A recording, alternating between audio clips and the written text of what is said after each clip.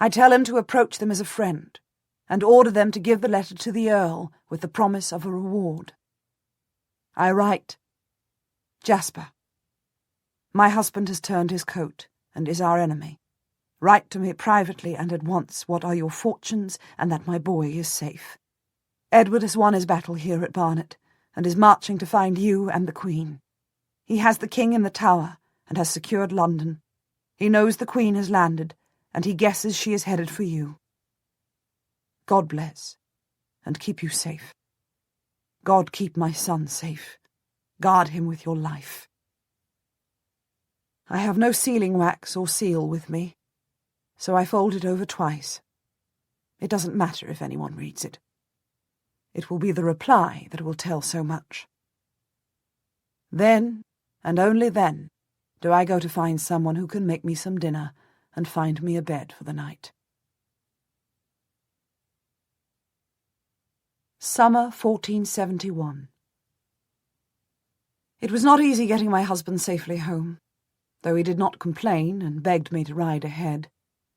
But I did my duty as a wife to him, though he had failed in his duty to me. It was not easy getting through the summer, when finally we learned of what had happened when the Queen's forces met Edward. They were outside Tewkesbury, and the Queen and her new daughter-in-law, Anne Neville, Warwick's youngest daughter, took sanctuary in a nunnery and waited for news, as every other woman in England waited for news. It was a long, hard battle, evenly matched between men exhausted by forced marches in hot sunshine. Edward won, damn him to the hell that he deserves, and the Prince, our Prince of Wales, died on the battlefield, like a flower cut down in the harvest.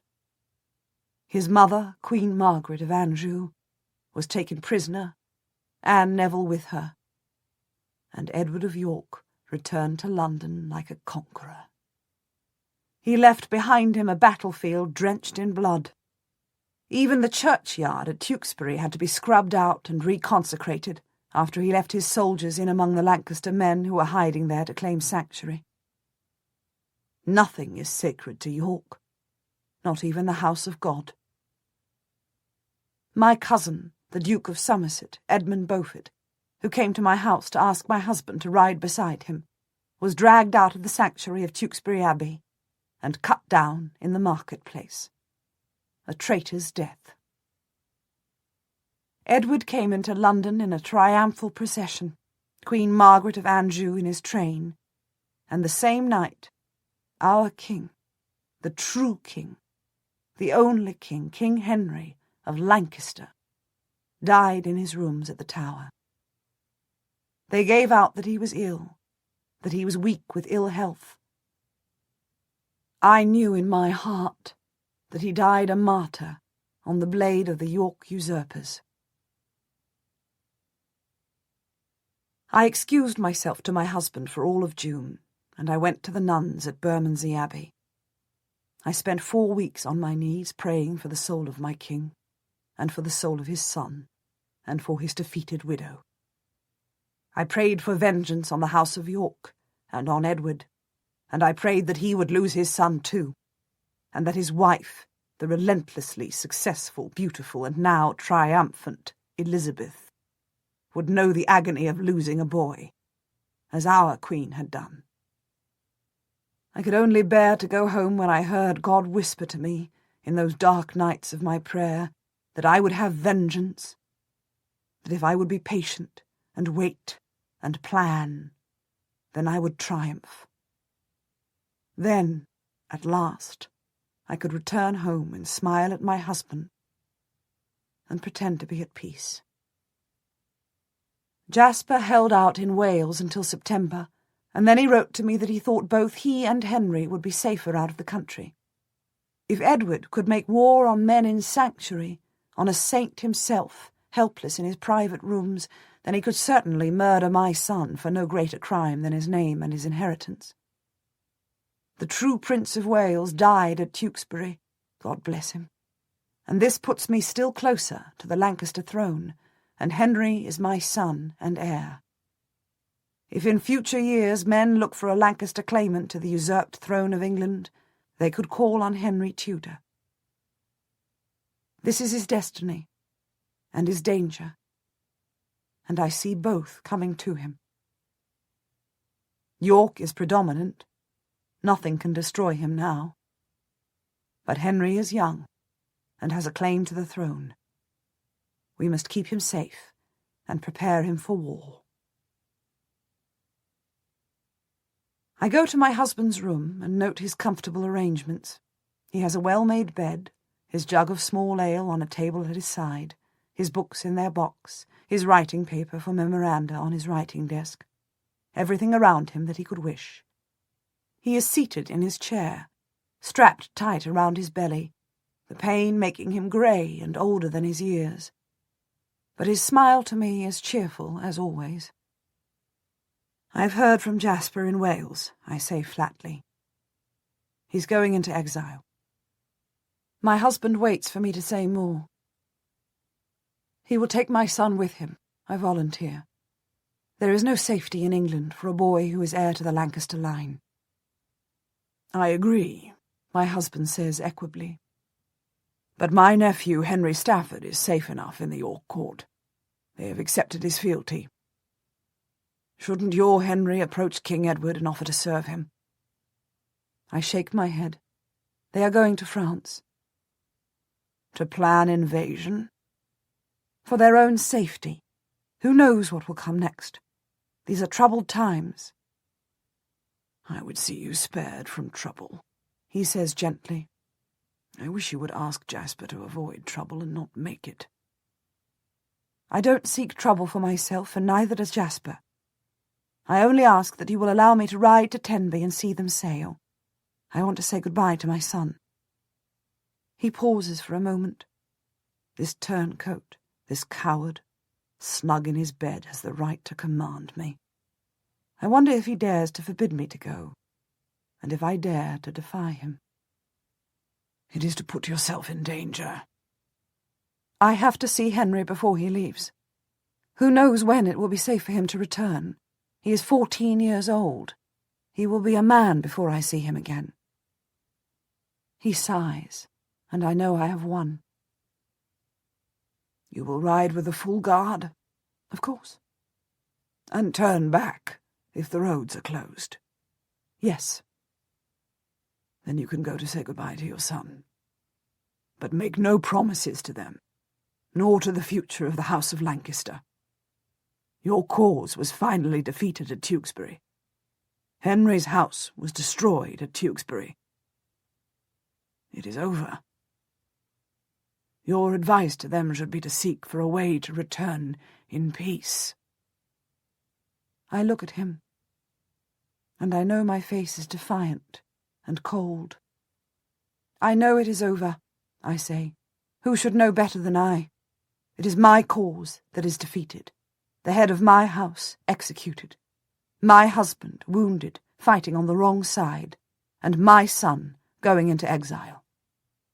Who should know better than I that all hope is dead for my country?" September 1471. Tenby, Wales. I look disbelievingly over the bright water of the harbour at Tenby. The sunshine sparkles, and there is a light wind blowing. It is a day to sail for pleasure. Surely not for me to stand here, amid the smell of fish, with my heart breaking.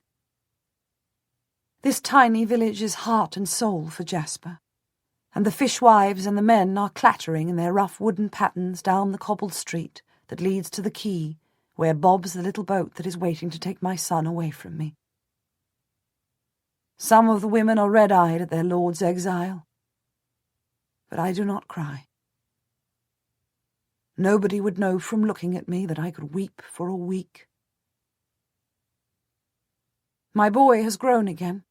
He is now as tall as me, a youth of 14, starting to thicken around his shoulders, his brown eyes level with mine, and he is pale, though his summertime freckles are speckled on his nose like the markings on a warm bird's egg. I stare at him, seeing both the child that is grown to a man, and now the boy, who should be king. The glory of majesty has come down to him. King Henry and his son Prince Edward are both dead. This boy, my boy, is heir to the House of Lancaster. This is no longer my boy, the child in my possession. This is England's rightful king. I will pray for you every day and write to you, I say quietly. Make sure that you reply to me. I shall want to know how you are. And make sure you say your prayers and attend to your studies. Yes, Lady Mother, he says obediently. I'll keep him safe, Jasper says to me. For a moment our eyes meet, but we exchange nothing except a grim determination to get this parting over, to get this exile underway, to keep this precious boy safe. I suppose that Jasper is the only man whom I have loved. Perhaps he is the only man whom I will ever love. But there has never been time for words of love between us. We have spent most of our time saying goodbye. Times can change, I say to Henry. Edward looks as if he is secure on the throne now, with our king in his grave and our prince dead too. But I don't give up. Don't you give up either, my son. We are of the House of Lancaster. We are born to rule England. I said it before, and I was right. I will be right again. Don't forget it. No, Lady Mother. Jasper takes my hand and kisses it, bows and goes towards the little boat. He throws his few bundles of goods down to the master, and then holding his sword carefully aloft, steps down into the fishing smack.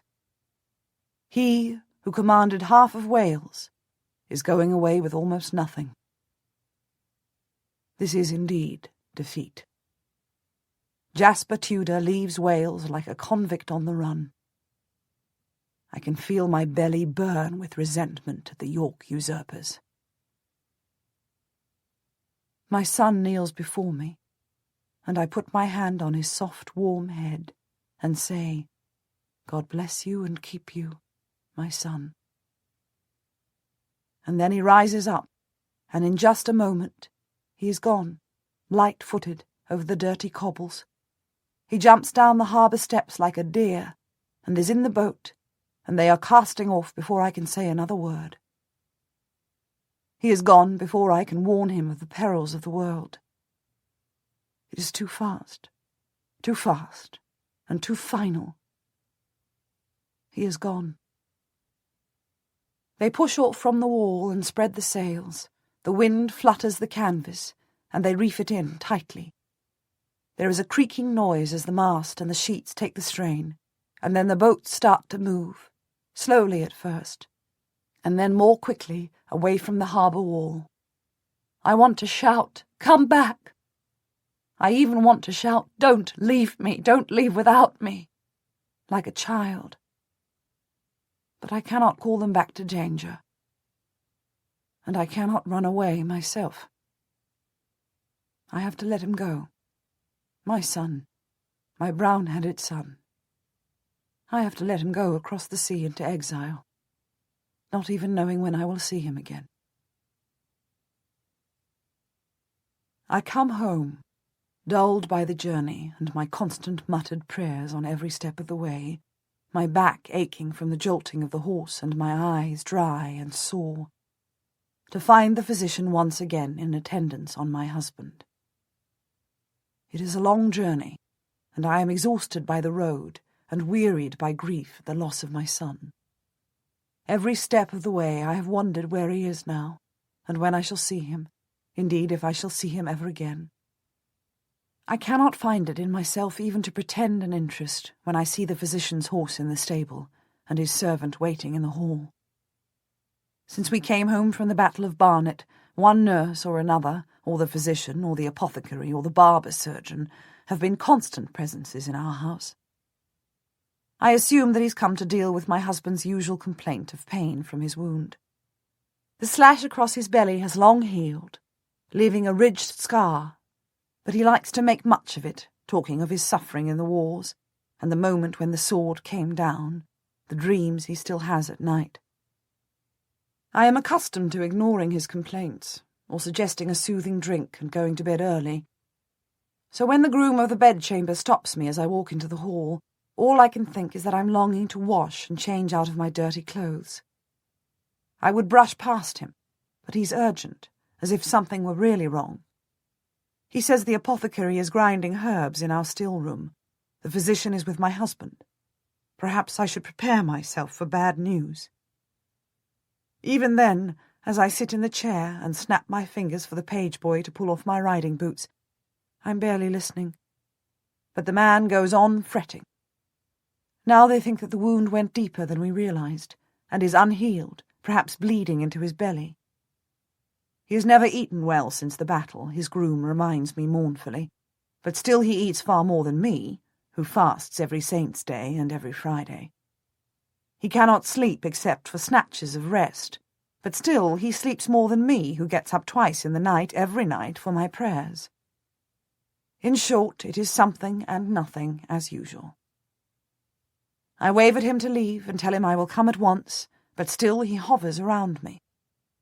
This is not the first time that they have run around my husband, thinking him near to death, and found that he had eaten too ripe fruit, or drunk too much wine, and I am very sure it will not be the last. I have never reproached him for sacrificing his health to put a usurper on the throne, and I have nursed him with care as a good wife should. No fault can be laid at my door.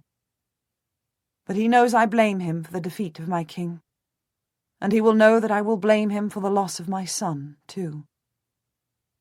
I brush the groom to one side, and go to wash my face and hands, and change my travel-stained gown, and so it is nearly an hour before I go to my husband's rooms, and enter quietly. "I am glad you are come at last, Lady Margaret, for I don't think he has long," the physician says softly to me. He has been waiting for me, in the antechamber to my husband's bedroom. "Long?" I ask. My mind is so filled with my son, my ears listening for the sound of a storm that could blow them off course, or even, please God, spare him, sink the little boat, that I don't understand what the man means. "I am sorry, Lady Margaret," he says, thinking me stupid with wifely concern. "But I am afraid I can do no more." "No more," I repeat again. "Why?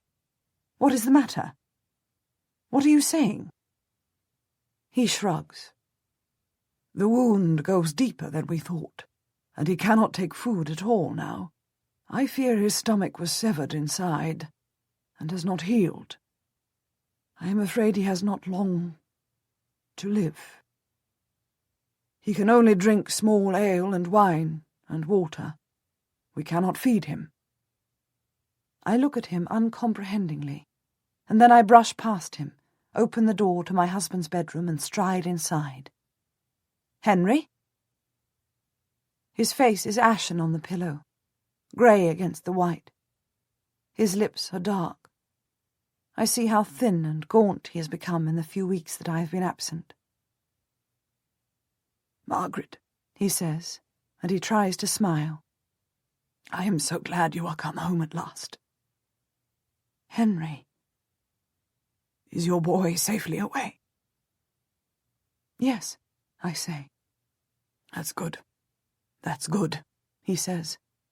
"You will be glad to know that he is safe. And you can apply for his return later, you know. They will not be ungenerous to you when they know about me."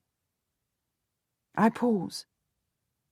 It is suddenly clear to me that he means I will be a widow, applying for favour to the king whose services cost the life of my husband. "You have been a good wife," he says kindly. "I would not have you grieve for me." I press my lips together.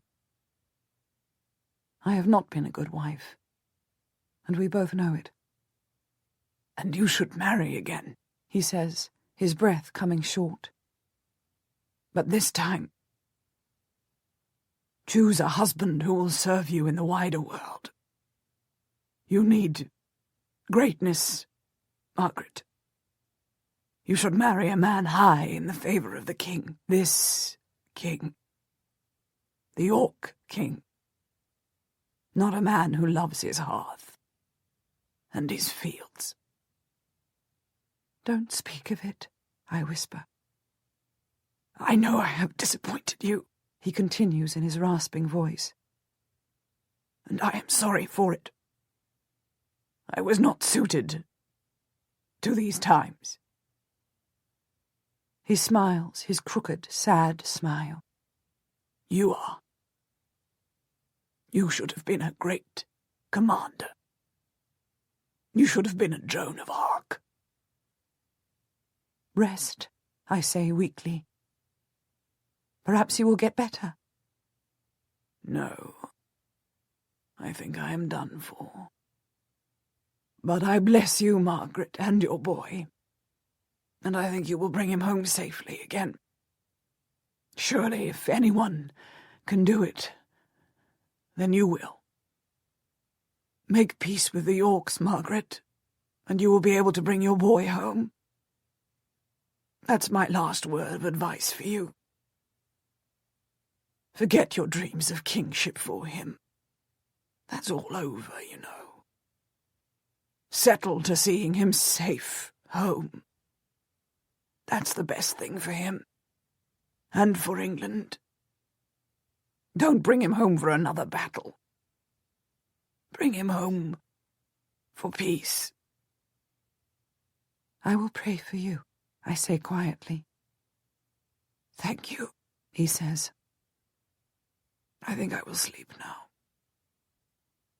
I leave him to sleep, and I go out quietly, closing the door behind me. I tell them to call me if he gets any worse, or if he asks for me, and I go to the chapel and get to my knees on the hard stone floor before the altar. I don't even use a kneeler. And I pray to God to forgive me for my sins to my husband, and to receive him into his holy kingdom, where there is no war and no rival kings. It is only when I hear the bells start to toll over and over in the tower above my head that I realize it is dawn, and I have been on my knees all the night, and that my husband of 13 years died without asking for me. Only a few weeks later, with masses being said daily for my husband's soul in our little chapel, a messenger wearing a black-ribboned hat comes from my mother's house to say that she has died. And I understand that now I am all alone in the world. The only family I have left is Jasper in exile and my son with him. I am orphaned and widowed, and my child is far away from me. They were blown off course, and instead of landing in France as we had planned, they landed in Brittany. Jasper writes to me that this is luck running our way at last, for the Duke of Brittany has seen them and promises them safety and hospitality in his dukedom, and that they will perhaps be safer in Brittany than in France, where Edward is certain to make a peace treaty, since all he wants now is peace, and cares nothing for the honour of England. I reply at once.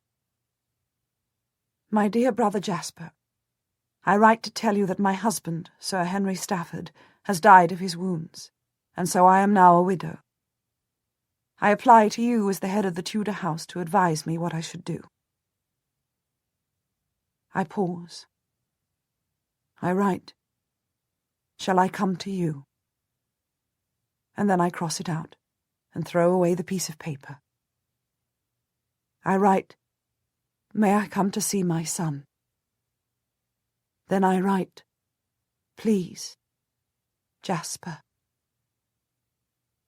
In the end I write, I await your advice, and I send it by messenger.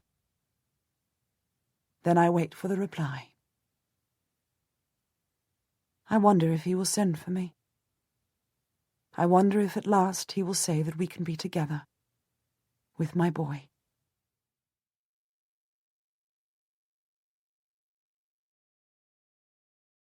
Winter 1471 to 1472. I wear black for my husband and my mother, and I close down much of the house. As a widow, I won't be called on to entertain my neighbours, not in this first year of my loss. And even though I am a great lady of the House of Lancaster, I won't be summoned to court. Nor will this new king, this blanched rose king and his fecund wife, visit me in the 12 months of my mourning. I need not fear the honour of their favour. I expect they want to forget all about me, and the House of Lancaster.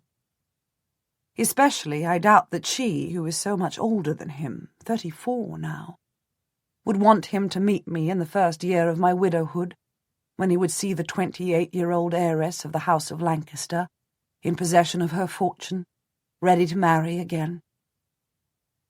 Perhaps he would regret choosing a nobody. But no message comes from Jasper summoning me, calling me from the safety of England to the danger and challenge of life with him in Brittany. Instead, he writes that the Duke of Brittany has promised to give him and Henry protection. He does not tell me to come to him. He does not see that this is our chance, our only chance. And I understand his silence very well. He has dedicated his life to my son, to raising him to his name and his lands. He is not going to jeopardize this by marrying me and having all 3 of us in exile together.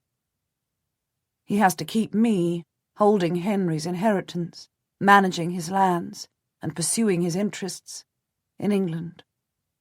Jasper loves me, I know that. But it is, as he says, courtly love, from afar. He doesn't seem to mind how far. My dowry lands revert to me, and I start to gather the information about them and to summon the stewards so that they can explain to me the profits that can be made from them. At least my husband kept them in good heart. He was a good landlord, if no leader of men. A good English landlord, if no hero. I do not grieve for him as a wife, as Anne Devereux has grieved for her husband, William Herbert. She promised him she would never remarry. She swore she would go to her grave, hoping to meet him in heaven. I suppose they were in some sort of love, though married by contract. I suppose they found some sort of passion in their marriage. It is rare, but not impossible. I do hope that they have not given my son ideas about loving his wife. A man who is to be king can marry only for advantage. A woman of sense would always marry only for the improvement of her family. Only a lustful fool dreams every night of a marriage of love. Sir Henry may have hoped for more than dutiful affection from me, but my love was given over to my son, to my family, and to my God, long before we ever met. I wanted a celibate life from childhood, and neither of my husbands seduced me from my vocation. Henry Stafford was a man of peace rather than passion, and in his later years he was a traitor. But in all honesty, now he is gone, I find I miss him more than I would have imagined. I miss his companionship. The house felt somehow warmer when he was home, and he was always at home, like a beloved dog at the fireside. I miss his quiet, dry humour, and his thoughtful common sense. And in the first months of my widowhood, I brood on his words of advice that I should reconcile myself to the son of York on the throne and his son in the royal cradle. Perhaps the wars are indeed over. Perhaps we are finally defeated. Perhaps it is my task in life to learn humility, to live without hope. I, who modelled myself on a fighting virgin, will perhaps have to learn to become a defeated widow. Perhaps this is God's hard will for me, and I should learn to obey. For a moment only, prowling around my quiet house, alone in my dark dress, I wonder if I might leave England altogether, and uninvited join Jasper and my son in Brittany. I could take a fortune big enough to keep us for a year or 2. I could marry Jasper, and we could live as a family. And even if we never reclaim the throne for Henry, We could form our own household and live as royal exiles. It is a dream that I allow myself for no more than a longing heartbeat. To live with my boy and watch him grow is a joy that God has not granted me. If I were to marry a man for love, it would be the first time in a life that has seen two loveless unions. Passion between a man and a woman is not the road that has been marked out for me. I know that God wants me to serve my son and my house in England. To run away to Brittany like a gypsy woman, to be with the two of them, would be to surrender any chance of getting my son's inheritance restored to him, his title restored to him, and he himself safely returned to his place in the highest circles of the land. And I have to observe that Jasper chooses Henry's cause over Henry's mother. Even if my husband's dying advice proves right, and there is no future for Henry as King of England, then I still have to claim his earldom and try to get his lands returned to him. This is the road I have to take now. If I am to serve my family and serve my son, I will have to place myself in the court of York, whatever I think of Edward and his enchanting queen. I will learn to smile at my enemies. I will have to find myself a husband who has influence with them, and who can take me to the highest place in the land, but still has the sense to think for himself and serve his own ambition and mine. April 1472. I take a month to consider the court of York, the court of hedgerows usurpers, and wonder which of the men favoured by the king would be most likely to protect me and my lands and bring my son home in safety. William, now ennobled as Lord Hastings, the king's best friend and companion, has a wife already, and is in any case heart and soul for Edward. He would never consider a stepson's interest against the king he loves. He would never turn his coat against York. And I have to marry a man who is prepared to be true to my cause. At the very best, I want a husband who is ready to turn traitor. The Queen's brother, Sir Anthony Woodville, the new Earl Rivers, would be of interest except that he is notoriously loyal and loving to his sister. Even if I could bear to marry into the upstart family of a queen who found her husband by standing at the roadside like a whore, I could not turn any of her family against her and against their darling baby boy.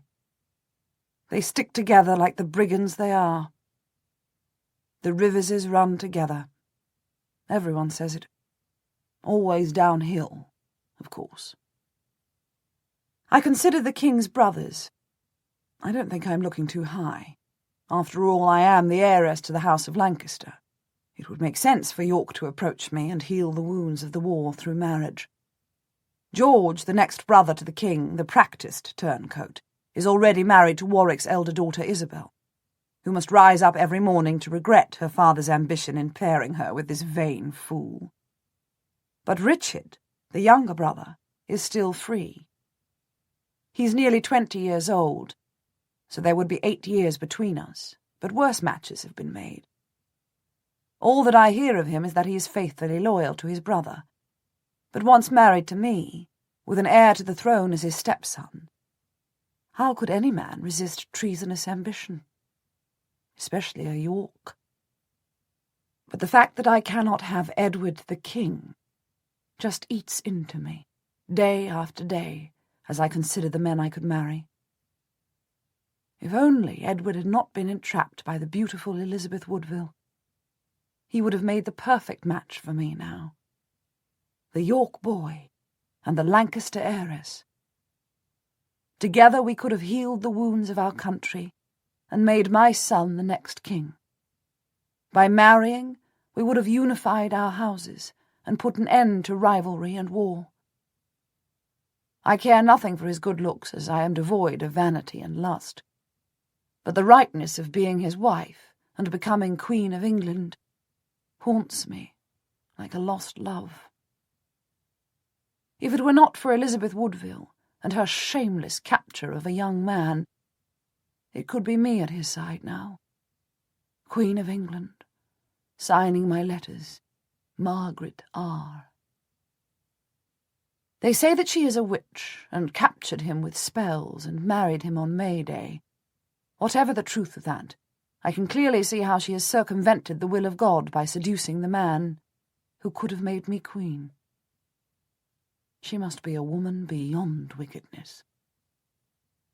But it is pointless to mourn, and anyway Edward would be a hard husband to respect.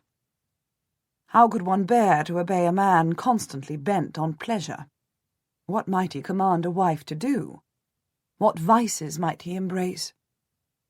If he bedded a woman, what dark and secret pleasures might he insist on? Makes me shudder to think of Edward naked. I hear he is quite without morals. He bedded his upstart wife and wedded her, probably in that order, and now they have a handsome, strong son to claim the throne that rightfully belongs to my boy, and no chance of her dying in childbed while she is guarded by her mother, who is without doubt a witch. No chance for me at all, unless I can creep close to the throne through his young brother Richard. I would not stand in the road and try to tempt him like his brother's wife did, but I might make a proposal that would interest him. I send my steward, John Leyden, to London with instructions to befriend and dine with the head of Richard's household. He is to say nothing, but see how the land lies. He must see if the young prince has a betrothal in mind, discover if he would be interested in my landholdings in Derbyshire.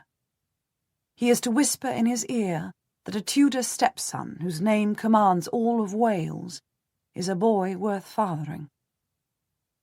He is to wonder aloud if Richard's heartfelt fidelity to his brother might waver so far as to marry into the enemy house, if the terms were right. He is to see what the young man might take as a price for the wedding. He is to remind him that though I am 8 years his senior, I am still slim and comely and not yet 30 years old. Some would say that I am pleasing. Perhaps I could even be seen as beautiful. I am no golden-haired whore of his brother's choosing, but I am a woman of dignity and grace. For one moment only, I think of Jasper's hand on my waist at the stair at Pembroke, and his kiss on my mouth before we drew back. My steward is to emphasize that I am devout, and that no woman in England prays with more fervour or goes on more pilgrimages, and that though he may think this is nothing, after all Richard is a young man and from a foolish family, to have a wife who has the ear of God, whose destiny is guided by the Virgin herself, is an advantage. It is something to have a woman leading your household who has had saint's knees from childhood. But it is all for nothing. John Leyden comes home on his big bay cob and shakes his head at me as he dismounts before the front door of the house at Woking. "What?" I snap, without further greeting, though he's ridden far, and his face is red from the heat of May. A page runs towards him with a foaming tankard of ale, and he buries his face in it, as if I am not waiting, as if I do not thirst and fast all Friday, every week, and on holy days too. "What?" I repeat. "A word in private," he says. So I know that it is bad news, and I lead the way, not to my private rooms where I don't want a hot, sweaty man drinking ale, but to the chamber on the left of the great hall, where my husband used to do the business of his lands. Leyden closes the door behind him and finds me before him, my face hard. "What went wrong? Did you botch it?" "Not I. It was a botched plan." "He's married already," he says, and takes another draught. "What?" "He has snapped up the other Warwick heiress, the sister of Isabel, who's married to George. He has married Anne Neville, the widow of the Prince of Wales, Edward the Prince of Wales that was. He who died at Tewkesbury." "How could he?" I demand. "Her mother would never let such a thing happen.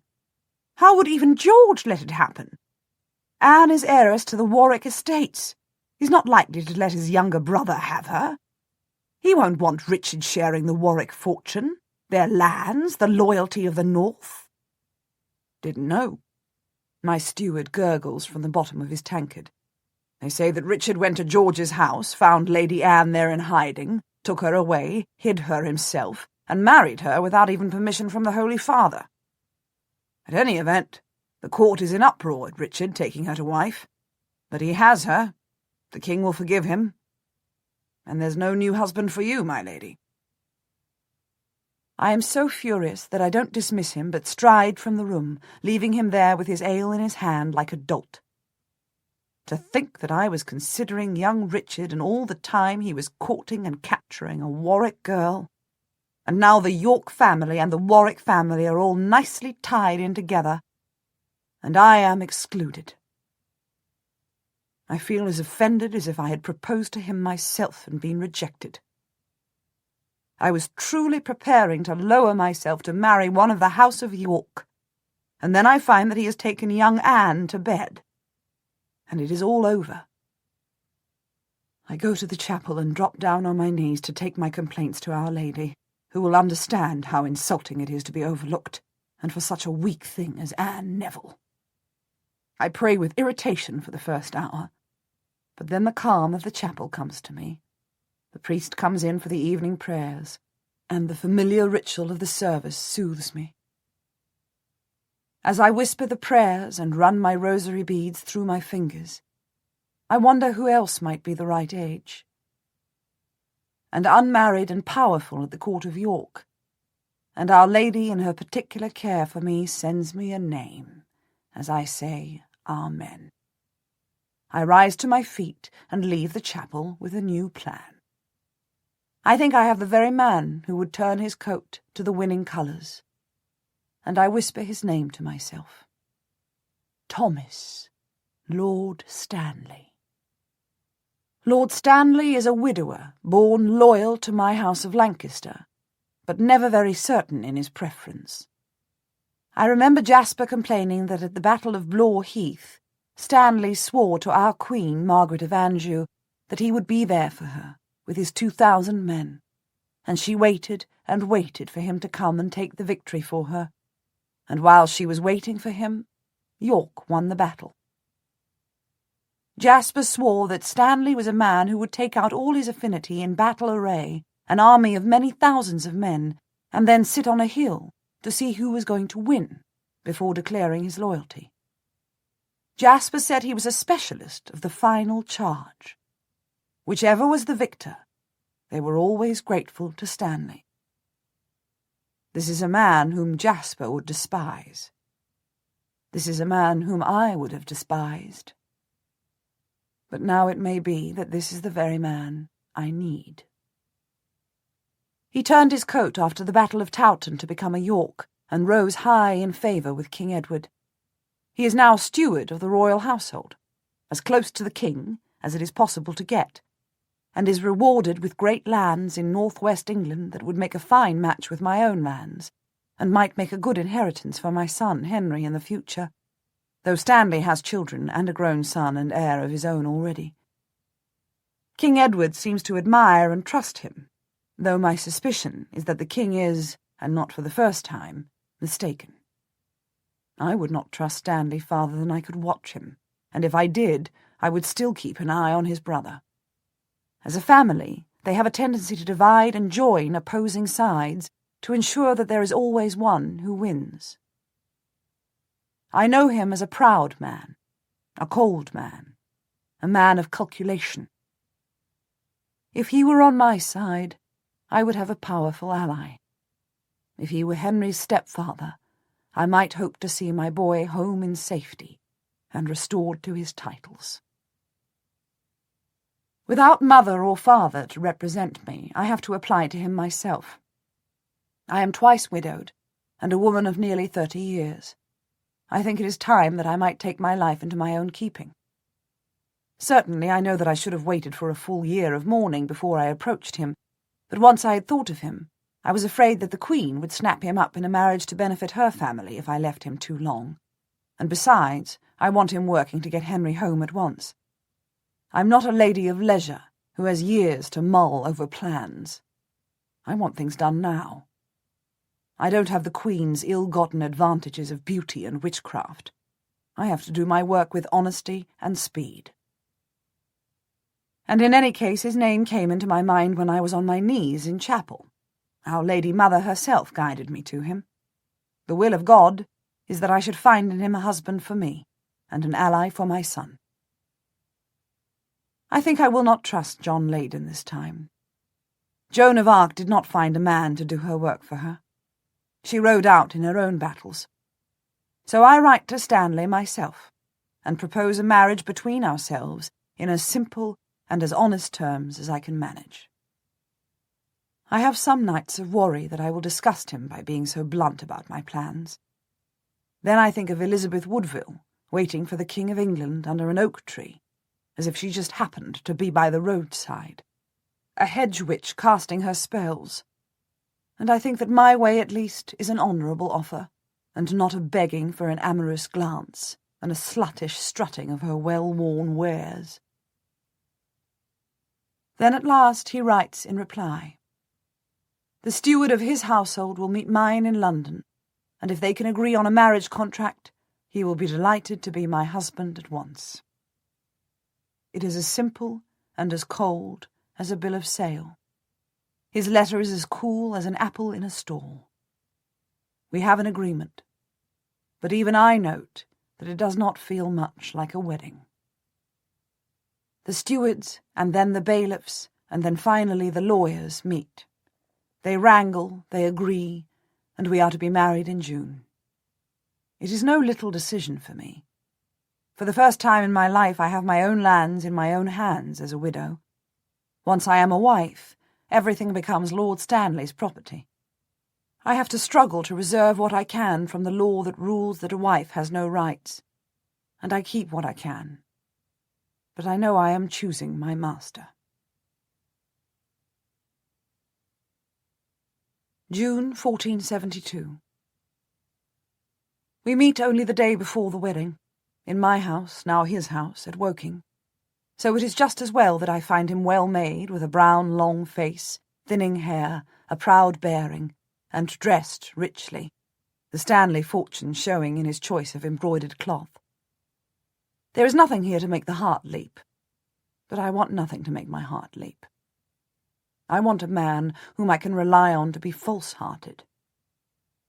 I want a man who looks as if he can be trusted, and yet is not trustworthy. I want an ally, and a co-conspirator. I want a man who comes naturally to double-dealing, and when I see his straight eyes, and his sideways smile, and his general air of self-importance, I think, here I have one. I look at myself in the mirror before I go down to him, and I feel once again my fruitless irritation at the York Queen.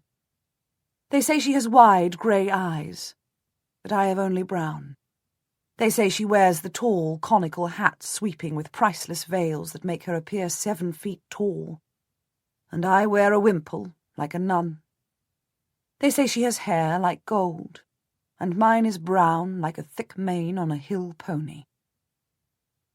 I have trained myself in the holy ways, in the life of the spirit, and she is filled with vanity. I am tall like her, and I am slim from fasting on holy days. I am strong and brave, and these should be qualities that a man of sense might look for in a woman. For see, I can read, I can write, I have several translations from the French to my credit. I am learning Latin, and I have composed a small book of my own prayers, which I have had copied and given to my household, commanding them to be read morning and night. There are few such women. Indeed, is there another woman in the country who can say as much?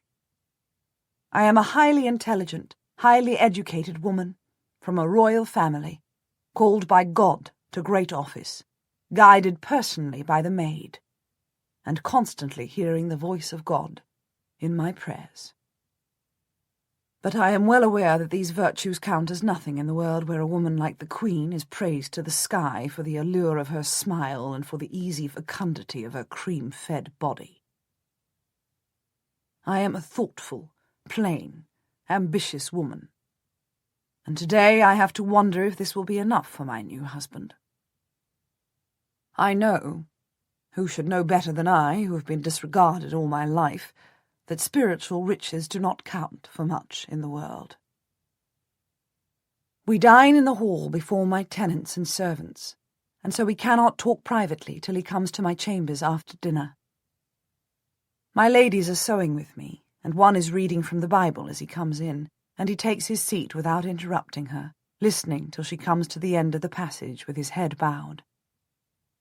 So he is a godly man, or at any rate hoping to pass as one. Then I nod them to stand aside, and he and I sit by the fire. He takes the seat where my husband Henry used to sit in the evening, talking of nothing of importance, cracking walnuts and throwing the shells into the hearth. And for a moment I feel a renewed sense of surprising loss for that comfortable man who had the gift of innocence, being happy in a little life. I hope I will please you as a wife, I say quietly. I thought it would be an arrangement that would suit us both equally. I am glad that you thought of it, he says politely.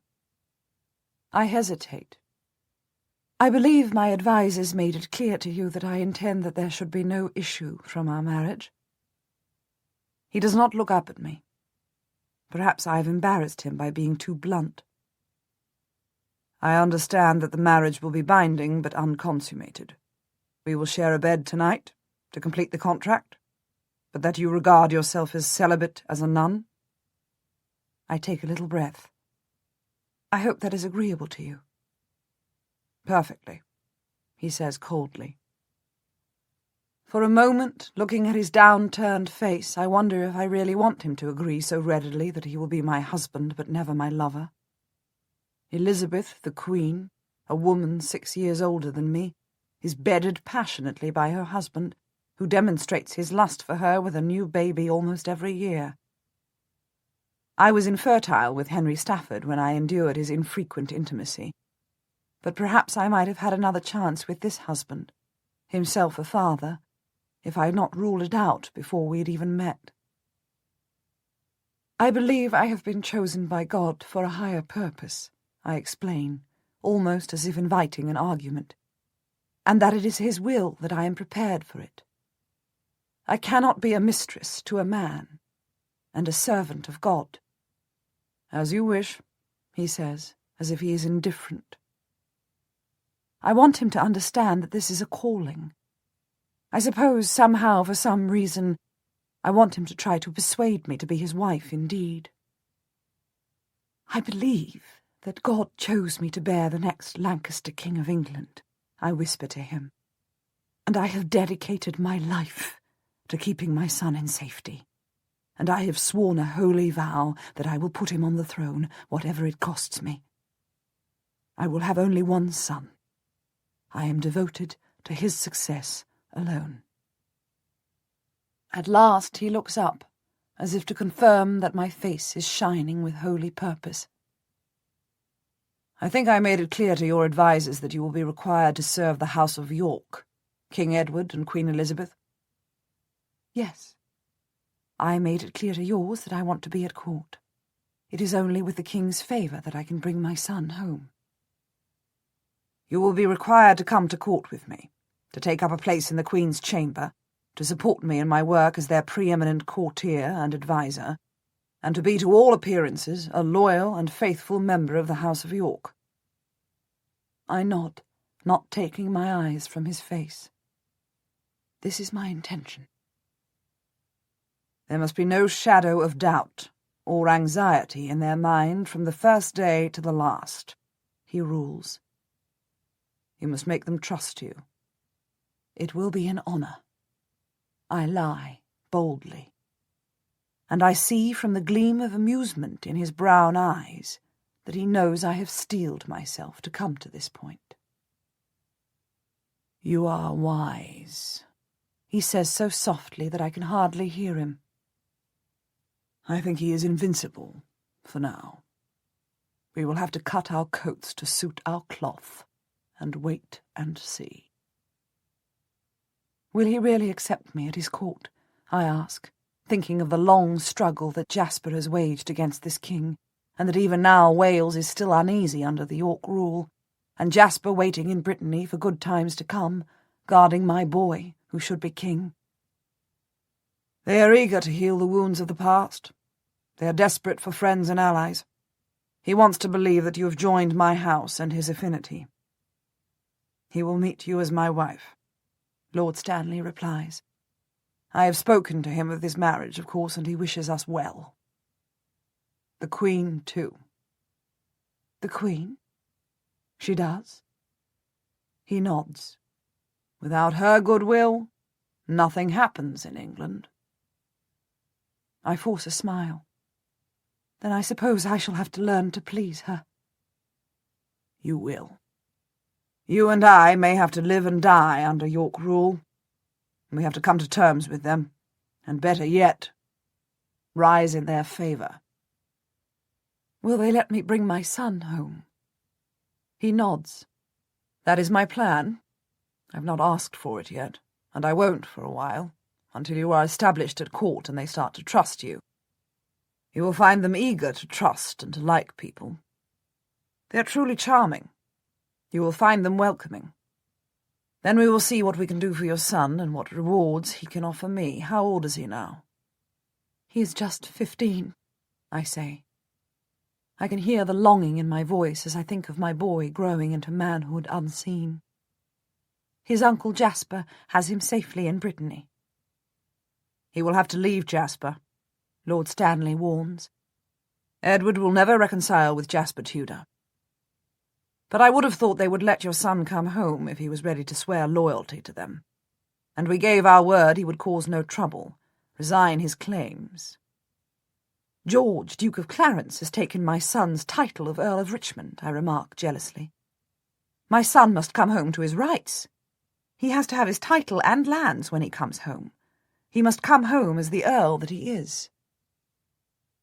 George has to be kept sweet, Lord Stanley says bluntly. But we might buy him off in some way, or make some arrangement. He's as greedy as a boy in the pastry kitchen. He's disgustingly venal, and he's as trustworthy as a cat. We can no doubt bribe him with something from our shared fortune. After all, between the two of us, we are very great landowners.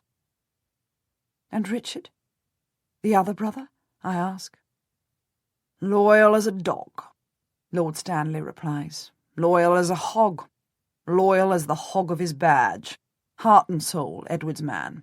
He hates the Queen, so there is the one small crack in the court if one wanted to find a fault. But you would be hard put to force the sharpest tip of a dagger in there. Richard loves his brother and despises the Queen. William Hastings, the King's great friend, is the same. But what is the use of looking for cracks in a house so staunch? Edward has a handsome, strong boy in the cradle, and good reason to hope for more. Elizabeth Woodville is a fecund wife. The Yorks are here to stay, and I am working to be their most trusted subject. As my wife, you must learn to love them as I do. From conviction? I ask, as softly as he. I am convinced. For now, he says, quiet like a snake. 1482.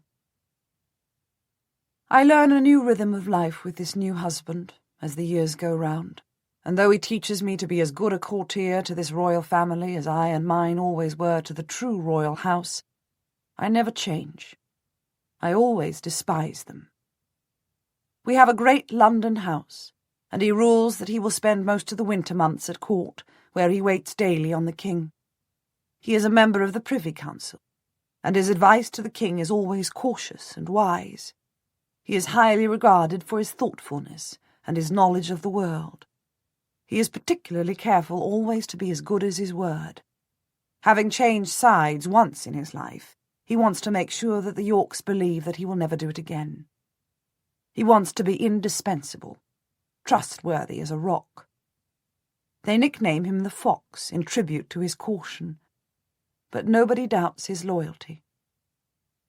The first time he took me to court to present me as his wife, I was surprised to find that I was more nervous than when I went to court to meet a real monarch.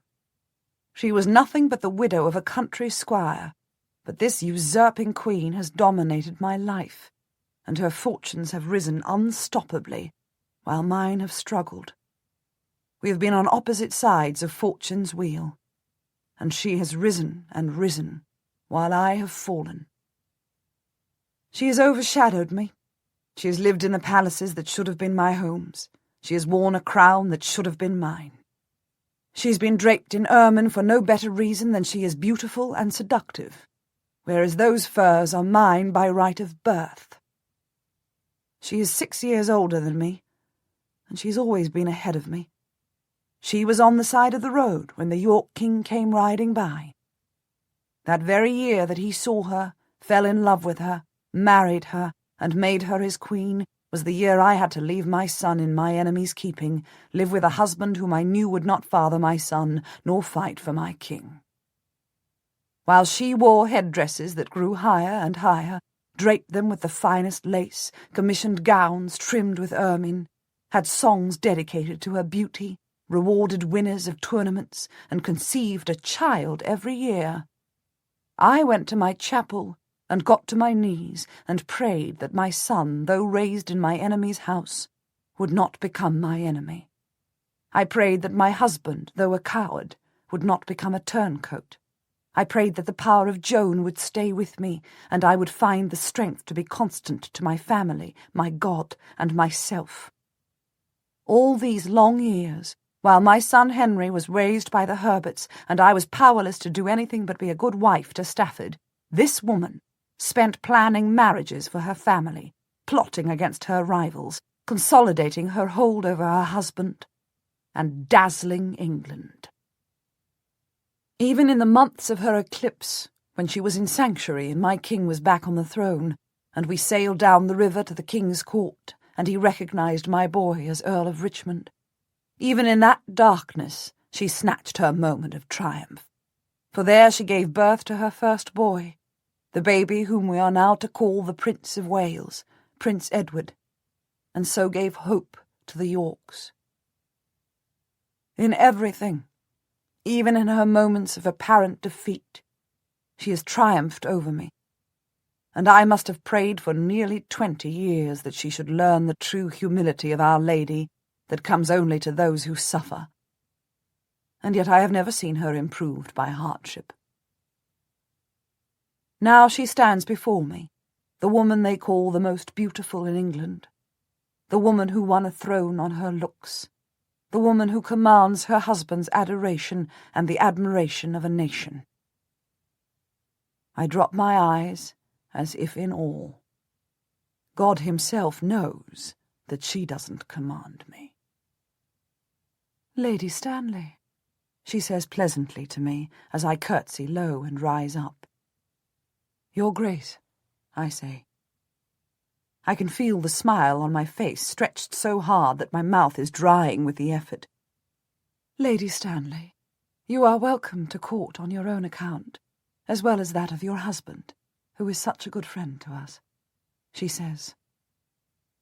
All the time her grey eyes are taking in my rich gown, my wimple-like headdress, my modest stance. She is trying to read me, and I, standing before her, am trying with every inch of my being to hide my righteous hatred of her, her beauty, and her position. I am trying to look agreeable, while I can feel my proud belly turn over with jealousy.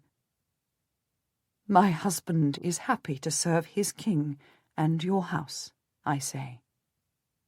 I swallow in a dry throat. "As am I." She leans forward, and in her readiness to hear me, I suddenly realize that she wants to believe that I have turned my own coat, and am ready to be loyal to them. I see her desire to befriend me, and behind this, her fear that she will never be wholly safe. Only if she has friends in every house in England can she be sure that the houses will not rise against her again. If she can teach me to love her, then the House of Lancaster loses a great leader, me, the heiress. She must have broken her heart and lost her wits in sanctuary. When her husband had to flee for his life, and my king was on the throne, she must have been so frightened that now she longs for any friendship. Even mine, especially mine. I shall be glad to count you among my ladies and my friends, she says graciously. Anyone would think she was born to be a queen instead of a penniless widow. She has all the style of Margaret of Anjou, and far more charm. I am glad to offer you a position at court, as one of my ladies-in-waiting.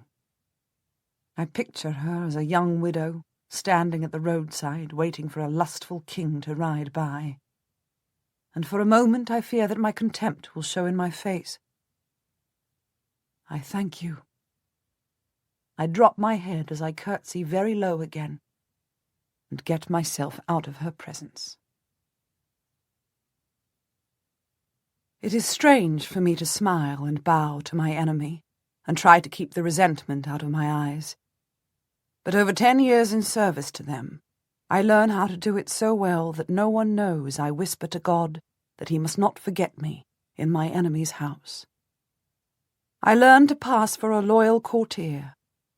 Indeed, the Queen grows fond of me, and trusts me as one of her intimate ladies-in-waiting, who sit with her during the day, dine at her lady's table at night, dance before the court, and accompany her to her gorgeously furnished rooms. Edward's brother, George, plots against the royal couple, and she clings to us, her ladies, when her husband's family are divided. She has a nasty moment when she's accused of witchcraft, and half the court are laughing up their sleeves, and the other half crossing themselves when her shadow falls on them. She has me at her side when George goes to his death in the Tower, and I can feel the court shudder with fear at a royal house divided against itself. I hold her hand when they bring news of his death, and she thinks that at last she is safe from his enmity. She whispers to me, God be praised he is gone.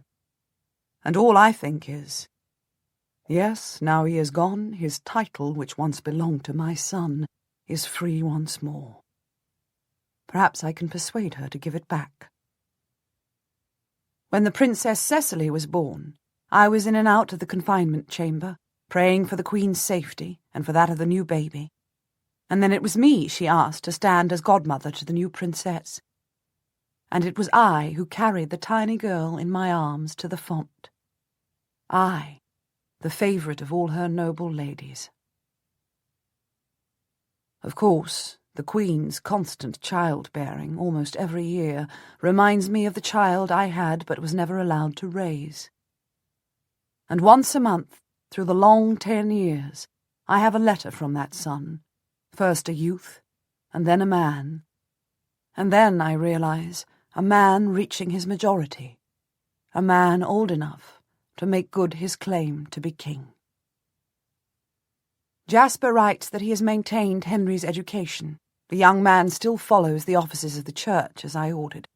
He jousts, he hunts, he rides, he practices archery, tennis, swimming, all the sports that will keep his body healthy and strong and ready for battle. Jasper has him study accounts of wars, and no veteran soldier visits them but Jasper has him talk to Henry about the battle he saw and how it could have been won or done differently. He has masters to teach him the geography of England, so that he may know the country where his ships will land. He studies the law and the traditions of his home, so that he may be a just king when his day comes. Jasper never says that teaching a young man in exile from the country that he may never see, preparing him for a battle that may never be joined, is weary work. But as King Edward of England celebrates the 21st year of his reign with a glorious Christmas at Westminster Palace, attended by his handsome and strong son, Prince Edward of Wales, we both sense that it is work without purpose, work without chance of success, work without future. Somehow, over the 10 years of my marriage with Thomas Stanley, My son's cause has become a forlorn hope, even to me. But Jasper, far away in Brittany, keeps the faith. There is nothing else he can do. And I keep the faith, for it burns inside me that it should be a Lancaster on the throne of England, and my boy is the only Lancaster heir, but for my nephew, the Duke of Buckingham, left to us. And the Duke is married into the Woodville family, and so yoked to York, while Henry, my son, keeps the faith. For though he is 25, he has been raised in hope, however faint, and though he is a man grown, he has not yet the independence of thought to tell his beloved guardian, Jasper, or me, that he will deny our dream, which has cost him his childhood, and still holds him in thrall. Then, just before the Christmas feast, my husband Thomas Stanley comes to my room in the Queen's apartment and says, "I have good news. I've made an agreement for the return of your son." I drop the sacred Bible from my hands and snatch it before it slips from my lap. The king has never agreed. He has agreed. I am stammering in my joy and relief. I never thought he would... He's determined on war with France. He doesn't want your boy rattling around on the border as a rival king or a hostage or whatever. He will let him come home, and he can even have his title. He will be Earl of Richmond. I can hardly breathe. Praise God, I say quietly. I long to get to my knees and thank God for sending the king some sense and mercy. And his lands? He won't let him have Wales as a Tudor, that's for sure, Stanley says brutally. But he will have to give him something. You might give him something from your dowry lands. He should have his own, I say, resentful at once. I should not have to share my lands. The king should give him his own. He will have to marry a girl of the Queen's choosing, my husband warns me. He's not to marry some York make-weight, I say, instantly irritated. He will have to marry whomever she picks out for him, he corrects me. But she has an affection for you. Why don't you talk to her about who you'd like?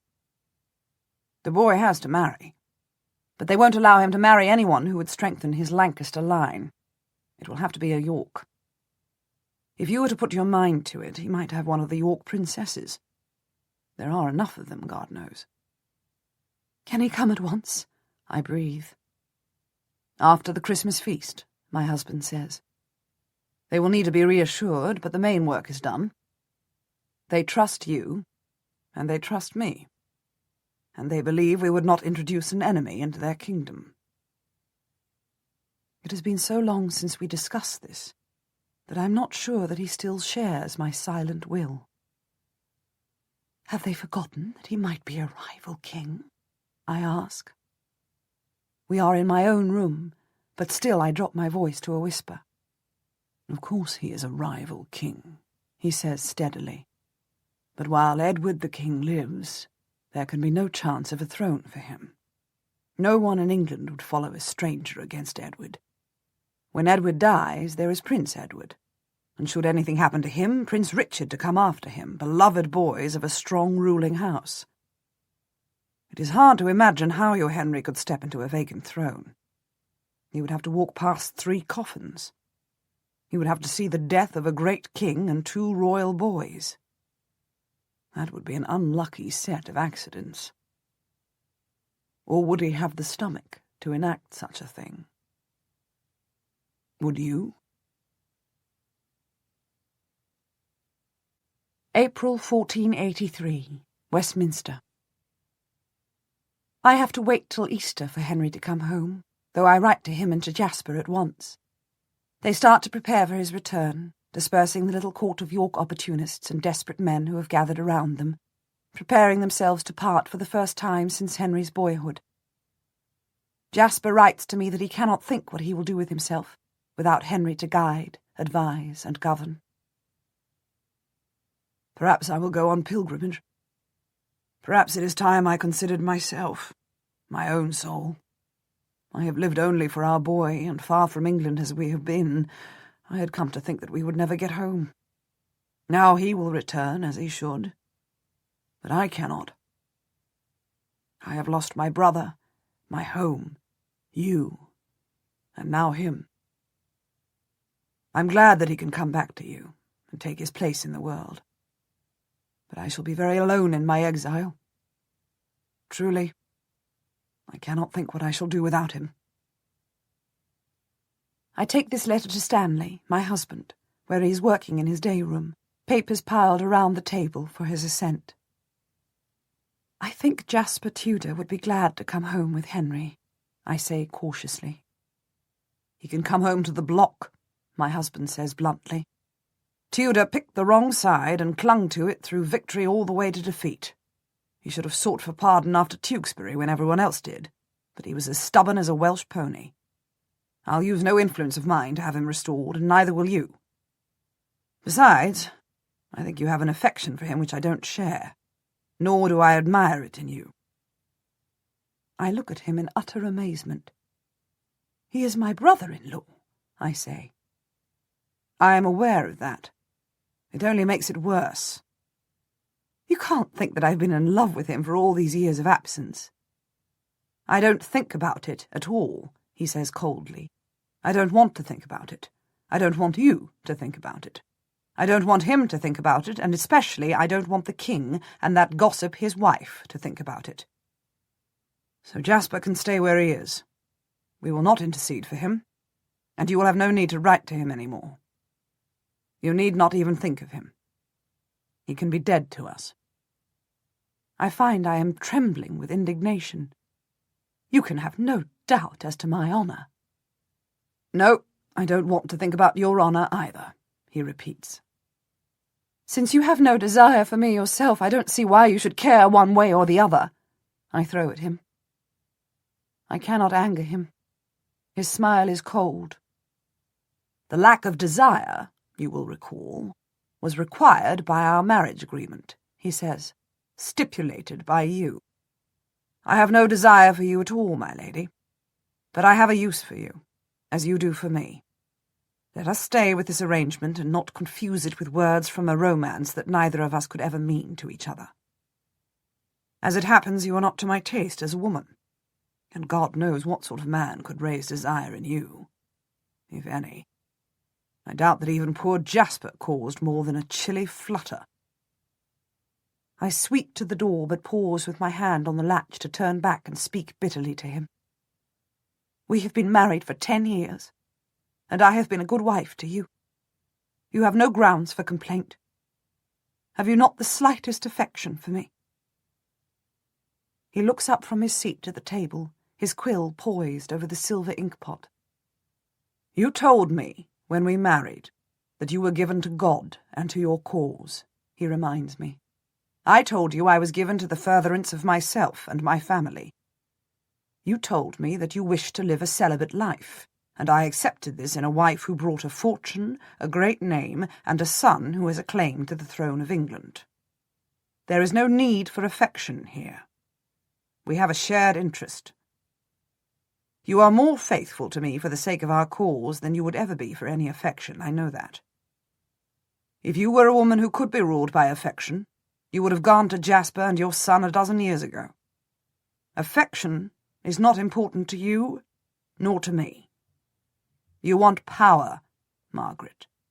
Power and wealth. And so do I. Nothing matters as much as this to either of us, and we will sacrifice anything for it. I am guided by God, I protest. Yes, because you think God wants your son to be King of England. I don't think your God has ever advised you otherwise. You hear only what you want. He only ever commands your preferences. I sway as if he has hit me. How dare you? I have lived my life in his service. He always tells you to strive for power and wealth. Are you quite sure it's not your own voice that you hear, speaking through the earthquake, wind, and fire? I bare my teeth at him. I tell you that God will have my son Henry on the throne of England, and those who laugh now at my visions and doubt my vocation will call me my lady, the king's mother, and I shall sign myself Margaret Regina, Margaret R. There is an urgent tap on the door, and the handle is rattled. "My lord!" "Come in," Thomas calls, recognizing the voice of his personal secretary. I step aside as James Piers opens the door and slips in, sketches a bow to me, and approaches my husband's writing table. "It is the king," he says. "They're saying he's sick." "He was sick last night, just overeating. He's worse today. They've called more physicians and are bleeding him." "Is it serious?" "It seems so. I'll come at once." My husband throws down his pen and strides toward me, where I stand beside the half-open door. He comes close as a lover and puts his hand on my shoulder to breathe intimately in my ear. "If he were to be sick, if he were to die, and there were to be a regency, and your boy were to return home and serve on the Council of Regency, then he would be 2 heartbeats only from the throne and standing beside it. If he were to be a good and loyal servant and attract the notice of men, they might prefer a young man and the House of Lancaster to that of a beardless mother's boy and the House of York. Do you want to stay here and talk about your vocation and whether you want affection? Or do you want to come with me now and see if the York king is dying?" I don't even answer him. I slip my hand in the crook of his arm, and we hurry out, our faces pale with concern for the king whom everyone knows we love. He lingers for days. The agony of the Queen is remarkable to see. For all his infidelities to her, and for all his fecklessness with his friends, this is a man who inspired passionate attachment. The Queen is locked in his chamber night and day. Physicians go in and out with one remedy after another. The rumours fly around the court like crows seeking a tree in the evening. They say he was chilled by a cold wind off the river when he insisted on fishing at Eastertide. They say that he is sick in his belly from his constant overeating and excessive drinking. Some say that his many whores have given him the pox, and it is eating away at him. A few think like me, that it is the will of God and punishment for treason against the House of Lancaster. I believe that God is making the way straight for the coming of my son. Stanley takes to the king's rooms, where men gather in corners to mutter their fears that Edward, who has been invincible for all his life, may finally have run out of luck. I spend my time in the Queen's rooms, waiting for her to come in, to change her headdress and comb her hair. I watch her blank face in the mirror as she lets the maid pin up her hair any way she chooses. I see her white lips moving constantly in prayer. If she were the wife of any other man, I would pray for her too from pity. Elizabeth is in agony of fear at losing the man she loves, and the one who has stood above us all, unquestionably the greatest man in England. "What does she say?" my husband asks me as we meet at dinner in the great hall, as subdued as if a funeral pall were laid over us already.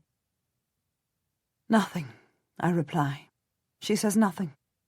She is dumbstruck at the thought of losing him. I am certain he is sinking." That afternoon, the Privy Council is called to the King's bedside. We women wait in the great presence chamber outside the Privy Chambers, desperate for news. My husband comes out after an hour, grim-faced.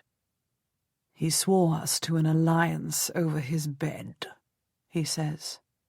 "Hastings and the Queen, the best friend and the wife, begged us to work together for the safety of his son, named his son Edward as the next king, joined the hands of William Hastings and the Queen over his bed, said we should serve under his brother Richard as regent till the boy is of age. Then the priest came in to give him the last rites. He will be dead by nightfall." Did you swear fealty?" His crooked smile tells me that it meant nothing. "God, yes. We all swore. We all swore to work peaceably together, swore to friendship unending. So I should think the Queen is arming now, sending for her son to come at once from his castle in Wales with as many men as he can muster, armed for war. I should think Hastings is sending for Richard, warning him against the Riverses, calling on him to bring in the men of York. The court will fall apart. Nobody can stand the ascendancy of the Riverses. They are certain to rule England through their boy. It will be Margaret of Anjou all over again, a court run by the distaff. Everyone will be calling on Richard to stop her. You and I must divide and work. I shall write to Richard and pledge fealty to him, while you assure the Queen of our loyalty to her and to her family, the Riverses. A foot in each camp at once, I whisper. It is Stanley's way. This is why I married him. This is the very moment that I married him for. My guess is that Richard will hope to rule England till Prince Edward is of age, he says, and then rule England through the boy, if he can dominate him. He will be another Warwick, a king-maker. Or will he be a rival king? I breathe, thinking as always of my own boy. A rival king, he agrees. Duke Richard is a Plantagenet of York already of age, whose claim to the throne is unquestionable, who does not need a regency nor an alliance of the lords to rule for him. Most people would think him a safer choice for king than an untried boy. Some will see him as the next heir. You must send a messenger to Jasper at once and tell him to keep Henry in safety till we know what will happen next. They cannot come to England till we know who will claim the throne. He is about to go, but I put a hand on his arm. And what do you think will happen next? His eyes do not meet mine. He looks away. I think the Queen and Duke Richard will fight like dogs over the bone that is the little prince, he says. I think they will tear him apart. May 1483, London. Only 4 weeks after that hurried conversation, I write to Jasper with extraordinary news. Richard, Duke of Gloucester, the King's own brother, swearing absolute fealty to his nephew Prince Edward, has brought the boy to London and housed him in the King's rooms in the Tower with full honour for his coronation, which is to be next month. There was some squabble with the young prince's guardians, and Anthony Rivers, his uncles, and Richard Grey, his half-brother, are held by the Duke. Elizabeth, the Queen, has taken to sanctuary with the rest of her children, swearing that Richard is a false friend and an enemy to her and her own, demanding that her royal son be released to her. The city is in uproar, not knowing who to believe or whom to trust. Most think that the Queen is trying to steal the royal treasure, she has taken as much as she can carry, to defend her own power and family. Her brother is gone with the fleet, and has stolen the rest of the treasure of the realm, and is likely to make war on London from the river. Overnight, she is an enemy to the kingdom, and even to her own son, since everything is in train for the young prince's coronation, and he himself is issuing writs under the joint seal of himself as heir and his uncle as protector. Will the Queen's brother bombard her royal son in the Tower? Will she fight him if he is the Duke's ward? Will she hide from his coronation? I will write more as soon as I know more. Stanley says to wait and watch. Our time may be now. Margaret Stanley.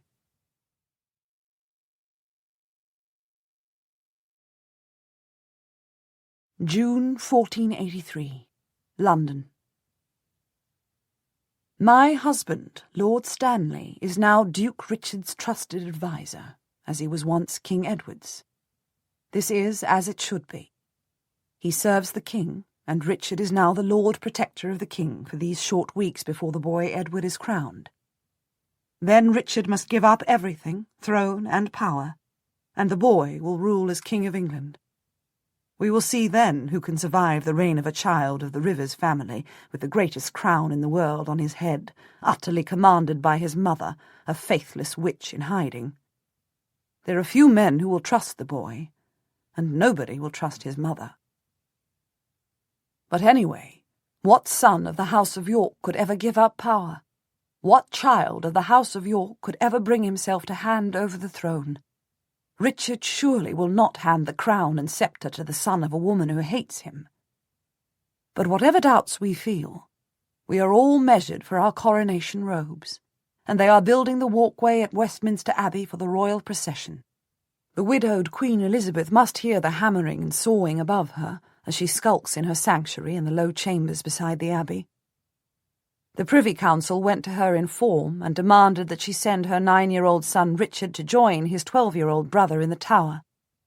She could not refuse, and there was no reason for her to refuse, except her own hatred of Duke Richard, and so she had to give way. Now the 2 royal boys wait in the royal apartments for the coronation day. I am responsible for the wardrobe for the coronation, and I meet with the wardrobe mistress and her maids to see what robes will be provided for the Dowager Queen Elizabeth, the princesses, and the other ladies of court. We must prepare the gowns, assuming that the Queen will come out of sanctuary for the coronation, and that she will want to be dressed exquisitely, as usual. We are supervising the brushing of the Queen's ermine robe by the maid of the wardrobe, and watching the seamstress sew on a mother-of-pearl button, when the wardrobe mistress remarks that the Duchess of Gloucester, Anne Neville, Richard's wife, has not ordered her gown from the wardrobe. Her command must have gone astray, I observe, for she cannot have what she needs to wear for a coronation at her castle at Sheriff Hutton, and she cannot be ordering something to be made. It will never be ready in time. She shrugs as she pulls out a robe trimmed with velvet, shakes off the linen cover, and spreads it out for me to see. I don't know, but I have no order for a gown from her. What should I do? Prepare one for her, in her size, I say, as if I am not much interested, and I turn the talk to something else. I hurry home and seek out my husband. He is writing out the warrants that will summon every sheriff in England to London to see the young king crowned. I'm busy. What is it? He asks rudely as I open the door. Anne Neville has not ordered a gown for the coronation. What do you think of that? He thinks as I did, as swiftly as I did. He puts down his pen and beckons me in. I close the door behind him with a little thrill of joy at conspiring with him. She never acts on her own account. Her husband must have ordered her not to come, he says. Why would he do that? I don't answer. I know he will be thinking fast. She has no gown, so she cannot be coming to the coronation. He will have told her not to come, for he must have decided that there will be no coronation, he says quietly. And all this, he gestures at the pile of paper, all this is just to keep us busy and to fool us into thinking that the coronation will happen. Perhaps he has warned her not to come because he thinks London may riot. Perhaps he wants her safe at home. Who would riot? Everyone wants the York prince crowned. There's only one person who would prevent him becoming king, just as there is only one person who would benefit. Duke Richard of Gloucester himself. My husband nods. What can we do with this precious information? How shall we use it? I'll tell the Dowager Queen, I decide. If she's going to muster her forces, she should do it now. She had better get her sons away from Richard's keeping. And if I can persuade the York Queen to fight the York Regent, then there is a chance for Lancaster. Tell her the Duke of Buckingham might be fit for turning, he says quietly, as I am halfway out the door. I stop at once. Stafford? I repeat incredulously. This is my second husband's nephew, the little boy who inherited the title when his grandfather died, who was forced into marriage with the Queen's sister. He has hated the Rivers family ever since they forced him to marry into them. He cannot abide them. So he was first to back Richard. He was first to his side. He was there when Richard arrested Anthony Rivers. I know he will have loved the humiliation of the man he was forced to call brother-in-law. But Henry Stafford cannot bear the Queen. He hates her, and he hates her sister, his wife, Catherine. I know it. I remember when they married him. He would never turn against Richard in their favour. He has his own ambitions, my husband remarks darkly. He has royal blood in his line. He will be thinking that if the throne can be taken from Prince Edward, then it can be taken from Richard too. He would join with the Queen, pretending to defend her son, and then take the throne for himself when they have victory. I think quickly. The Stafford family, with the exception of my weakly modest husband Henry, has always been extreme in its pride. Stafford backed Richard from spite against the Riverses. Now he might, indeed, stake his own claim. I'll tell the Queen if you wish, I say, but I would think him utterly untrustworthy. She will be a fool to take him as an ally. My husband smiles, more like a wolf than the fox they call him. She has not many friends to choose from, he says. I would think she will be glad of him. A week after this, at dawn, my husband thumps his fist on my bedroom door and comes in as my maid screams and jumps up from her bed. "Leave us," he says brusquely to her, and she scuttles from the room as I sit up in bed and draw my robe around me. What is it? My first fear is that my son is ill, but then I see that Thomas is as white as if he has seen a ghost, and his hands are shaking. What has happened to you? I had a dream. He sits down heavily on the bed. Good God, I had such a dream. Margaret, you have no idea. Was it a vision? How would I know? It was like being trapped in hell. What did you dream? I was in a cold and rocky, dark place, like some wilderness, nowhere I know. I looked around me. No one was with me. I was alone, none of my affinity, none of my men, not even my standard, nothing. I was quite alone. Not my son, not my brother, not even you. I wait for more. The bed shakes with his shudder. A monster came towards me, he says, his voice very low. A terrible, terrible thing came towards me. Its mouth open to eat me, its breath stinking like hell, its eyes piggy and red, looking from right to left. A monster coming across the country. Coming for me. What sort of monster? A serpent? A boar, he says quietly. A wild boar, with blood on its tusks, and blood on its nostrils, spittle on its mouth, its head down low, tracking me. He shudders. I could hear it snuffle. The wild boar is the emblem of Richard, Duke of Gloucester. We both know this. I get out of bed and open the door to make sure that the maid has gone and that there is no one listening outside.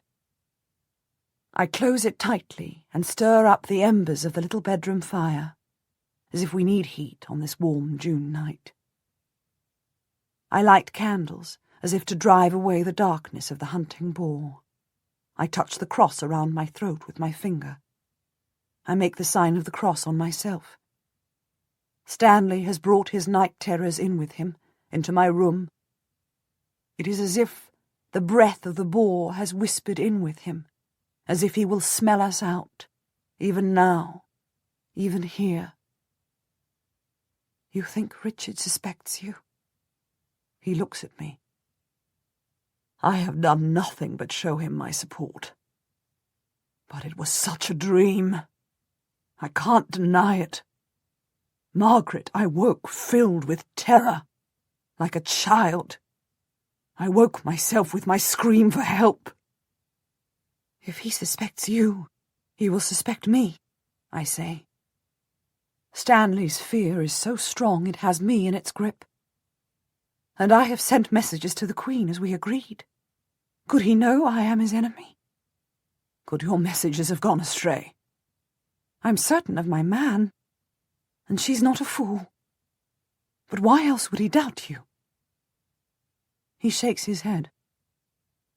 I have done nothing except speak to Hastings, who is loyal to the core. He is desperate to secure the succession of the prince. It is his last act of love for Edward the King. He is deeply afraid that Richard might play false with Prince Edward. He has been frightened of something going wrong ever since Richard took the prince to the Tower.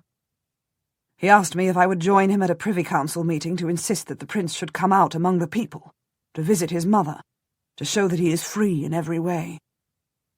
I think he has sent a messenger to the Queen to assure her of her safety and to ask her to come out of hiding. Does Hastings know that Richard has ordered his own wife to stay home? Does he think Richard might delay the coronation, prolong his own regency? I told him Anne Neville had no coronation gown, and he swore at once that Richard cannot be truly planning to crown his nephew. It's what we're all starting to think. It's what we're all starting to fear. But I can't see anything worse than Richard delaying the coronation, perhaps for years, perhaps till the boy is 21. Delaying it so that he can rule as regent. He leaps to his feet and strides barefoot across the room. For God's sake! Richard was the most loyal brother Edward could ever have had.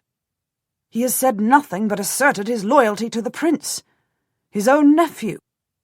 All his enmity has been directed to the Dowager Queen, not against Edward's son.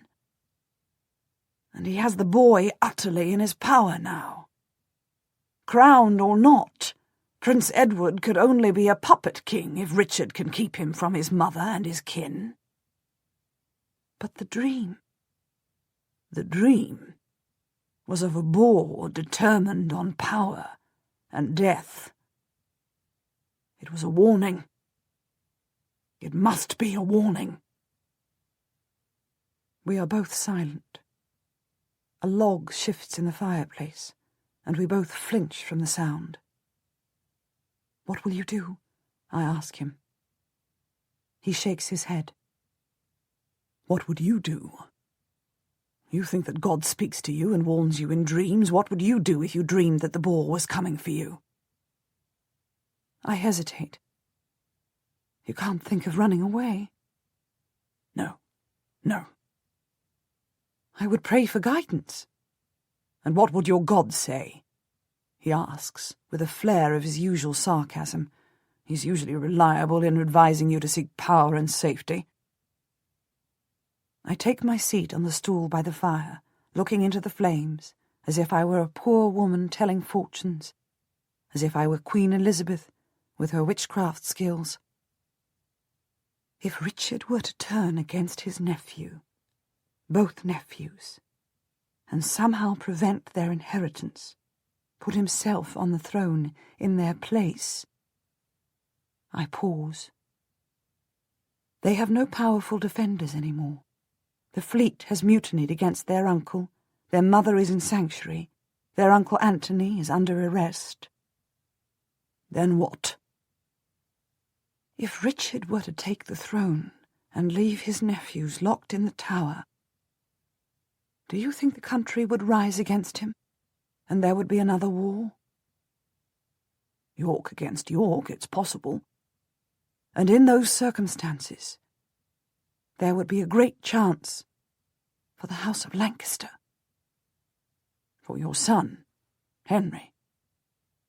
For Henry to be the last one standing when they tear each other to pieces in a fight to the death.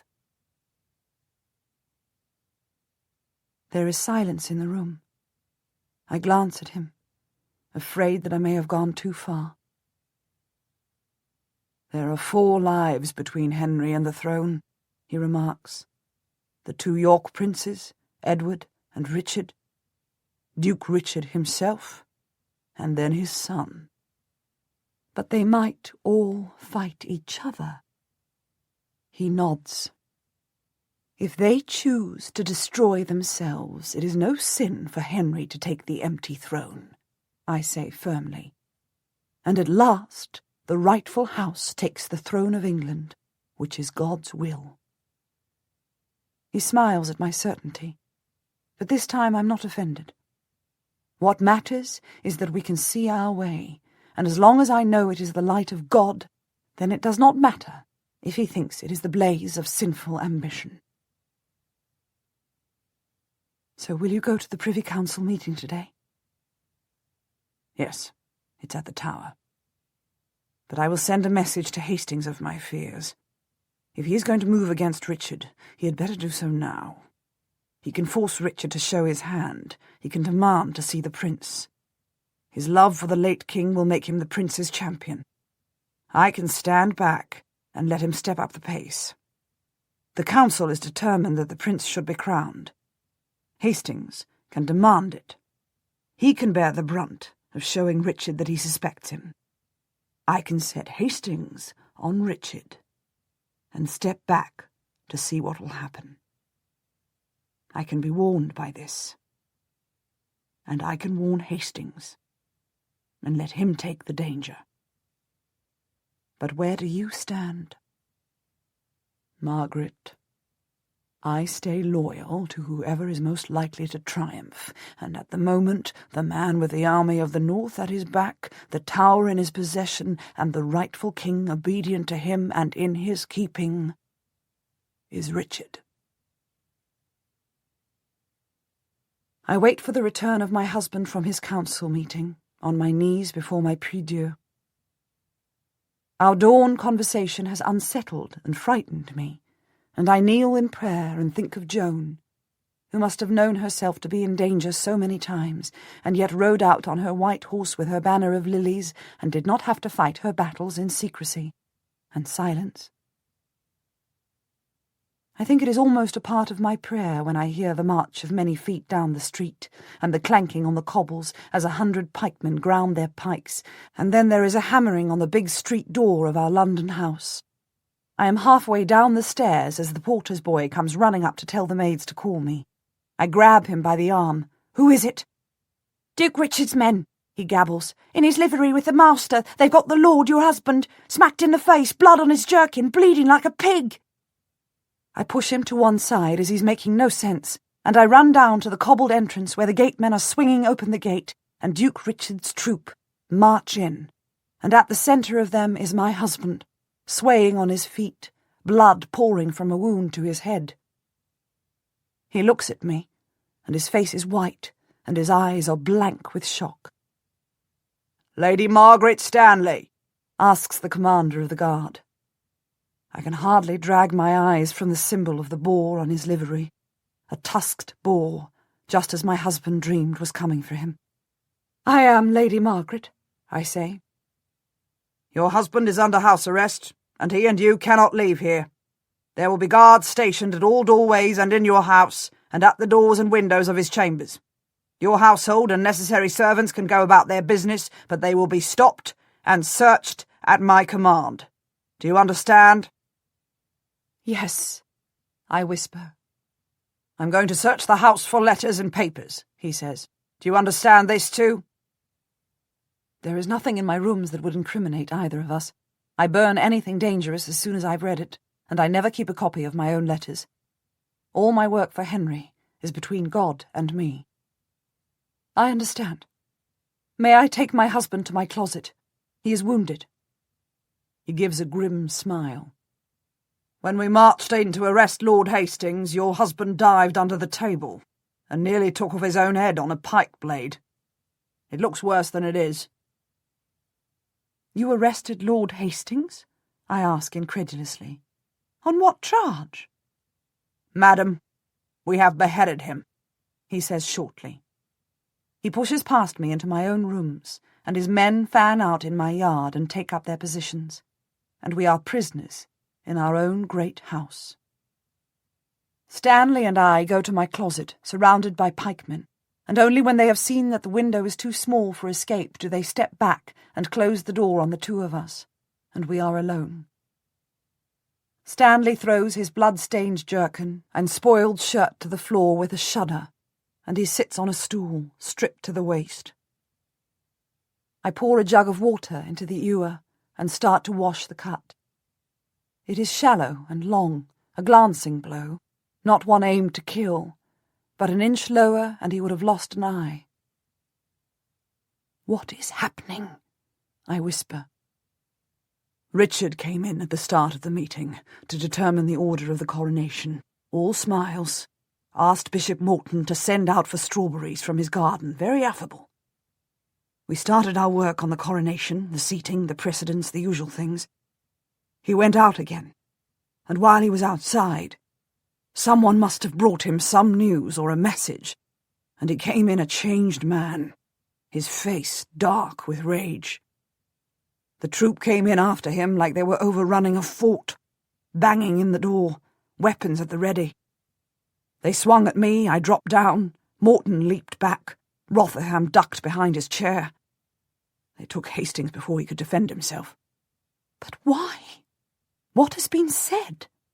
Nothing. Nothing had been said. It was as if Richard just unleashed his power. They just grabbed Hastings and took him. Took him where? On what charge? What did they say?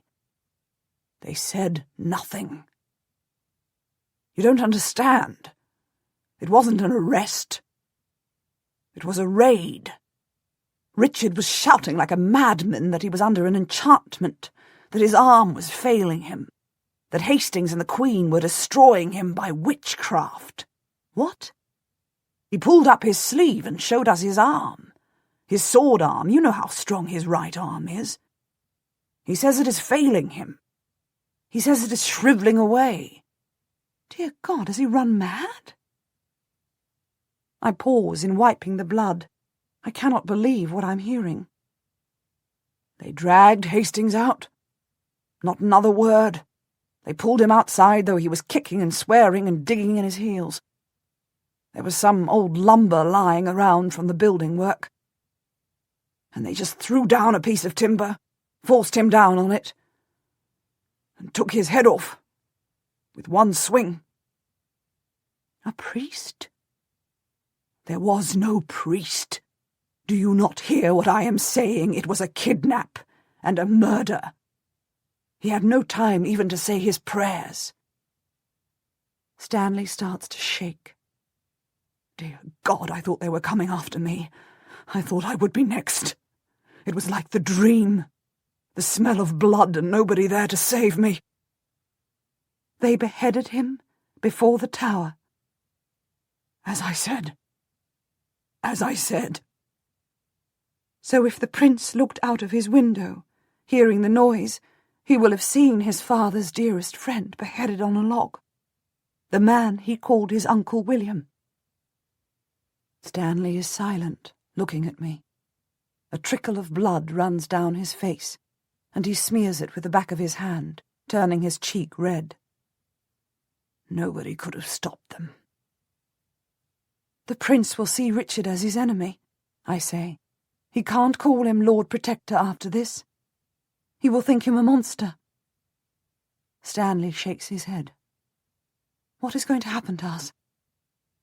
His teeth are starting to chatter.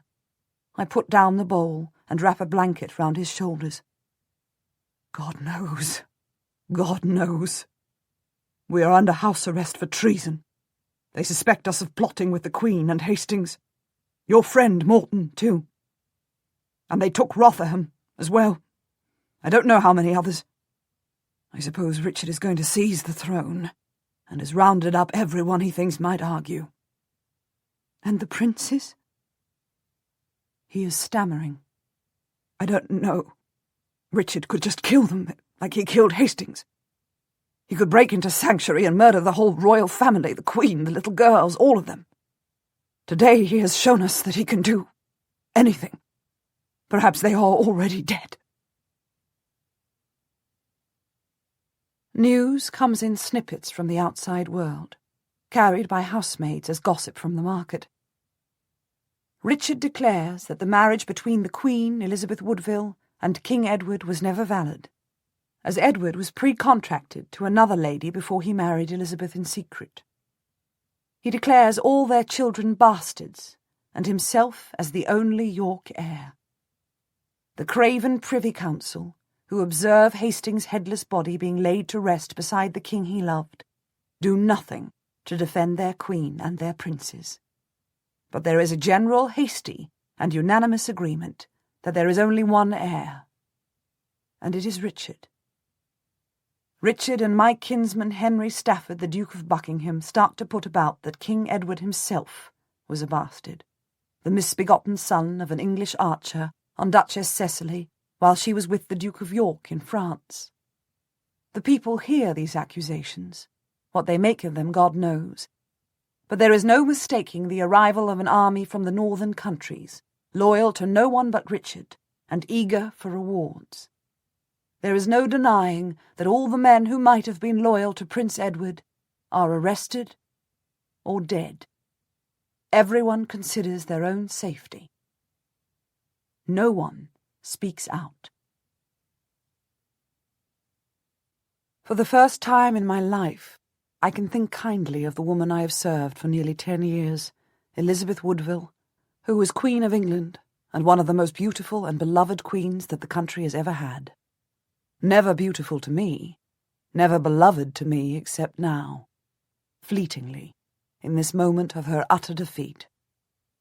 I think of her in the damp dimness of the Westminster sanctuary, and I think that she will never triumph again, and for the first time in my life, I can go on my knees and truly pray for her.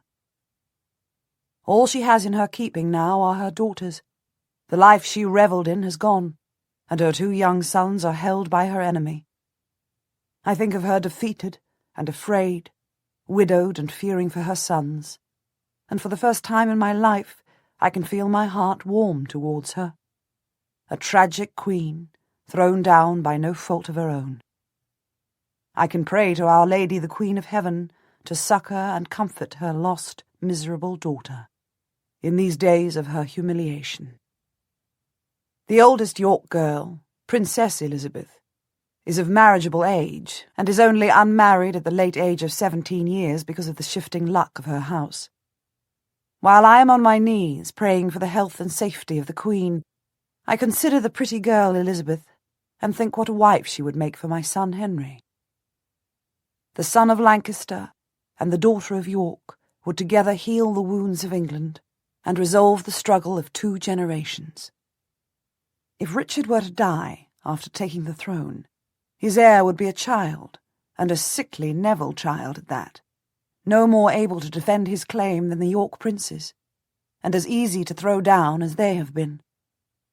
If my son were to take the throne then, and marry the York princess, the people would cleave to him as a Lancaster heir and the husband of the York heiress. I send for my doctor, Dr. Lewis of Carleon, a man as interested in conspiracy as medicine. The Queen knows him as my physician, and she will admit him, knowing he's from me. I tell him to promise her our support, to tell her that Buckingham is ready to be persuaded against Duke Richard, that my son, Henry, could raise an army in Brittany. And I tell him before anything else to try to discover what plans she has, what her supporters are promising her.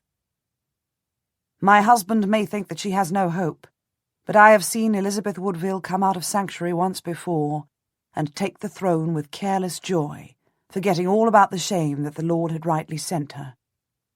I tell Lewis he is to say nothing of my husband being under house arrest, but he is to tell her, as a kindly friend, of the murder of Hastings, of the sudden visibility of Richard's ambition, of the bastardizing of her sons, of the ruin of her name. He is to tell her with compassion that her cause is lost unless she acts. I have to get her to muster what friends she has, raise what army she can afford, and get her troops into battle against Richard. If I can encourage her into a long and bloody battle, then my son can land with fresh troops and take on the exhausted winner. Lewis goes to her on a day when she will be desperate for a friend, the day that was set for her son's coronation. I doubt that anyone will have warned her that he is not to be crowned at all. Lewis goes through the streets where doors are shut and windows barred, and people don't linger at corners to talk, and then he returns to me almost at once. He is wearing his mask against plague, a long conical mask stuffed with herbs and scented with oils, which gives him a terrifying profile, an inhuman face, a white ghost face. He removes it only when he is in my room with the door shut behind him, and he bows low. "She is anxious for help," he says without preamble. "She's a desperate woman. I would judge her half mad with desperation." He pauses. "I saw the young Princess of York also, and she was disturbed. She was prophetic." He gives a little shiver. "She frightened me, and I am a physician who has seen everything." I ignore his boast. "How did she frighten you?" "She came at me out of the darkness, her gown soaked with water from the river, trailing behind her like a tail, as if she were half fish. She said that the river had already told her the news I was about to give her mother, that Duke Richard had claimed the throne by right of his legitimacy, and that the young princes are proclaimed bastards." "She knew that already?" "They have spies out. I had no idea she could be well informed." "It wasn't the Queen. She didn't know. It was the girl. And she said the river told her. She said the river told her of a death in the family, and the mother knew at once that it was her brother Anthony and her grey son. They flung open the windows to listen to the river going by. They were like a pair of water witches in there. Any man would have been afraid." "She says that Anthony Rivers is dead." "They both seemed certain of it." I make the sign of the cross. Elizabeth Woodville has been accused of working with dark forces before now, but to speak true from the sanctuary of holy ground is surely the devil's work. She must have spies working for her. She must be better prepared and armed than we realize. But how could she have got news from Wales before me? She said another thing. The Queen? The Princess. She said that she was cursed to be the next Queen of England and take her brother's throne. We look at each other in stunned incomprehension. "You are sure?" "She was terrifying. She complained of her mother's ambition and said that it was a curse laid on the family, and that she would have to take her brother's throne, and that at least would please her mother, though it would disinherit her brother." What could she mean? The doctor shrugs. "She didn't say. She has grown to be a beautiful girl, but she is terrifying. I believed her. I have to say I believed every word she said. It was like a prophet speaking true. I believe that somehow she will be Queen of England." I take a little breath. This is so aligned to my own prayers that it has to be the word of God, though speaking through a most sinful vessel. If Henry were to take the throne, and she were to marry him, she would indeed be queen. How else could it come about? "And there was one other thing," Lewis says cautiously. "When I asked the Queen what were her plans for the princes in the Tower, Edward and Richard, she said, 'It's not Richard.'" She said what? "She said, 'It's not Richard.'" What did she mean? It was then that the princess came in, with her gown all wet from the river, and she knew everything. The acclamation for the Duke, the disinheriting of the family. Then she said that she would be queen. But did you ask the Queen what she meant by "it's not Richard"? He shakes his head, this man who has seen everything, but did not have the sense to ask the one key thing. "Do you not think it might be rather important?" I snap at him. "I'm sorry. The princess coming in was so... she was unearthly. And then her mother said that now they were in a dry spell, but they would be in flood again. They were terrifying. You know what they say about their ancestry? That they come from a water goddess? If you had been there, you would have thought the water goddess about to rise from the Thames itself." Yes, I say without sympathy. I see they were frightening, but did she say anything else? Did the Queen speak of her brothers who have got away? Did she say where they are, or what they are doing? The two of them have the power to raise half the kingdom." He shakes his head. "She said nothing. But she heard it well enough when I told her that you would help the young princes to escape. She's planning something, I'm sure. She was planning it before she realized that Richard is going to take the throne. She will be desperate now." I nod, and I gesture to him to leave me. I make my way at once to our little chapel to get to my knees. I need the peace of God to clear my mind of this whirl of thoughts. That Elizabeth the Princess should know her destiny only confirms my belief that she will be Henry's wife, and he will take the throne. That her mother should say, "It's not Richard," fills me with deep unease. What can she mean, "It's not Richard"? Is it not Richard her son in the Tower? Or does she merely mean that it is not Richard, Duke of Gloucester, whom she fears? I can't tell, and that fool should have asked her. But I suspected something like this. I have been fretting about something like this. I never thought that she would be such a fool as to give up a second son to an enemy who had kidnapped the first. I have known her for 10 years. She is not a woman who does not foresee the worst. The Privy Council trooped down to meet her and lined themselves up to tell her that she had no choice, and then marched away with the little Prince Richard holding the Archbishop's hand. But I always thought that she would have prepared for them. I always knew she would do something to get her last free son away to safety. Any woman would do it, and she is determined and clever, and she dotes on her boys. She would never send them into danger. She would never let her youngest son go where her oldest was in danger. But what has she done? If the second prince in the Tower is not Richard, then who is it? Has she sent some pauper in disguise? Some minor ward who would do anything for her? And worse, if Prince Richard, the legitimate heir to the throne of England, is not in the Tower of London under lock and key, then where is he? If she has hidden him somewhere, then he is heir to the York throne, another obstacle to my son's succession. Is she telling me this, or pretending? Is she tormenting me? Triumphing over me still, by telling my thick-witted messenger a riddle to pass on to me? Did she speak her son's name on purpose to laugh at me with her foresight? Or did she just slip up? Is she telling me of Richard to warn me that whatever happens to Edward, she still has an heir? I wait for hours on my knees for Our Lady the Queen of Heaven to tell me what this most earthly queen is doing. Playing her games, weaving her spells, once again, as ever, before me, triumphing over me, even in this moment of her great terror and defeat. But Our Lady does not come to me. Joan does not advise me. God is silent to me, his handmaiden.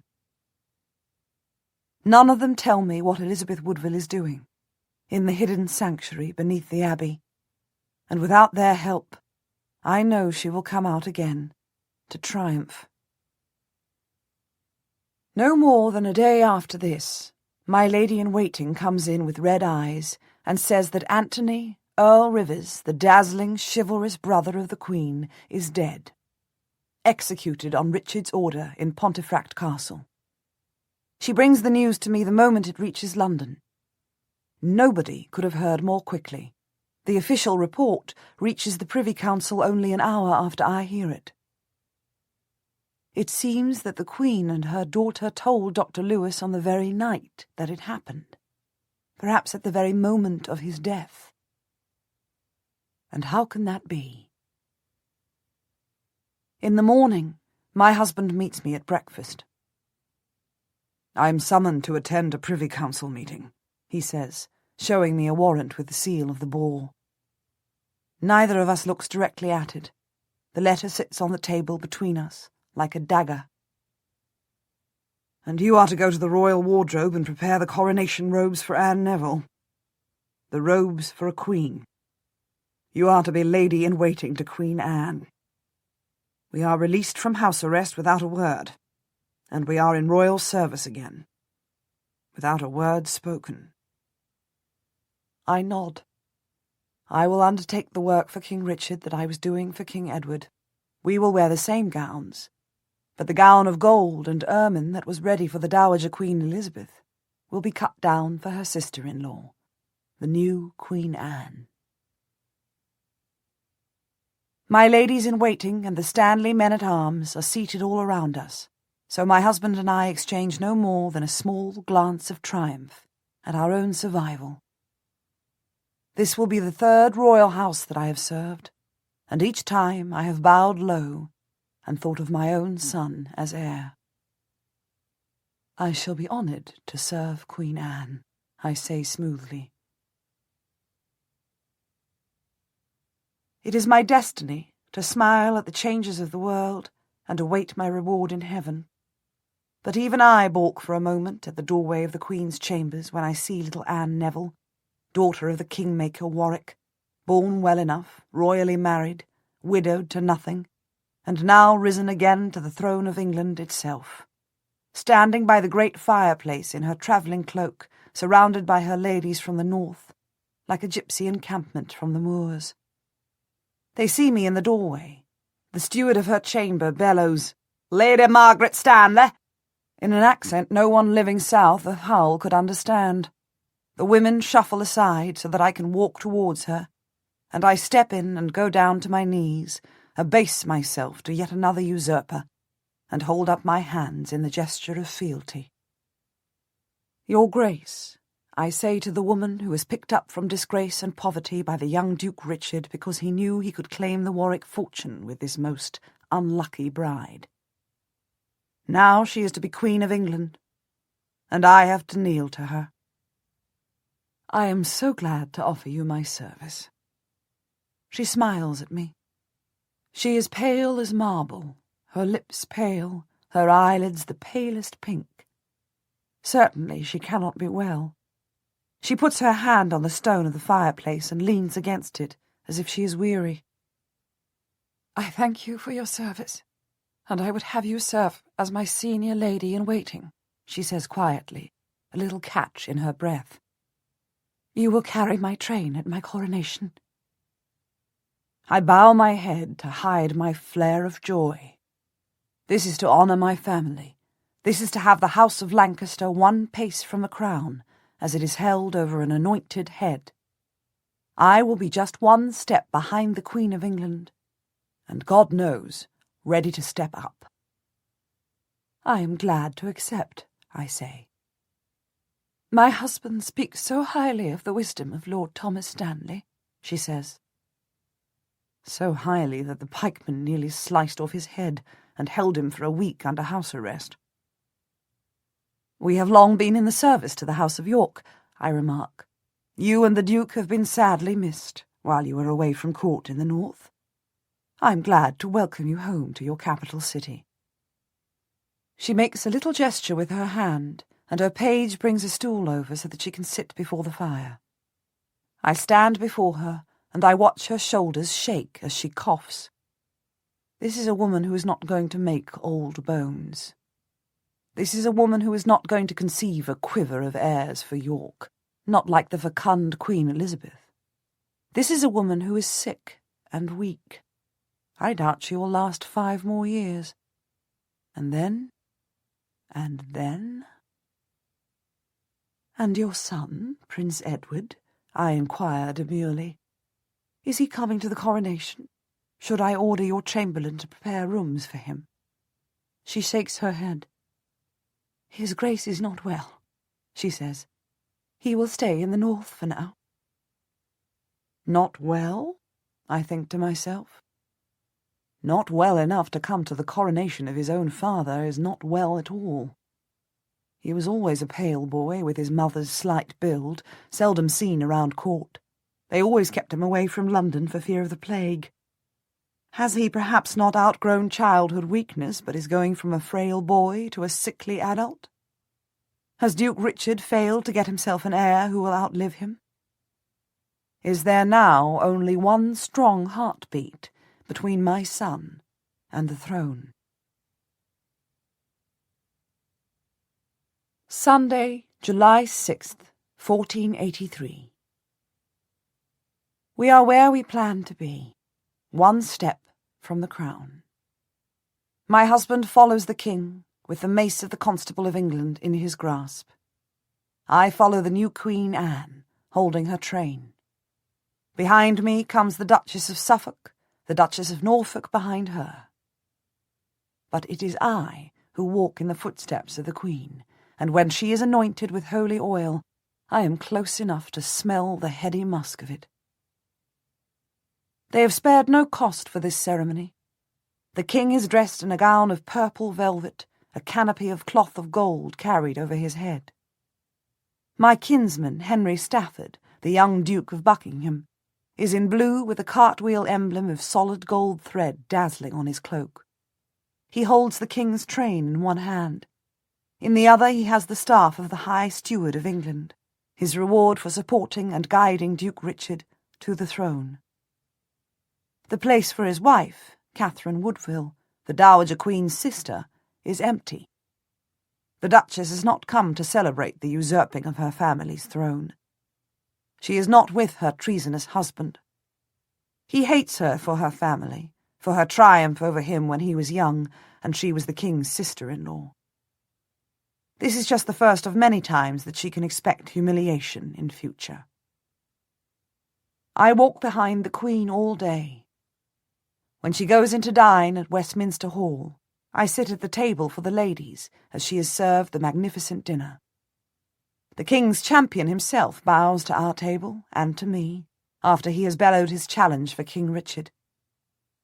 It is a dinner as grand and as self-important as any one of the great occasions of Edward's court. The dining and the dancing go on till midnight and after. Stanley and I leave in the early hours of the morning, and our barge takes us upriver to our house. As I sit myself in the rear of the barge, my furs gathered around me, I see a small light shining low from a waterside window beneath the dark bulk of the Abbey. I know for a certainty it is Queen Elizabeth, Queen no more, named as a whore and not even recognised as a widow, her candle shining over the dark waters, listening to her enemy's triumph. I think of her watching me go by in my beautiful barge, rowing away from the King's court, as years ago she watched me row my son towards the King's court. She was in sanctuary then, too. I should revel in my triumph over her, but I shiver and gather my furs around me, as if the little pinprick of light was a baleful eye glaring at me over the dark waters. She came out of sanctuary once before to victory. I know she will be planning Richard's downfall. She will be plotting to come out to victory again. To my brother-in-law Jasper Tudor and Henry Tudor, my son, I greet you well. I have much news. Richard is crowned King of England, and his wife is Queen Anne. We are in high favour and trust. The former Queen Elizabeth has called on her affinity, and they are to attack the Tower of London and free the princes as soon as the new royal couple set out on progress, immediately after the coronation. I have promised our support, and Queen Elizabeth trusts me with the secret plans. Start to recruit your men. If the Queen gets her boys out of the Tower, she will raise her troops and march on Richard. When either she or Richard win, the victor must turn to find you landed in force, Lancaster rising, and a second battle for him or her to fight against your fresh troops. I think our time is coming. I think our time is now. Margaret Stanley. The same day that I send my letter to my son, I receive a long letter delivered in secret from my old friend Bishop John Morton, released from the Tower into the care of the Duke of Buckingham at his house at Brecknock. My dear daughter in Christ, I have been wrestling with the conscience of the young Duke, who has me in his charge as his prisoner, but finds he is captured by me, since I have turned him from his friendship with Richard, now called King. The young Duke is struggling with his conscience that he raised Richard to the throne on poor grounds, and that he would have served his God, his country, and himself better if he had either supported the York princes and himself become their protector, or claimed the throne for himself. He is now ready to turn against Richard, and will join a rebellion against him.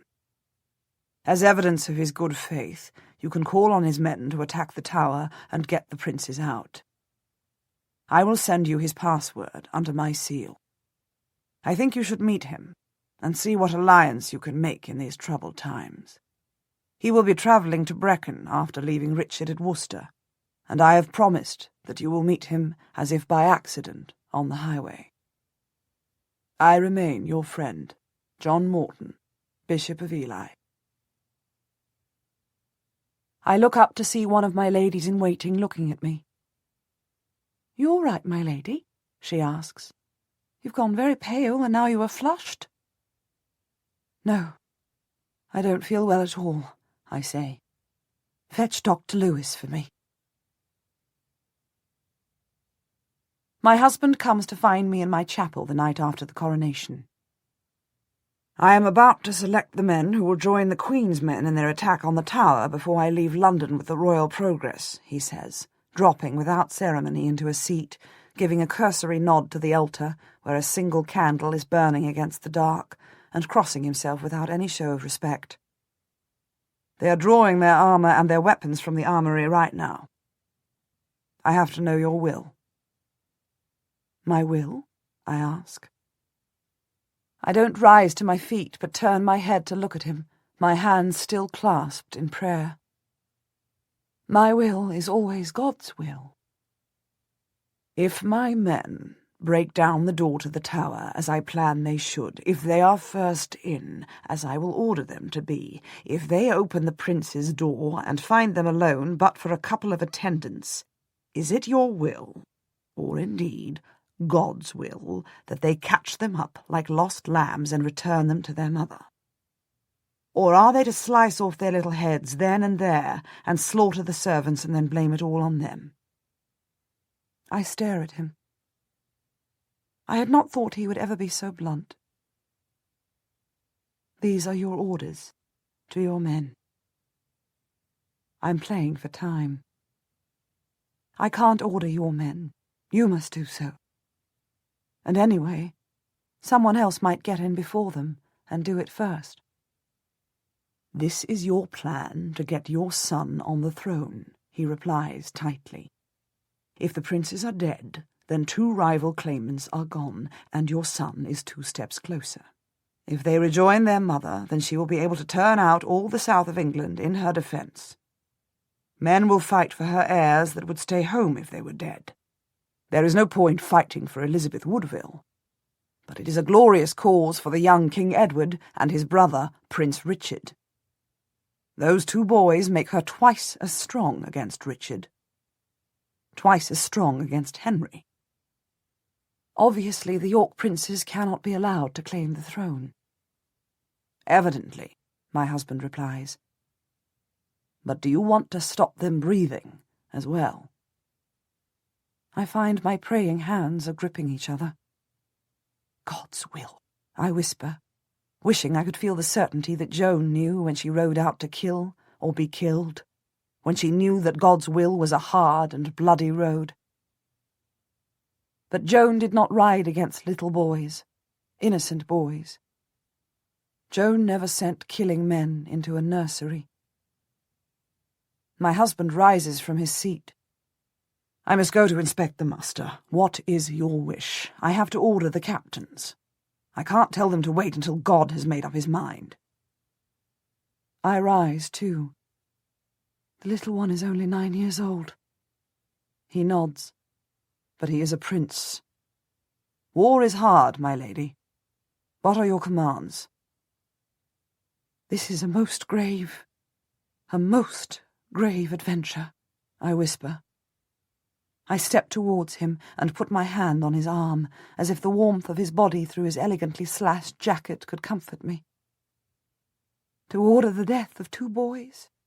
2 boys, aged only 9 and 12, and them princes of the blood. 2 innocent boys. He smiles his wolfish smile.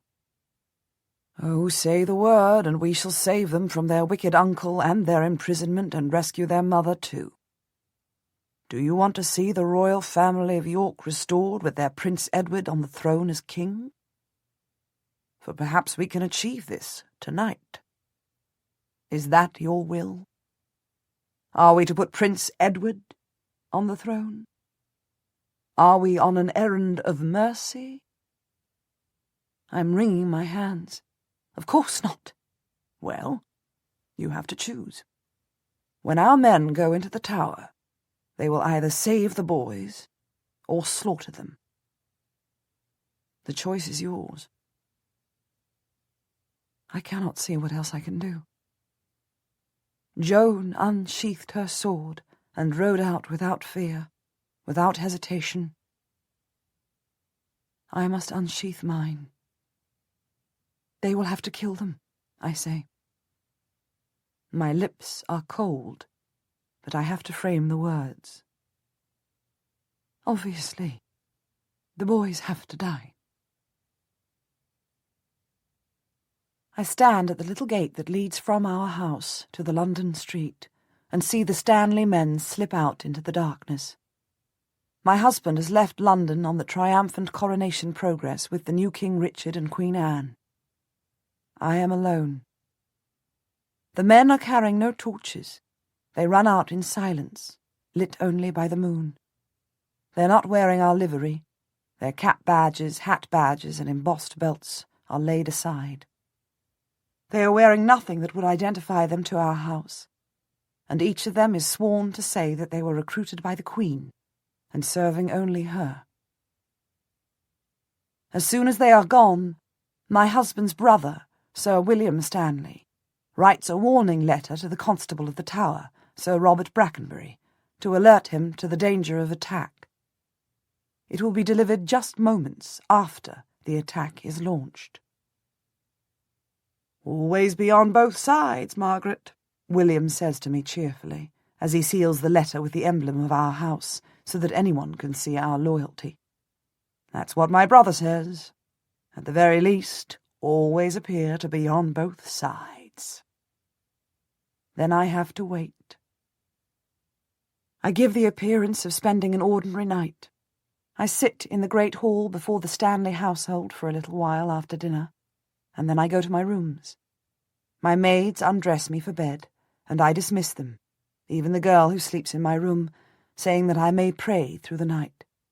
This is normal for me and causes no comment, and I do pray for a while.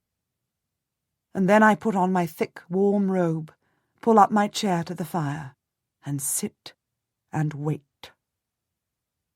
I think of the Tower of London like a tall finger-post pointing up to God. The Queen's men will enter the precinct through a little sally port that has been left open. My men will follow. The Duke of Buckingham has sent a small band of trained soldiers. They will try the door of the White Tower, whose servants have been bribed to leave it open. Our men will slip inside. They may get up the stairs before they are spotted. Then they will fight their way, hand to hand, to the prince's apartments, break in, and as the boys leap forward to their freedom, they will plunge their daggers into their bellies. Prince Edward is a brave youth, and trained to arms by his uncle Anthony. He may well put up a fight. Richard is only 9, but he may shout a warning. He could even step before his brother to take the blow. He is a York prince. He knows his duty. But there must be a brief moment of determined slaughter, and then the House of York will be finished, but for Duke Richard, and my son will be 2 steps closer to the throne. I must be glad of that. I must be hoping for that. In the early hours of the morning, when the sky is just getting grey, there is a scratch on the door that makes my heart thud, and I hurry to open it. The captain of the guard is outside, his black jerkin torn, a dark bruise on the side of his face. I let him in without a word and pour him a glass of small ale. I gesture that he may sit at the fireside, but I remain standing behind my chair, my hands clenched on the carved wood to stop them trembling. I am as frightened as a child at what I have done. "We failed," he says gruffly. "The boys were better guarded than we thought. The man who should have let us in was cut down while he was fumbling with the bolt. We heard him scream. So we had to ram the door, and while we were trying to lift it from its hinges, the tower guards came out from the courtyard behind us, and we had to turn and fight. We were trapped between the tower and the guards and had to fight our way out. We didn't even get to the White Tower. I could hear the doors slamming inside and shouting as the princes were taken deeper into the tower. Once the alarm was sounded, there was no chance we would get to them." "Were they forewarned? Did the king know there would be an attack? And if so, does the king know who is in the plot, I think? Will the ball turn on us again?" "No, it wasn't an ambush. They got the guard out quickly, and they got the door shut, and the Queen's spy inside couldn't get it open. But at first we caught them unawares. I am sorry, my lady." "Any captured?" "We got all our men away. There was one injured of ours. They're seeing to him now, a flesh wound only. And there was a couple of York men down, but I left them where they fell." "The Yorks were there? All of them?" "I saw the Queen's brother Richard was there, and her brother Lionel, her son Thomas, who was said to be missing, and they had a good guard, well armed. I think there were Buckingham men among them too. They were there in strength, and they put up a good fight. But the tower was built by the Normans to hold against London. You can hold it against an army for half a year once you get the door shut. Once we lost the surprise, we were beaten." "And nobody knew you?" "We all said we were Yorks. We wore white roses, and I'm sure we passed as that." I go to my box, heft a purse in my hand, and give it to the captain. "Spread this around the men, and ensure that they don't speak of tonight, even among themselves. It would cost them their lives. It was treason, since it failed. It would be death to a man who boasted he had been there. And no order came from my husband or from me." The captain rises. "Yes, my lady." "Did the Queen's kin all get safely away?"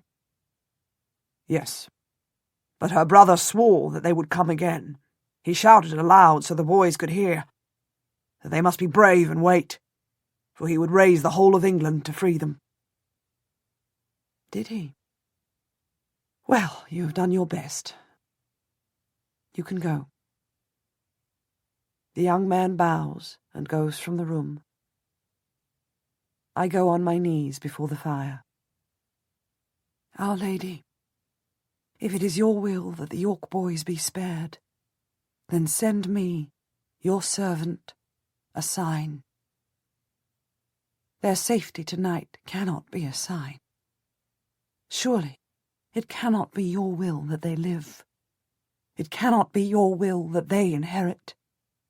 I am your obedient daughter in every way, but I cannot believe that you would have them on the throne rather than the true Lancaster heir, my son Henry. I wait. I wait for a long time. There is no sign. I take it to heart that there is no sign, and so the York boys should not be spared.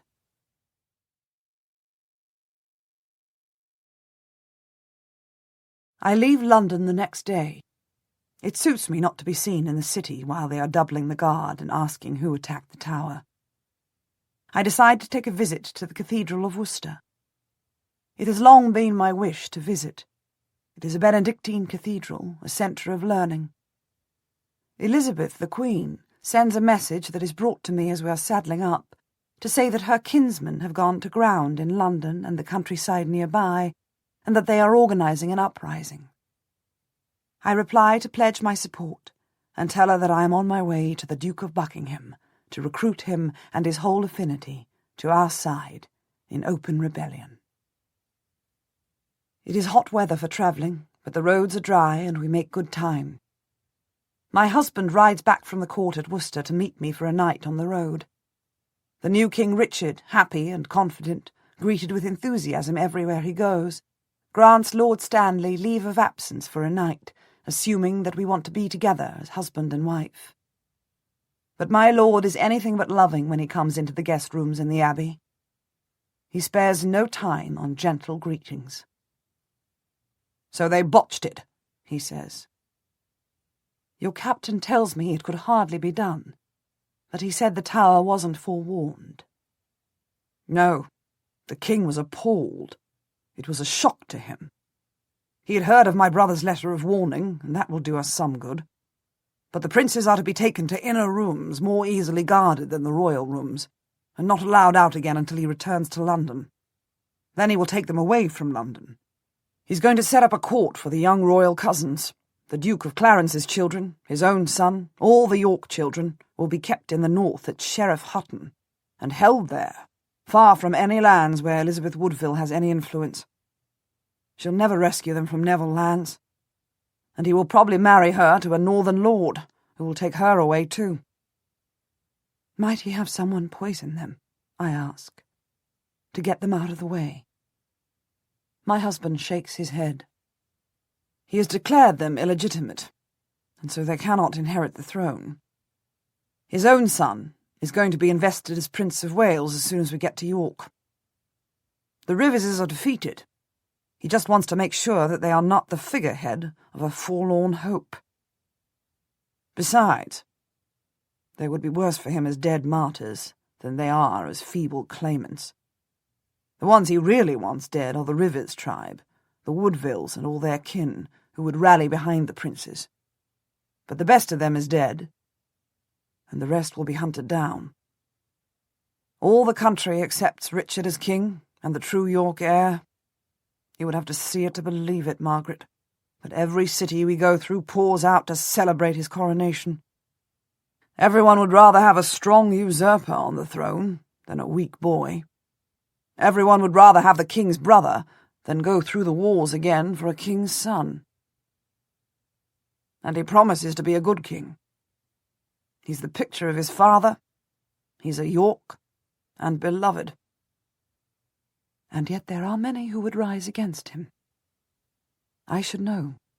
I am mustering them. He shrugs. "Yes, you would know better than I. But everywhere we've been, I have seen the people welcome King Richard as the great heir and loyal brother of a great king." "The Riverses could yet defeat him. The Queen's brothers and her grey son have secured the support of Kent and Sussex. Hampshire is theirs. Every man who ever served in the royal household would turn out for them. There is always support for my house in Cornwall, and the Tudor name will bring out Wales. Buckingham has tremendous lands and thousands of tenants, and my son Henry is promised an army of 5,000 from the Duke of Brittany." He nods. "It could be done, but only if you can be certain of Buckingham. You're not strong enough without him." Morton says he's completely turned Buckingham against Richard. My steward Reginald Bray has spoken with them both. I will know more when I see him. "Where are you meeting?" "By chance, on the road." "He will play you," my husband warns me, "as he's played Richard. The poor fool Richard even now thinks that Buckingham loves him as a brother. But it turns out that it's always his own ambition at the end of it. He will agree to support your son's claim to the throne, but think to let Tudor do the fighting for him. He will hope that Tudor and the Queen will defeat Richard and leave the way open for him. It is lip service for all of us. We're all fighting only for our own cause, all of us promising our loyalty to the princes." "Yes, only the boys are quite innocent," he remarks. "And Buckingham will be planning their deaths. No one in England would support his claim if they were still alive. And of course, as High Steward of England, with the Tower in his command, he is better placed than any of us to see them murdered. His servants are inside already." I pause as his meaning becomes clear to me. "You think he would do it?" "In a moment." He smiles. "And when he does it, he could give the orders in the name of the king. It could be made to look like the orders of Richard. He himself would make it look like Richard's doing." "Is he planning this?" "I don't know if he's even thought of it yet. Certainly, someone should make sure it has occurred to him. For sure, someone who wanted the boys dead could do the deed no better way than to make it Buckingham's task." There is a rap on the door, and my lord's guards admit the steward of the abbey. "Dinner is served, my lady, my lord." "God bless you, my husband," I say formally. "I learn so much from studying you." "And you," he says, "and God bless your meeting with His Grace the Duke. May much good come of it." I can hear the Duke of Buckingham approaching along the winding dirt road even before I can see him. He rides with a train as great as a king's, with outriders going ahead and blowing trumpets to warn everyone to clear the highway for the great Duke. Even when there is no one as far as the eye can see, but only a little boy herding sheep under a tree and a small village in the distance, the trumpeters sound the call, and the horses, more than 100 of them, thunder along behind, raising a plume of dust on the summer road that blows like a cloud behind the rippling banners. The Duke is at the forefront of the riders, on a big bay war-horse, caparisoned with a saddle of red leather, trimmed with golden nails, his personal standard before him, and 3 men-at-arms riding around him.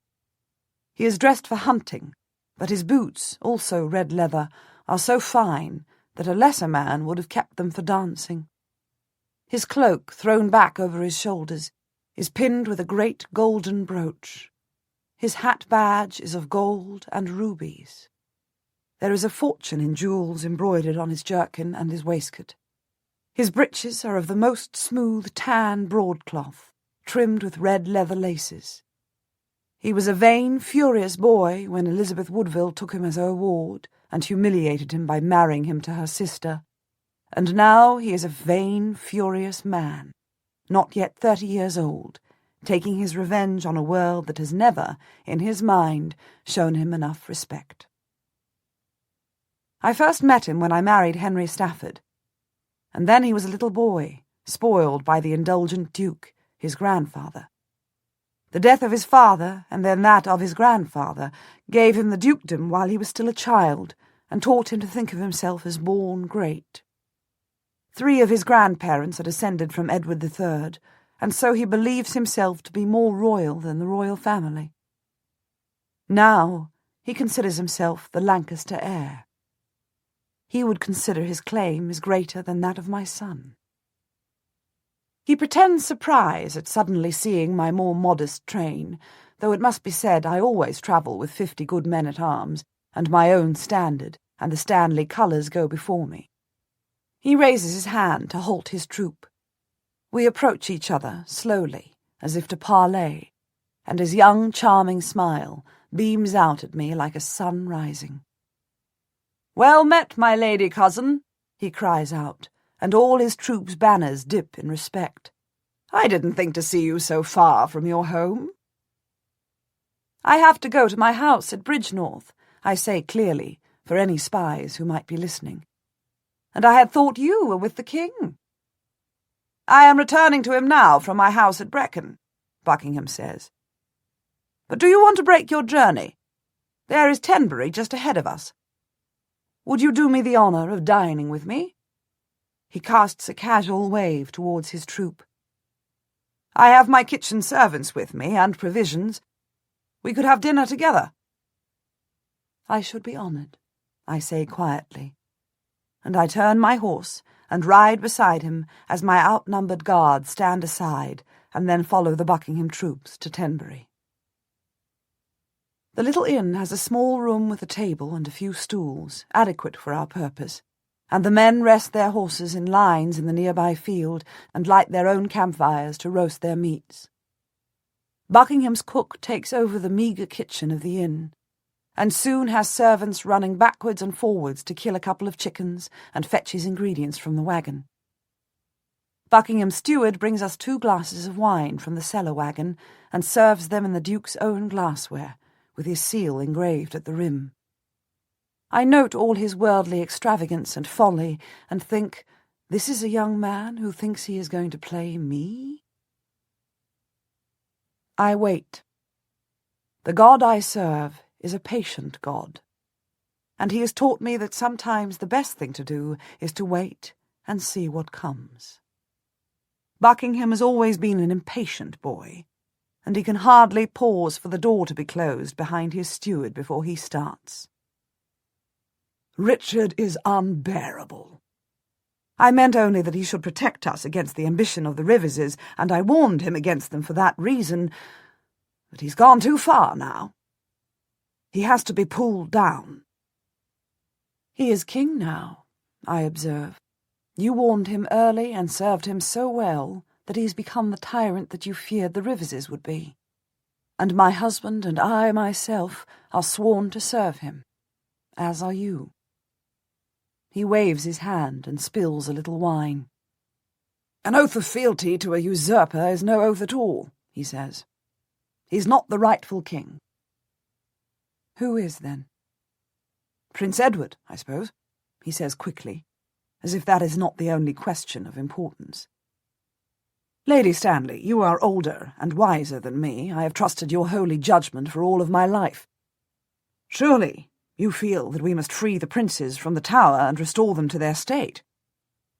You were such a loving lady to the Queen Elizabeth. Surely you feel that her boys must be freed, and Prince Edward must take his father's throne?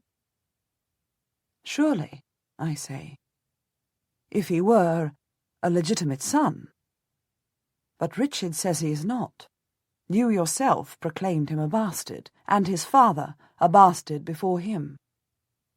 Buckingham looks troubled by this, as if it were not he who swore to everyone that Edward had been married before he promised marriage to Elizabeth. Indeed, I fear that much is true. And if you put the so-called prince on the throne, you would stand to lose all the wealth and positions you have been given by Richard. He waves away the post of High Steward of England, as if it were not the greatest honour in the land. The gifts of a usurper are not what I want for my house, he says grandly. And I would gain nothing at all, I remark. I would still be lady-in-waiting to the Queen.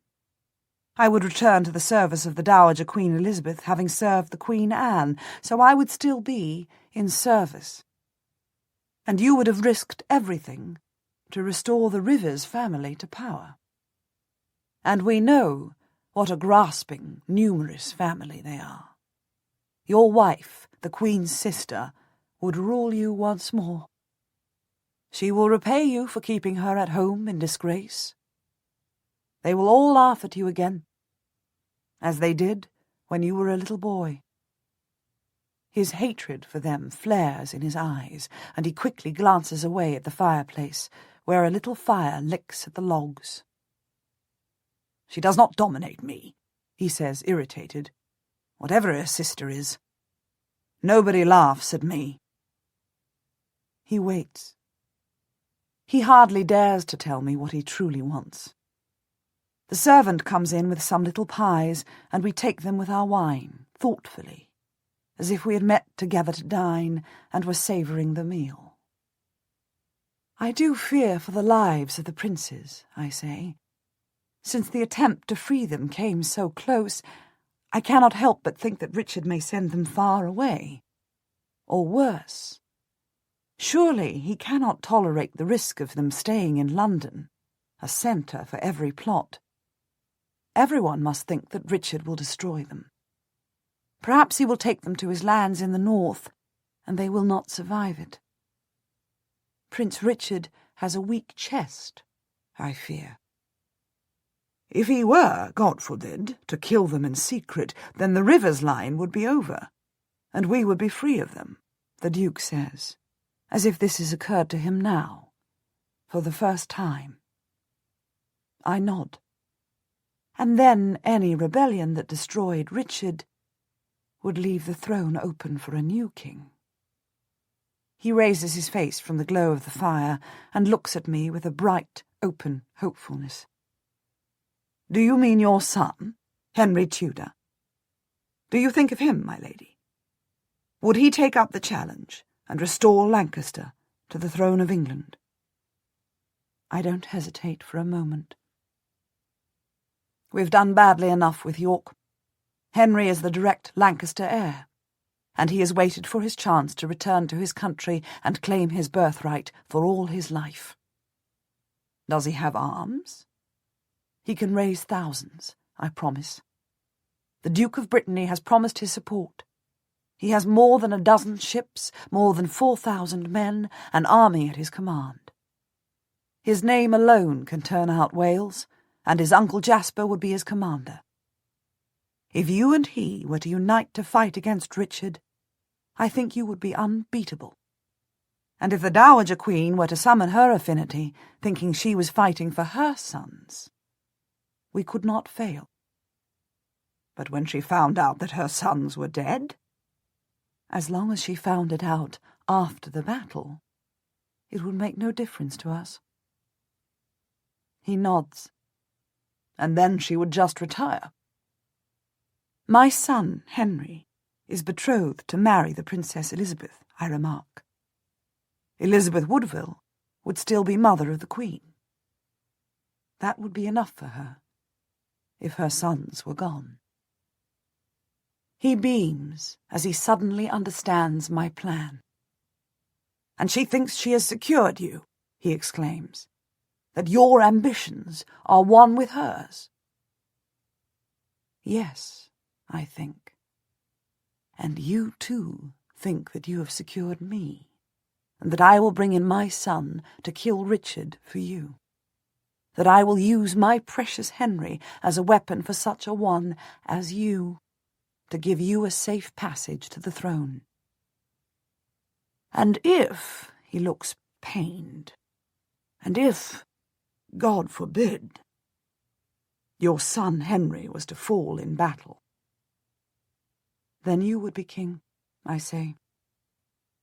I have only one son, and he is the only heir to my house. No one could deny that if Henry were dead, then your claim to the throne would be supreme. And if he lives, then you would have his gratitude and whatever lands you wanted to command.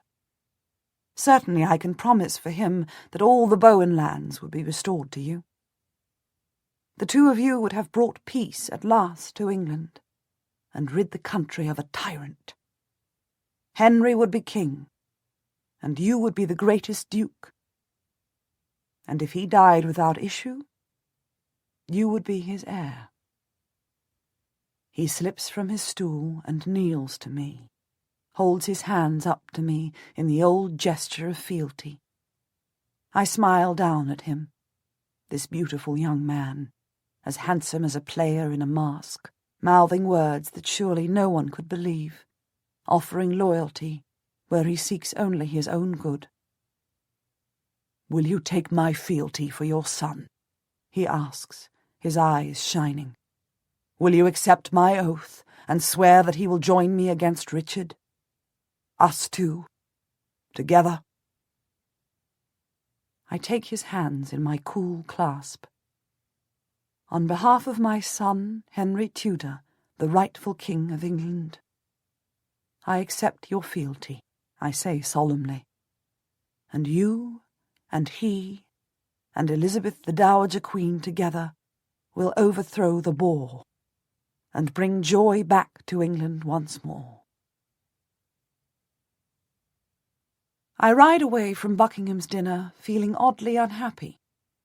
Not at all as a woman in triumph. I should feel exultant. He thinks he has trapped my son into arming and fighting for his rebellion, and actually we have ensnared him. The task I set myself is accomplished. God's will is done. And yet, And yet... I suppose it is the thought of those two boys in the tower, saying their prayers and climbing into their big bed, hoping that tomorrow they will see their mother, trusting that their uncle will release them, not knowing that there is a powerful alliance now of myself, my son, and the Duke of Buckingham, who wait to hear of their deaths, and will not wait for much longer. September 1483. At last I have come into my own. I have inherited the kingdom I dreamed of when I prayed to Joan the Maid and wanted to be her. The only girl to see that her kingdom should rise, the only woman to know from God himself what should be done. My rooms in our London house are my secret headquarters of rebellion. Every day messengers come and go with news of arming, asking for money, collecting their weapons, and smuggling them secretly out of the city. My table of work, which was once piled with books of devotion for my studies, is now covered with carefully copied maps, and hidden in its drawers are codes for secret messages. My ladies approach their husbands, their brothers, or their fathers, swear them to secrecy, and bind them to our cause. My friends in the church and in the city and on my lands link one to another and reach out to the country in a web of conspiracy. I judge who shall be trusted and who shall not, and I approach them myself. 3 times a day I go down on my knees to pray, and my God is the God of righteous battles. Dr. Lewis goes between me and the Queen Elizabeth almost daily, as she in her turn draws out those still loyal to the York princes, the great men and loyal servants of the old royal household, and her brothers and her son are everywhere in secret in the counties around London, calling out the York affinity, while I summon those who will fight for Lancaster. My steward Reginald Bray goes everywhere, and my beloved friend John Morton, as house-guest and prisoner, is in daily contact with Henry Stafford, the Duke of Buckingham. He tells the Duke of our recruiting and reports back to me that the thousands of men that Buckingham can command are secretly arming. To my own people, I give the assurance that Henry will marry the Princess Elizabeth of York and unite the country with his victory. This brings them out for me. But the Yorks and the common people care nothing for my Henry. They are anxious only to set the princes free. They are desperate for the freedom of their boys. They are united against Richard. They would join with any ally, the devil himself, as long as they can free the York boys. The Duke of Buckingham seems to be true to my plan, though I don't doubt that he has one of his own, and promises he will gather up his men and Tudor loyalists through the marches of Wales, cross the Severn, and enter England from the west. At the same time, my son is to land in the south, and march his forces north. The Queen's men will come out of all the southern counties, where her strength lies, and Richard, still in the north, will have to scramble for recruits as he marches south to greet not 1, but 3 armies, and choose the place of his death. Jasper and Henry raise their troops from the prisons and streets of the worst cities in northern Europe. They will be paid fighters and desperate prisoners who are released only to go to war under the Tudor banner. We don't expect them to stand against more than one charge, and they will have no loyalty and no sense of a true cause, but their numbers alone will take the battle. Jasper has raised 5,000 of them, truly 5,000, and is drilling them into a force that would strike terror into any country. Richard, ignorant, far away in York, delighting in the loyalty of that city for their favourite son, has no idea of the plans that we are forming in the very heart of his own capital. But he is astute enough to know that Henry poses a danger. He is trying to persuade King Louis of France into an alliance that would include the handing over of my boy. He is hoping to make a truce with Scotland. He knows that my Henry will be collecting troops. He knows of the betrothal, and that my son is in alliance with the Queen Elizabeth. and he knows that they will either come on the autumn winds this year or wait for spring. He knows this, and he must fear it. He doesn't know where I stand in this, whether I am the loyal wife of a loyal retainer whom he has bought with fees and positions, or whether I am the mother of a son with a claim to the throne. He must watch. He must wait. He must be filled with wondering. What he doesn't know yet is that a great shadow has fallen over his hopes and his security. What he does not know is that his greatest comrade and his first friend, the Duke of Buckingham, who put him on the throne, who swore fealty to him, who was to be bone of his bone and blood of his blood, another brother as trustworthy as those of the York affinity, is turned against him and is sworn to bring his destruction. Poor Richard, unknowing, innocent, celebrates in York, revels in the pride and love of his northern friends. What he does not know is that his greatest friend of all, the man he loves as a brother, has become indeed like a brother, as false to him as any envious rivalrous brother of York. My husband, my Lord Thomas Stanley, on a 3-day leave from his duties at Richard's court at York, comes to me in the evening in the hour before dinner, and waves my women from the room without a word of courtesy to them or to me. I raise an eyebrow at his rudeness, and wait.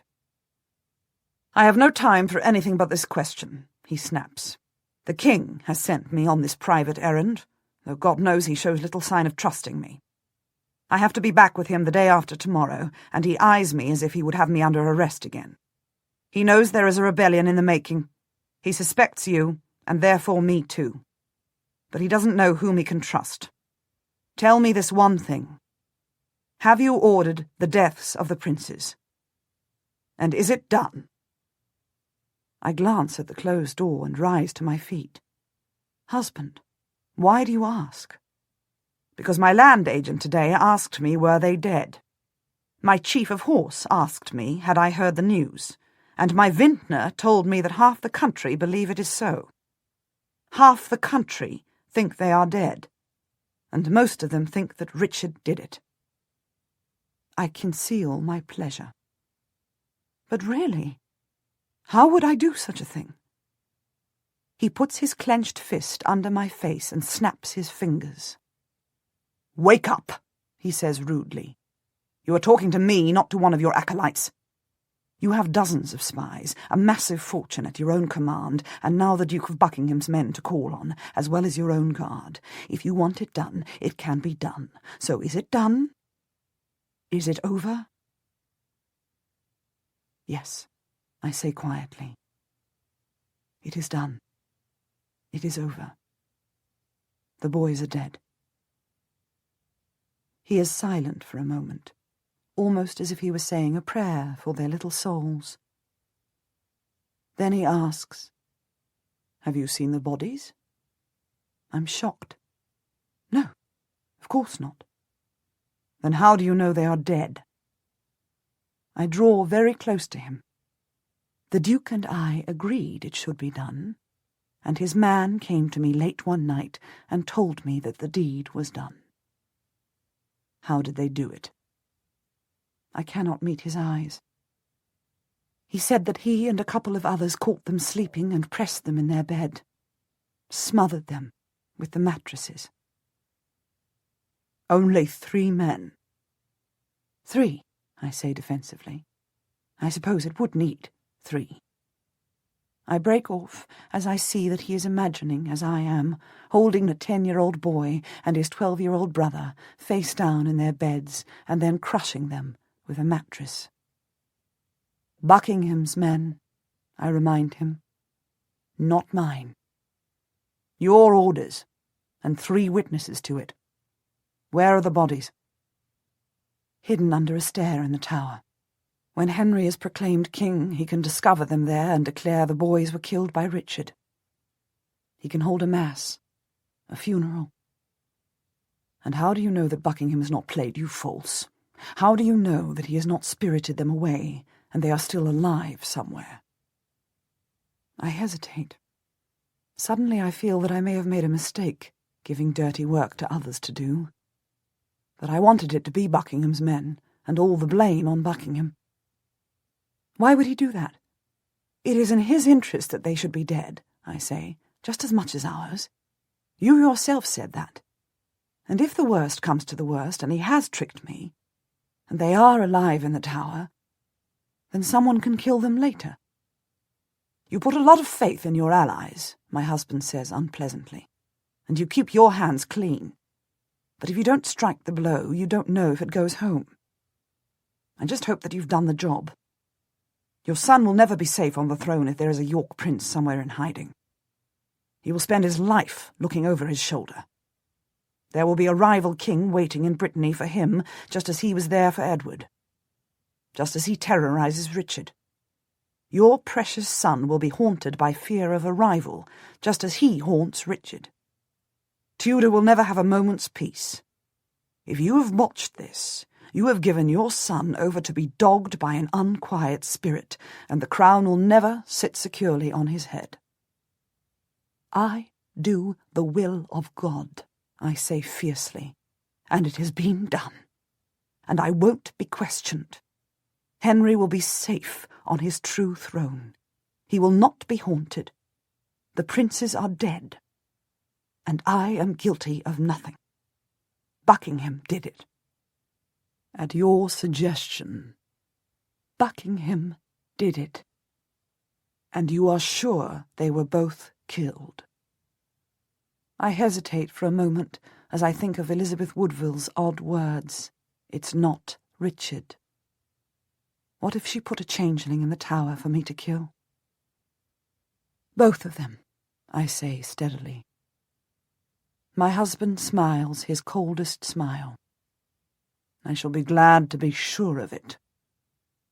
When my son comes into London in triumph and finds the bodies, lays the blame on Buckingham or Richard, and gives them a holy burial, you will see that I have done my part. I go to bed uneasy, and the very next day, straight after matins, Dr. Lewis comes to my rooms looking strained and anxious. At once I say I am feeling unwell and send all my women away. We are alone in my privy chamber, and I let him take a stool and sit opposite me, almost as an equal. The Queen Elizabeth summoned me to sanctuary last night, and she was distraught, he says quietly. She was? She had been told that the princes were dead, and she was begging me to tell her that it was not the case. What did you say? I didn't know what you would have me say, so I told her what everyone in the city is saying, that they are dead, that Richard had them killed either on the day of his coronation or as he left London. And she? She was deeply shocked. She couldn't believe it. But Lady Margaret, she said a terrible thing. He breaks off, as if he dare not name it. Go on, I say, but I can feel a cold shiver of dread creeping up my spine. I fear I have been betrayed. I fear that this has gone wrong. She cried out at first, and then she said, "At least Richard is safe." She meant Prince Richard, the younger boy, the one they took into the tower to keep his brother company. I know that, but what did she mean? That's what I asked her.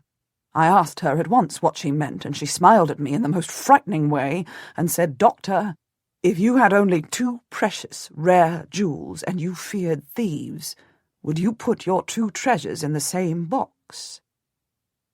He nods at my aghast expression. What does she mean? I repeat. She wouldn't say more.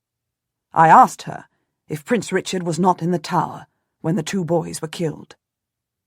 She just said that I was to ask you to put your own guards into the tower to keep her son safe. She would say nothing more. She sent me away. I rise from my stool.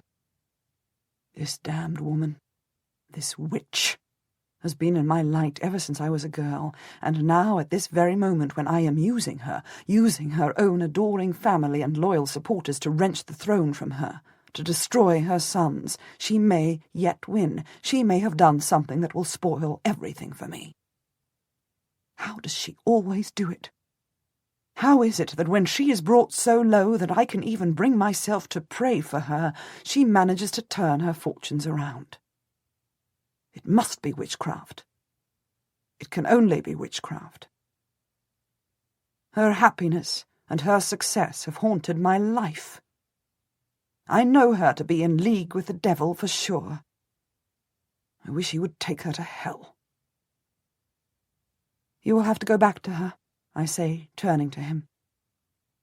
He almost looks as if he would refuse. What? I snap. Lady Margaret, I swear, I dread going to her. She is like a witch imprisoned in the cleft of a pine tree. She's like an entrapped spirit. She's like a water goddess on a frozen lake waiting for spring.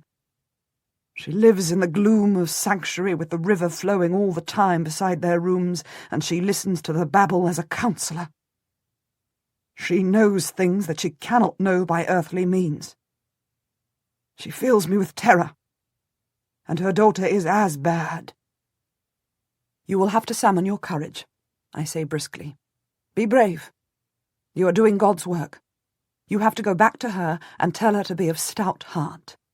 Tell her that I am certain that the princes are alive. Remind her that when we attacked the tower, we heard the guards taking them back from the door. They were alive then. Why would Richard kill them now? Richard has taken the throne without killing them. Why would he put them to death now? Richard is a man who does his own work, and he is hundreds of miles away from them now. Tell her that I will double my people in the tower, and that I swear to her on my honour that I will protect them. Remind her that the uprising will start next month. As soon as we defeat Richard the King, we will set the boys free. Then, when she is reassured, when she is in her first moment of relief, when you see the colour come to her face and you have convinced her, in that moment, quickly ask her if she has her son, Prince Richard, in safety already. If she has him hidden away somewhere. He nods, but he's pale with fear. And are they safe? He asks. Can I truly assure that these poor boys are safe, and we will rescue them? That the rumours, even in your own household, are false? Do you know if they are alive or dead, Lady Margaret? Can I tell their mother that they are alive, and speak the truth? They are in the hands of God, I reply steadily, as are we all. My son, too. These are dangerous times, and the princes are in the hands of God. That night, we hear news of the first uprising. It is mistimed. It comes too early. The men of Kent are marching on London, calling on the Duke of Buckingham to take the throne. The county of Sussex gets up in arms, believing they cannot delay a moment longer, and the men of Hampshire beside them rise up too, as a fire will leap from one dry woodland to another. Richard's most loyal commander, Thomas Howard, the brand-new Duke of Norfolk, marches down the west road from London and occupies Guildford, fighting skirmishes to the west and to the east, but holding the rebels down in their own counties and sending a desperate warning to the king. The counties of the south are up in the name of the former queen and her imprisoned sons, the princes. Richard, the battle-hardened leader of York, marches south at the fast speed of a York army, makes his centre of command at Lincoln, and raises troops in every county, especially from those who greeted his progress with such joy. He hears of the betrayal of the Duke of Buckingham when men come from Wales to tell him that the Duke is already on the march, going north through the Welsh marches, recruiting men and clearly planning to cross at Gloucester, or perhaps Tewkesbury, to come into the heart of England with his own men and his Welsh recruits. His beloved friend Henry Stafford is marching out under his standard, as proudly and as bravely as once he did for Richard. Only now he is marching against him. Richard goes white with rage, and he grips his right arm, his sword arm, above the elbow, as if he was shaking with rage, as if to hold it steady. "A man with the best cause to be true," he exclaims, "the most untrue creature living. A man who had everything he asked for. Never was a false traitor better treated. A traitor! A traitor!" At once he sends out commissions of array to every county in England, demanding their loyalty, demanding their arms and their men. This is the first and greatest crisis of his new reign. He summons them to support a York king. He demands the loyalty that they gave to his brother, which they have all promised to him. He warns those who cheered when he took the crown less than 16 weeks ago that they must now stand by that decision, or England will fall to an unholy alliance of the false Duke of Buckingham, the witch queen, and the Tudor pretender. It is pouring with rain, and there is a strong wind blowing hard from the north. It is unnatural weather. Witches' weather. My son must set sail now, if he is to arrive while the Queen's supporters are up, and while Buckingham is marching. But if it is so foul here in the south of England, then I fear the weather in Brittany. He must come at exactly the right moment to catch the weary victor of the first battle and make them turn and fight again while they are sick of fighting. But I stand at my window and watch the rain pouring down and the wind lashing the trees in our garden. I know he cannot set sail in this weather. The wind is howling towards the south. I cannot believe he will even be able to get out of port. The next day the rains are worse, and the river is starting to rise. It is over our landing steps at the foot of the garden, and the boatmen drag the Stanley barge up the garden to the very orchard, out to the swirling flood, fearing that it will be torn from its moorings by the current. I can't believe that Henry can set sail in this, and even if he were to get out of harbour, I can't believe that he could safely get across the English seas to the south coast. My web of informers, spies, and plotters are stunned by the ferocity of the rain, which is like a weapon against us. The roads into London are all but impassable. No one can get a message through. A horse and rider cannot get from London to Guildford, and as the river rises higher, there is news of flooding and drowning upstream and down. The tides are unnaturally high, and every day and night the floods from the river pour down to the inrushing tide, and there is a boiling surge of water that wipes out riverside houses, quays, piers, and docks. Nobody can remember weather like this, a rainstorm that lasts for days, and the rivers are bursting their banks all around England. I have no one to talk to but my God, and I cannot always hear his voice, as if the rain is blotting out his very face, and the wind blowing away his words. This is how I know for sure that it is a witch's wind. I spend my day at the window overlooking the garden, watching the river boil over the garden wall and come up through the orchard, lap by lap, till the trees themselves seem to be stretching up to the heavy clouds for help.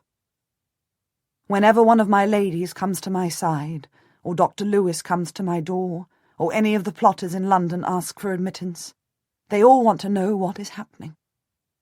As if I know any more than them, when all I can hear is rain, as if I can foretell the future in the gale-ripped sky.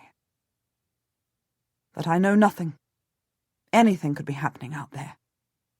A waterlogged massacre could be taking place even half a mile away, and none of us would know. We would hear no voices over the sound of the storm. No lights would show through the rain. I spend my nights in my chapel, praying for the safety of my son and the success of our venture, and hearing no answer from God, but only the steady hammer of the torrent on the roof and the whine of the wind lifting the slates above me, until I think that God himself has been blotted from the heavens of England by the witch's wind, and I will never hear him again. Finally, I get a letter from my husband at Coventry. The king has commanded my presence, and I fear he doubts me. He has sent for my son, Lord Strange, too, and was very dark when he learned that my son is from his home with an army of 10,000 men on the march. But my son has told nobody where he is going, and his servants only swear that he said he was raising his men for the true cause. I assure the king that my son will be marching to join us, loyal to the throne. But he has not yet arrived here at our command centre in Coventry Castle. Buckingham is trapped in Wales by the rising of the River Severn. Your son, I believe, will be held in port by the storm on the seas. The Queen's men will be unable to march out on the drowned roads, and the Duke of Norfolk is waiting for them. I think your rebellion is over. You have been beaten by the rain and the rising of the waters. They are calling it the Duke of Buckingham's water, and it has washed him and his ambition to hell along with your hopes. Nobody has seen a storm like this since the Queen Elizabeth called up a mist to hide her husband's army at the Battle of Barnet, or summoned the wind to blow him safely home. Nobody doubts she can do such a thing, and most of us only hope she will stop before she washes us all away. But why? Can she be working against you now? And if so, why? Does she know, with her inner sight, what has befallen her boys? And who has done it? Does she think you have done it? Is she drowning your son in revenge? Destroy what papers you have kept, and deny whatever you have done. Richard is coming to London, and there will be a scaffold built on Tower Green. If he believes half what he has heard, he will put you on it, and I will be unable to save you. Stanley. October 1483. I have been on my knees all night, but I don't know if God can hear me through the hellish noise of the rain. My son sets sail from Brittany with 15 valuable ships and an army of 5,000 men, and loses them all in the storm at sea. Only 2 ships struggle ashore on the south coast, and they learn at once that Buckingham has been defeated by the rising of the river, his rebellion washed away by the waters, and Richard is waiting, dry-shod, to execute the survivors. My son turns his back on the country that should have been his and sails for Brittany again, flying like a faint-heart, leaving me here unprotected and clearly guilty of plotting his rebellion. We are parted once more, my heir and I, this time without even meeting, and this time it feels as if it is forever. He and Jasper leave me to face the king, who marches vengefully on London like an invading enemy, mad with anger.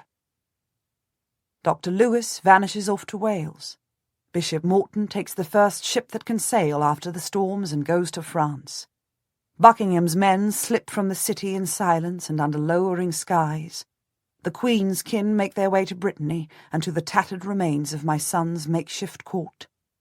And my husband arrives in London in the train of King Richard, whose handsome face is dark with the sullen rage of a traitor betrayed. He knows, my husband says shortly as he comes to my room, his travelling cape still around his shoulders, his sympathy scant. He knows you were working with the Queen, and he will put you on trial.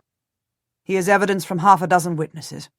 Rebels from Devon to East Anglia know your name and have letters from you. Husband, surely he will not. You are clearly guilty of treason, and that is punishable by death. But if he thinks you are faithful, I am faithful, he corrects me. It is not a matter of opinion, but of fact. Not what the king thinks, but what he can see. When Buckingham rode out, while you were summoning your son to invade England and paying rebels, while the Queen was raising the southern counties, I was at his side, advising him, loaning him money, calling out my own affinity to defend him, faithful as any northerner. He trusts me now as he has never done before. My son raised an army for him. Your son's army was for me, I interrupt. My son will deny that. I will deny that. We will call you a liar, and nobody can prove anything either way. I pause. Husband, you will intercede for me. He looks at me thoughtfully, as if the answer could be no. Well, it is a consideration, Lady Margaret. My King Richard is bitter. He cannot believe that the Duke of Buckingham, his best friend, his only friend, should betray him. And you? He is astonished at your infidelity. You carried his wife's train at her coronation, you were her friend, you welcomed her to London. He feels you have betrayed him. Unforgivably. He thinks you as faithless as your kinsman Buckingham. And Buckingham was executed on the spot. Buckingham is dead. They took off his head in Salisbury market-place. The king would not even see him. He was too angry with him.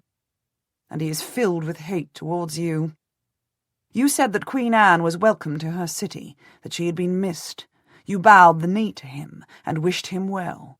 And then you sent out messages to every disaffected Lancastrian family in the country to tell him the cousins' war had come again, and that this time you will win. I grit my teeth. Should I run away? Should I go to Brittany too? My dear, however would you get there? I have my money chest, I have my guard. I could bribe a ship to take me. If I went down to the docks at London now, I could get away, or Greenwich, or I could ride to Dover or Southampton. He smiles at me, and I remember they call him the Fox for his ability to survive, to double back, to escape the hounds. Yes, indeed, all of that might have been possible, but I am sorry to tell you I am nominated as your jailer, and I cannot let you escape me. King Richard has decided that all your lands and your wealth will be mine, signed over to me despite our marriage contract. Everything you owned as a girl is mine. Everything you owned as a Tudor is mine. Everything you gained from your marriage to Stafford is now mine. Everything you inherited from your mother is mine. My men are in your chambers now collecting your jewels, your papers, and your money chest. Your men are already under arrest, and your women are locked in their rooms. Your tenants and your affinity will learn you cannot summon them. They are all mine. I gasp. For a moment I cannot speak. I just look at him. You have robbed me. You have taken this chance to betray me. You are to live at the house at Woking, my house now. You are not to leave the grounds. You will be served by my people. Your own servants will be turned away. You will see neither ladies-in-waiting, servants, nor your confessor. You will meet with no one, and send no messages. I can hardly grasp the depth and breadth of his betrayal. He has taken everything from me. It is you who betrayed me to Richard, I fling at him. You who betrayed the whole plot. It is you with an eye to my fortune who led me on to do this, and now profit from my destruction. You told the Duke of Norfolk to go down to Guildford and suppress the rebellion in Hampshire. You told Richard to beware the Duke of Buckingham. You told him that the Queen was rising against him, and I with her. He shakes his head. No. I am not your enemy, Margaret. I have served you well as your husband. No one else could have saved you from the traitor's death that you deserve. This is the best deal I could get for you. I have saved you from the Tower, from the scaffold. I have saved your lands from sequestration. He could have taken them outright. I have saved you to live in my house as my wife, in safety. And I am still placed at the heart of things, where we can learn of his plans against your son. Richard will seek to have Tudor killed now. He will send spies with orders to murder Henry. You have signed your son's death warrant with your failure. Only I can save him. You should be grateful to me. I cannot think through this mixture of threats and promises. Henry, Richard will not stop until he is dead. Only I can save him. Am I to be your prisoner? He nods. And I am to have your fortune. It is nothing between us, Margaret. Think of the safety of your son. You will let me warn Henry of his danger. He rises to his feet. Of course. You can write to him as you wish. But all your letters are to come through me. They will be carried by my men. I have to give the appearance of controlling you completely. The appearance? I repeat. If I know you at all, you will give the appearance of being on both sides. He smiles in genuine amusement. Always. Winter 1483–84. It is a long, dark winter that I face, on my own at Woking. My ladies are taken from me, accused of plotting treason, and all of my trusted friends and messengers are turned away.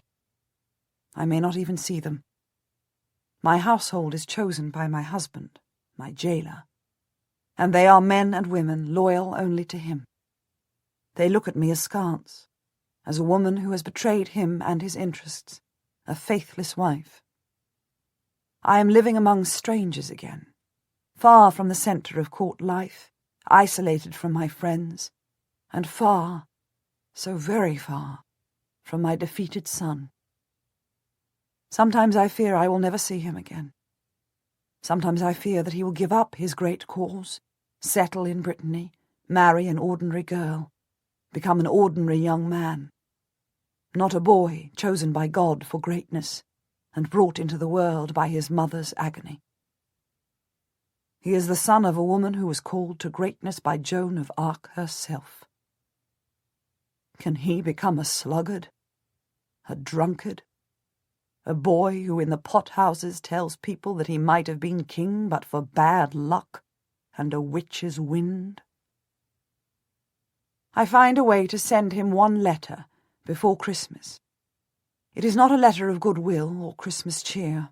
The days are too dark for the exchange of gifts. It has been a bad year for the House of Lancaster. I have no joy to wish anyone. We have long, hard work to do if he is to reach his throne, and Christmas Day is the very day to start again. My brother-in-law, Jasper, and my son Henry, I greet you well. I understand that Elizabeth the false queen and Richard the usurper are talking together about her terms for release from sanctuary. My wish is that my son Henry should publicly announce his betrothal to Princess Elizabeth of York. This should prevent any other marriage for her, remind her affinity, and mine, of his claim to the throne, demonstrate their previous support for him, and re-establish his claim to the throne of England. He should do it on Christmas Day at Rennes Cathedral, just as Joan of Arc declared the King of France in Rheims Cathedral. This is my command, as his mother, and the head of his house. Greetings of the season, Margaret Stanley. I have time to meditate on the vanity of ambition and the sin of overthrowing an ordained king in the long winter nights of a miserable Christmas and a cheerless New Year, as the impenetrable dark yields slowly to cold grey mornings. I go on my knees to my God and ask him why my son's venture to gain his rightful place in the world was not blessed, why the rain was against him, why the wind blew his ships away, why the god of earthquake, wind and fire could not calm the storm for Henry as he calmed it for himself in Galilee. I ask him that if Elizabeth Woodville, Dowager Queen of England, is a witch as everyone knows, then why should she come out of sanctuary and make an agreement with a usurping king? How can she get her way in the world when my own is blocked and mired? I stretch out on the cold tiles of the chancel steps and give myself up to holy and remorseful grief. And then it comes to me. In the end, after many long nights of fasting and prayer, I hear an answer. I find that I know why. I come to an understanding. At last, I recognize that the sin of ambition and greed darkened our enterprise. Our plans were overshadowed by a sinful woman's desire for revenge. The plans were formed by a woman who thought herself the mother of a king, who could not be satisfied to be an ordinary woman. The fault of the enterprise lay in the vanity of a woman who would be a queen, and who would overturn the peace of the country for her own selfish desire. To know oneself is to know all, and I will confess my own sin and the part it played in our failure. I am guilty of nothing more than a righteous ambition and a powerful desire to take my rightful place. It is a righteous rage. But Elizabeth Woodville is to blame for everything. She brought war to England for her own vanity and revenge. She it was who came to us filled with desire for her son, filled with pride in her house, puffed up with belief in her own beauty, and I should have refused to ally with her in her sinful ambition. It was Elizabeth's desire for her son's triumph that put us outside the pale of God's patience. I should have seen her vanity and turned from it. I have been much at fault. I see it all now, and I beg God to forgive me. My fault was to ally with Buckingham, whose vain ambition and ungodly lust for power brought down the rain on us, and with the Queen Elizabeth, whose vanity and desire were unsightly in the eyes of God. Also, who knows what she did to call up the rain? I should have been, as Joan was, a woman riding out alone, with her own vision. By allying myself with sinners, and such sinners, a woman who was the widow of Sir John Grey, a boy who was married to Catherine Woodville, I received the punishment for their sins. I was not sinful myself, and God, who knows everything, will know this. But I let myself join with them, and I, the godly, shared the punishment of sinners. It is agony for me to think that their wrongdoing should destroy the righteousness of my cause. She, a proclaimed witch, and the daughter of a witch, and he a peacock for all his short life. I should not have stooped to ally myself with them. I should have kept my own counsel, and let them raise their own rebellion and do their own murders, and kept myself free of it all. But as it is, their failure has brought me down. Their rain has washed away my hopes. Their sin is blamed on me. And here I am, cruelly punished for their crimes. Spring 1484. All the winter and all of the spring, I meditate on their wrongdoing, and I find I am glad that the Queen is still locked in sanctuary. While I am imprisoned in my own home, I think of her, trapped in the gloomy crypt beside the river, facing her defeat in the darkness. But then, in the spring, I have a letter from my husband. King Richard and Elizabeth Woodville have come to an accord. She has accepted the writ of Parliament that she was never married to the late king, and King Richard has sworn that she and her daughters will be safe to come out of sanctuary. She's going into the keeping of John Nesfield, and will live in his manor at Heytesbury in Wiltshire, and the girls are to go to court and serve as ladies-in-waiting to Queen Anne until marriages can be arranged for them.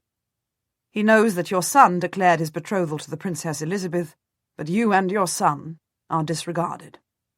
Elizabeth Woodville seems to have accepted defeat, and she seems reconciled to the deaths of her 2 sons. She never speaks of either. And, at this time of reconciliation, I ordered a private search of the Tower, so that the bodies of the princes might be found and their deaths blamed on the Duke of Buckingham, and not on you. But the stair where you said they were buried has not been disturbed, and there is no sign of them. I have let it be spread about that their bodies were buried and then taken away by a remorseful priest and laid to rest in the deepest waters of the Thames, appropriate, I thought, for sons of the House of Rivers. This seems to conclude the story as well as any other version, and no one has contradicted this with any more inconvenient details. Your 3 murderers, if they did the deed at all, are staying quiet. I shall come to visit you shortly. The court is joyous in its triumph in the fine weather, and the newly released Princess Elizabeth of York is the little queen of the court. She is the most charming girl, as beautiful as her mother was. Half the court is besotted with her, and she will certainly be married very well within the year. A girl so exquisite will not be hard to match. Stanley. This letter irritates me so intensely that I cannot even pray for the rest of the day. I have to take my horse and ride to the end of the parkland and all around the perimeter, the limit of my freedom, hardly seeing the bobbing yellow heads of the daffodils, nor the young lambs in the fields, before I can recover my temper. The suggestion that the princes are not dead and buried, which undoubtedly they are, and his further layering of lies with his exhumation and water burial in the Thames story, which merely creates further questions, would be enough to enrage me. But to couple it with the news of the freedom of Queen Elizabeth and the triumph of her daughter at the court of the man who should be their enemy till death, this shocks me to the core.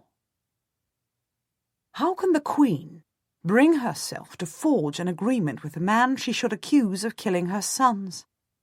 It is a mystery to me, an abomination. And how can that girl go dancing round her uncle's court, as if he were not the murderer of her brothers and the jailer of her girlhood? I cannot comprehend it. The Queen is, as she always has been, steeped in vanity, and lives only for her own comfort and pleasure. No surprise to me at all that she should settle for a handsome manor, and, no doubt, a good pension and pleasant livelihood. She cannot be grieving for her boys at all, if she will take her freedom from the hands of their murderer. Heytesbury Manor, indeed.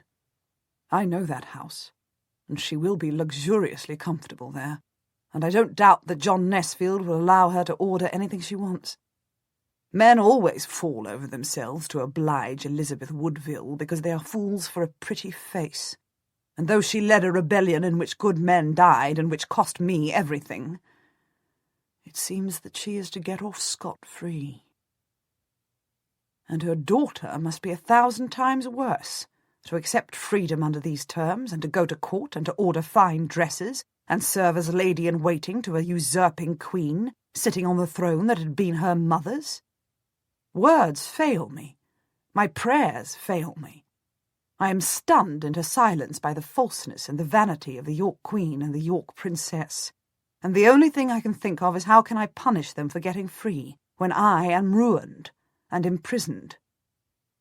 It cannot be right, after all we have gone through, that the York Queen once again comes out of danger and sanctuary and lives in a beautiful house in the heart of England, raises her daughters, and sees them married well among her friends and neighbours. It cannot be right that the York Princess is a favourite at the court, the darling of her uncle, the sweetheart of the people, and I thrown down. God cannot really want these women to lead peaceful, happy lives while my son is in exile. It cannot be his will. He must want justice. He must want to see them punished. He must want to see their downfall. He must long for the burning of the brand. He must desire the scent of the smoke of their sacrifice. And God knows, I would be his willing instrument if he would just put the weapon in my obedient hand.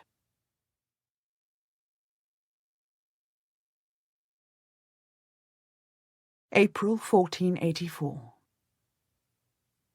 My husband comes to visit me, as the king is on a spring progress, travelling to Nottingham, where he will make his headquarters this year, readying for the invasion of my son that he knows must come this year, or the next, or the year after. Thomas Stanley rides out on my lands every day, as greedy for the chase as if it were his own game to kill. And then I remember that it is. Everything belongs to him now. He eats well at night, and drinks deeply of the rare wines laid down in the cellar by Henry Stafford, for me and for my son, and which now belong to him. I thank God that I am not attached to worldly goods, as other women are, or I would look at the march of bottles along the table with deep resentment. But I thank Our Lady. My mind is fixed on the will of God and the success of my son. Does Richard know of Henry's plans? I ask, one evening before he is utterly sodden with the wine that my cellars are forced to yield to him. He has spies all over Henry's little court, of course, Stanley replies, and a spy network which passes news from one end of the country to the other. A fishing boat couldn't land in Penzance now without Richard learning of it the next day. But your son has grown into a cautious and clever young man. As far as I know, he keeps his counsel and makes plans only with his Uncle Jasper. He takes no one else into his confidence.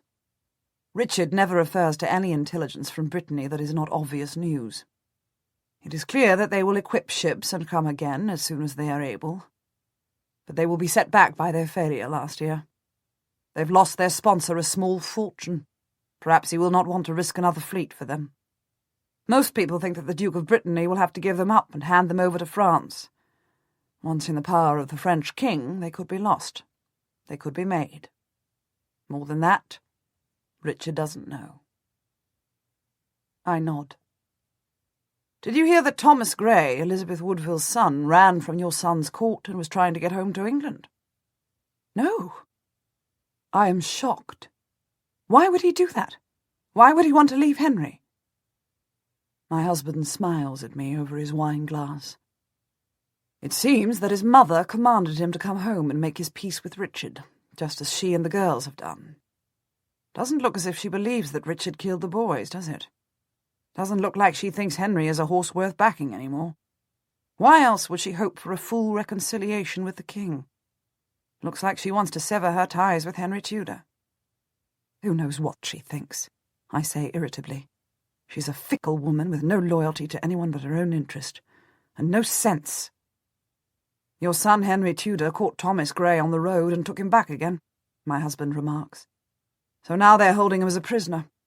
He's more a hostage than a supporter to their court. It doesn't bode well for the betrothal of your son and the princess, though, does it? I assume she will reject the betrothal, just as her half-brother has denied his fealty.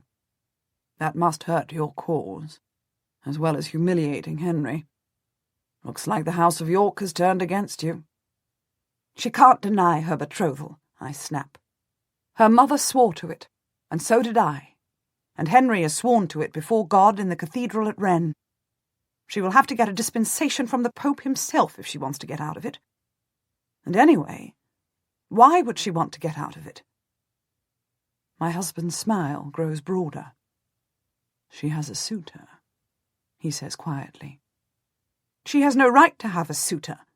She is betrothed to my son. Yes, but she has all the same. Some grubby page, I dare say. He chuckles, as if at a private jest. Oh, no, not exactly. No nobleman would stoop to marry her. She's declared a bastard, is publicly betrothed to my son, and her uncle has promised her only a moderate dowry. Why would anyone want her? She's shamed 3 times over. For her beauty? She is radiant, you know, and her charm, She has the most delightful smile, you really can't look away from her. And she has a merry heart, and a pure soul. She's a lovely girl, a real princess in every way. It is as if she came out of sanctuary and simply came alive in the world. I think he is just simply in love with her. Who is this fool? He glows with amusement. Her suitor, the one I am telling you about. So who is this love-struck idiot? King Richard himself. For a moment I am silenced. I cannot imagine such wickedness, such a ruling of lust. He is her uncle. They could get a papal dispensation. He is married. You said yourself that Queen Anne is infertile and unlikely to make old bones. He could ask her to step aside. It wouldn't be unreasonable. He needs another heir. His own son is ill again. He needs another boy to secure his line, and the Riverses are famously fertile. Think of Queen Elizabeth's performance in the marriage bed of England. My sour face tells him I am thinking of it. She is young enough to be his daughter. As you yourself know, that is hardly an obstacle. But in any case, it isn't true. There are only 14 years between them. He is the murderer of her brothers and the destruction of her house. Now you, of all people, know that is not true. Not even the common people believe that Richard killed the boys. Now that the Queen is reconciled with him and living in the country, and the princesses are at his court. I rise from the table. I am so disturbed, I forget even to say grace. He can't intend to marry her. He must mean only to seduce her and shame her, to make her unfit for Henry. Unfit for Henry? He laughs aloud, as though Henry is in a position to choose, as though he is such a catch himself, as though you have not tied him to the princess just as you say she is tied to him. Richard will make her his whore to shame her and our whole family. I don't think so. I think he loves her. Truly. I think King Richard is in love with Princess Elizabeth, and it is the first time in his life he has ever been in love. You see him look at her, and he seems just filled with wonder. It is an extraordinary thing to see, as if he discovered the meaning of life in her. It's as if she were his white rose. Truly. And she? I spit. Does she show proper distance? Is she a princess in her self-respect? She should think only of her purity and her virtue, if she is a princess and hopes to be queen. She adores him, he says simply. It shows. She lights up when he comes in the room, and when she dances she throws him a little private smile, and he can't take his eyes off her. They are a couple in love, and anyone but a fool would see it is simply that, nothing more, and certainly nothing less. Then she is no better than a whore, I say, going from the room as I cannot bear to hear another word. And I shall write to her mother and give her my sympathy, and my prayers for her daughter who has fallen into shame.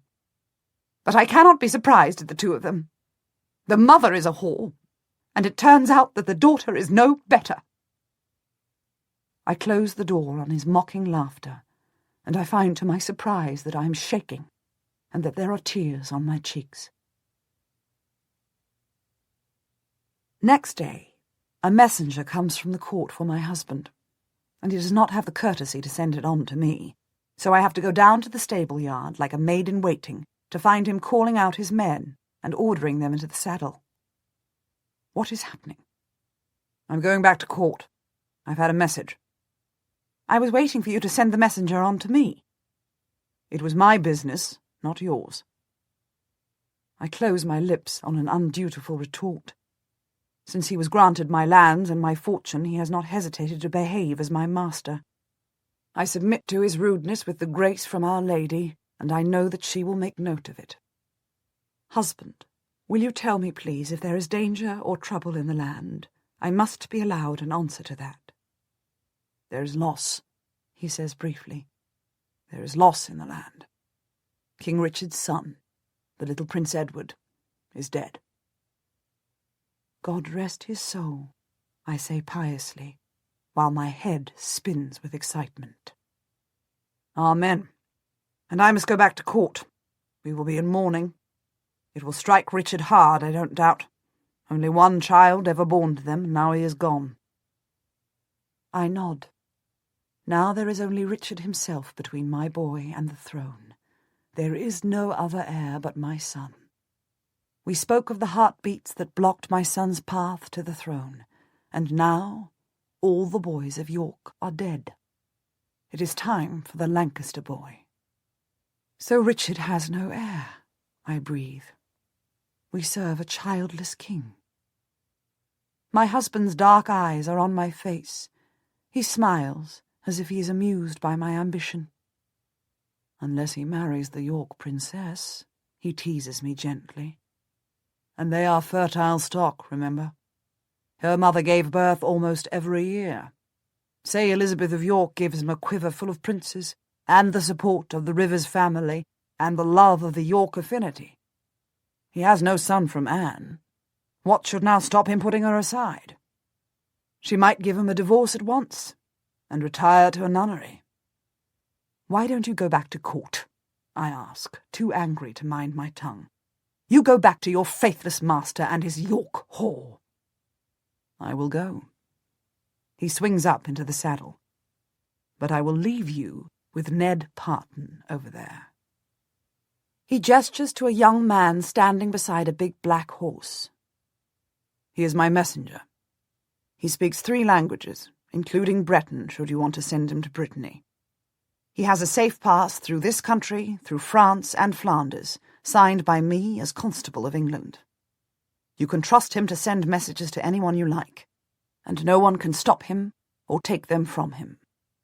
King Richard may appear to be my master, but I don't forget your son and his ambitions. And he is only 1 step from the throne this morning, and my beloved stepson, as always." "But which side are you on?"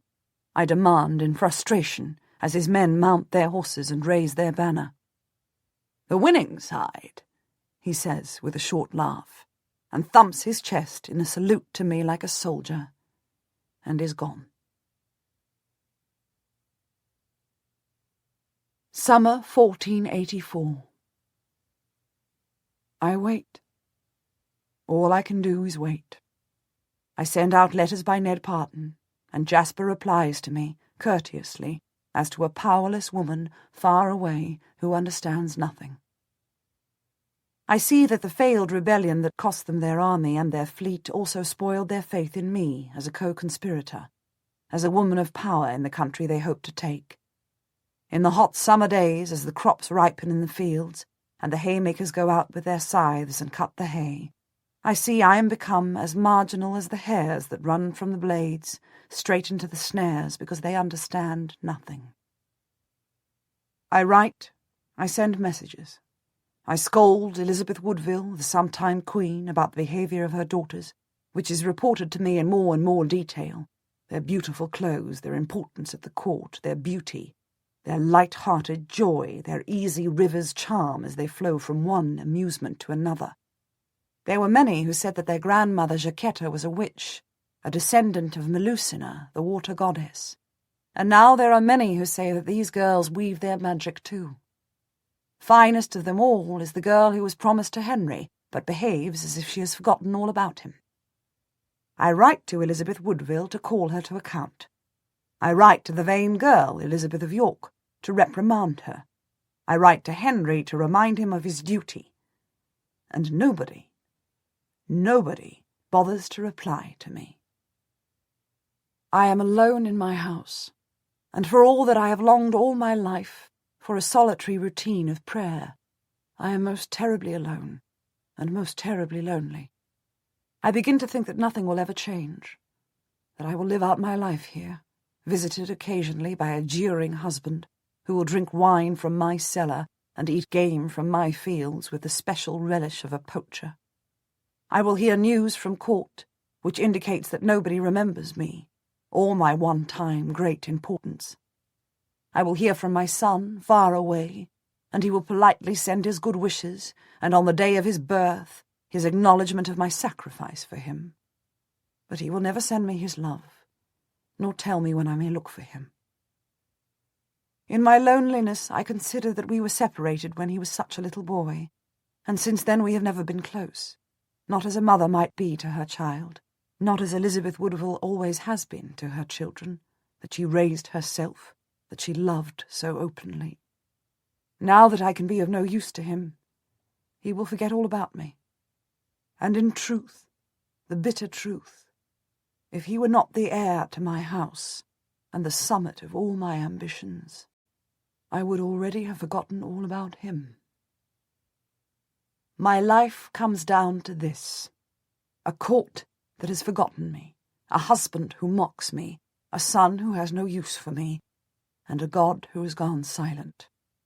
It is no comfort to me that I despise the court, that I have never loved my husband, and that my son was born only to fulfill my destiny, and if he cannot do that, I don't know what use we are to each other.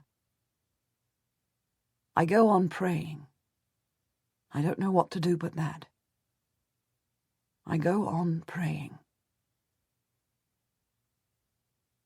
Pontefract, June 1484.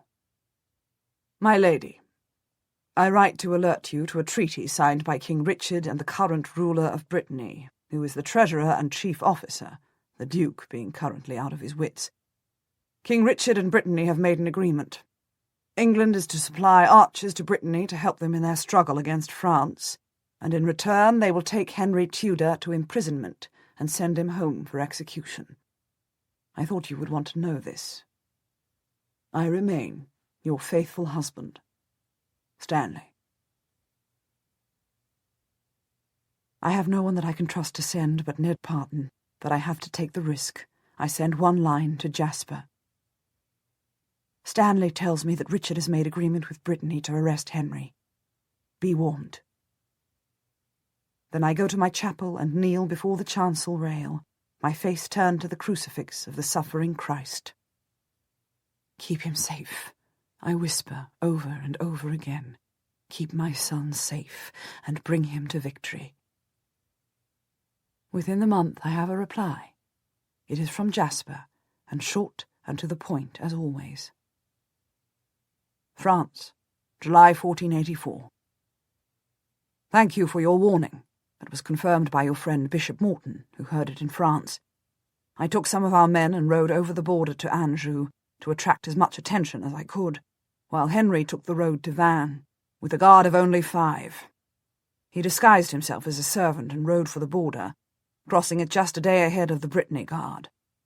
It was a close-run thing, and your son was calm in danger, and we laughed about it when we were safe. We were welcomed by the French court, and they are promising to support us with an army and funds. They will open the prison gates for us to recruit an army of rascals, and I have a plan to train them. I have hopes, Margaret. J.T. Winter 1484. The court spends the Christmas season at Westminster, and the gossip of the household tells me that Richard has put on as great a show as his brother ever did. The news of the music, the playing, the clothes, and the feasting go round the kingdom and grow more glorious in the telling. My household brings in the Yule log and mistletoe and holly, and makes very merry, without me, in the kitchen and the hall. I find the marble floor of the chapel very cold under my knees. I am without comfort. I am without place. I am without much hope. Richard at Westminster, in the glory of York power, is proudly invulnerable both to my boy and to my brother-in-law, poor pensioners of the enemy of England, France. I see them sinking into exile. I see them brought low and disregarded. I fear they will hang around the court of France for the rest of Henry's life, and he will be known as a second-rank pretender, worth playing as a card in a game of treaties, worth nothing on his own account. My husband writes one of his rare letters from Westminster, and I fall on it as a beggar might fall on a crust of bread. I am too poor in news to be proud. The York princess is at the top of her game. Her beauty commands the court, and the king follows her like a lapdog. The queen dresses her in her own gowns. They dress to match. The thin old Neville woman and this glowing rosy girl come out to dine in dresses of the same rich cut and colour, as if they want to encourage comparison. The queen must be ordered by the king to be so complacent. She does everything but put her niece into bed with her husband. There are some who share your view that Richard seeks to seduce his niece only to insult your son, to show him as a helpless cuckold. If so, he succeeds magnificently. Henry Tudor is a laughing-stock to this hot-blooded court. But there are others who think more simply that the lovers are merely reckless with appearances, forgetting everything but each other, and think of nothing but their own desires. The court is wonderful this season. How sorry I am you cannot be here. I have never seen such wealth and glamour since Edward's time, and at the heart of it all is Edward's daughter, looking as if she has come into her own again. Of course she belongs here.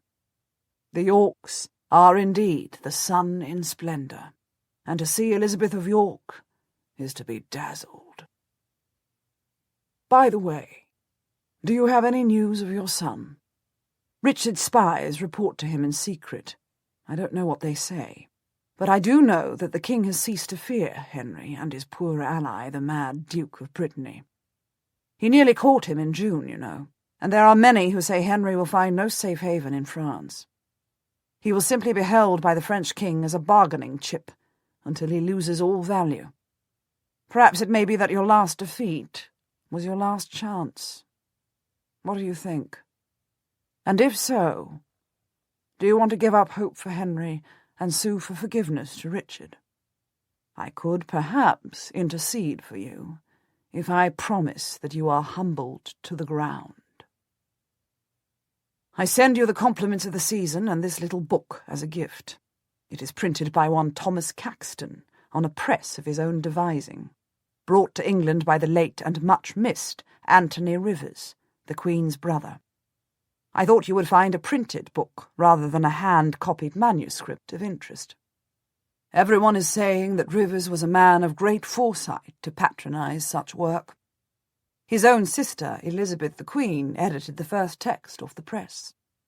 She is a scholar, as well as a beauty, of course.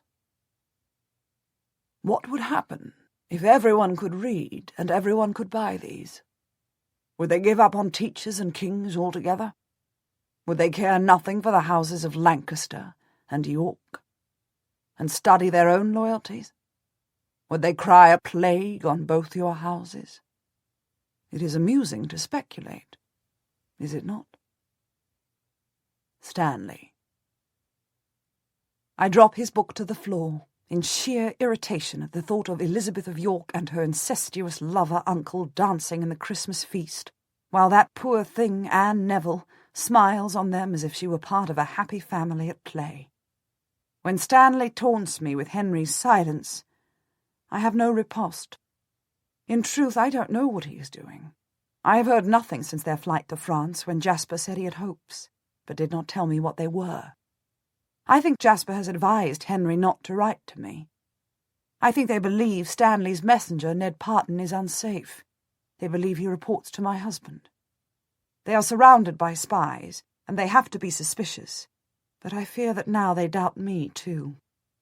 This was once our battle, our rebellion, we Tudors against the Yorks. Now they trust no one, not even me. I live far from everyone, everything. I know nothing but what my husband writes to me, and he writes as a man in triumph might taunt a defeated enemy. March 1485. Another day when I rise for matins, pray as always for patience to endure my imprisonment and enforced silence. Pray for the success of my son and for the downfall of his enemies.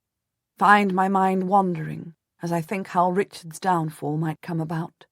Find myself dreaming of the humiliation of the York princess and the witch her mother, and recall myself to myself with a sudden start, and see that the candles are burning down on the altar, and I have been on my knees for 2 hours, and my companions are restless behind me, giving the theatrical sighs of women who imagine that they are badly treated. I rise up and go to breakfast, and see the relish with which my ladies fall on their food, as if they were famished by having to come an hour or so late. They really are hopelessly venal creatures. If I could have lived in a nunnery in this time of imprisonment, at least I would have lived with holy women and not this collection of fools. I go to my room to deal with the business of my lands and the gathering of the rents, but there is almost nothing to do. It all goes to my husband's steward now, and I am a tenant in the house that was once all my own. I make myself walk in the garden for an hour in the morning for the good of my health, but I can take no pleasure in the fat buds on the apple trees and the bobbing yellow of the Lenten lilies. The sun is starting to grow warm again for another year of my captivity, and it is hard for me to take any joy in it. This must be the start of campaign season. My son must surely be recruiting troops and hiring ships, but I know almost nothing about it. It is as if I am trapped in a winter of solitude and silence, while the rest of the world is waking to life, to opportunities, to sin itself. I almost think it is an echo of my mood when the world seems oddly shadowed.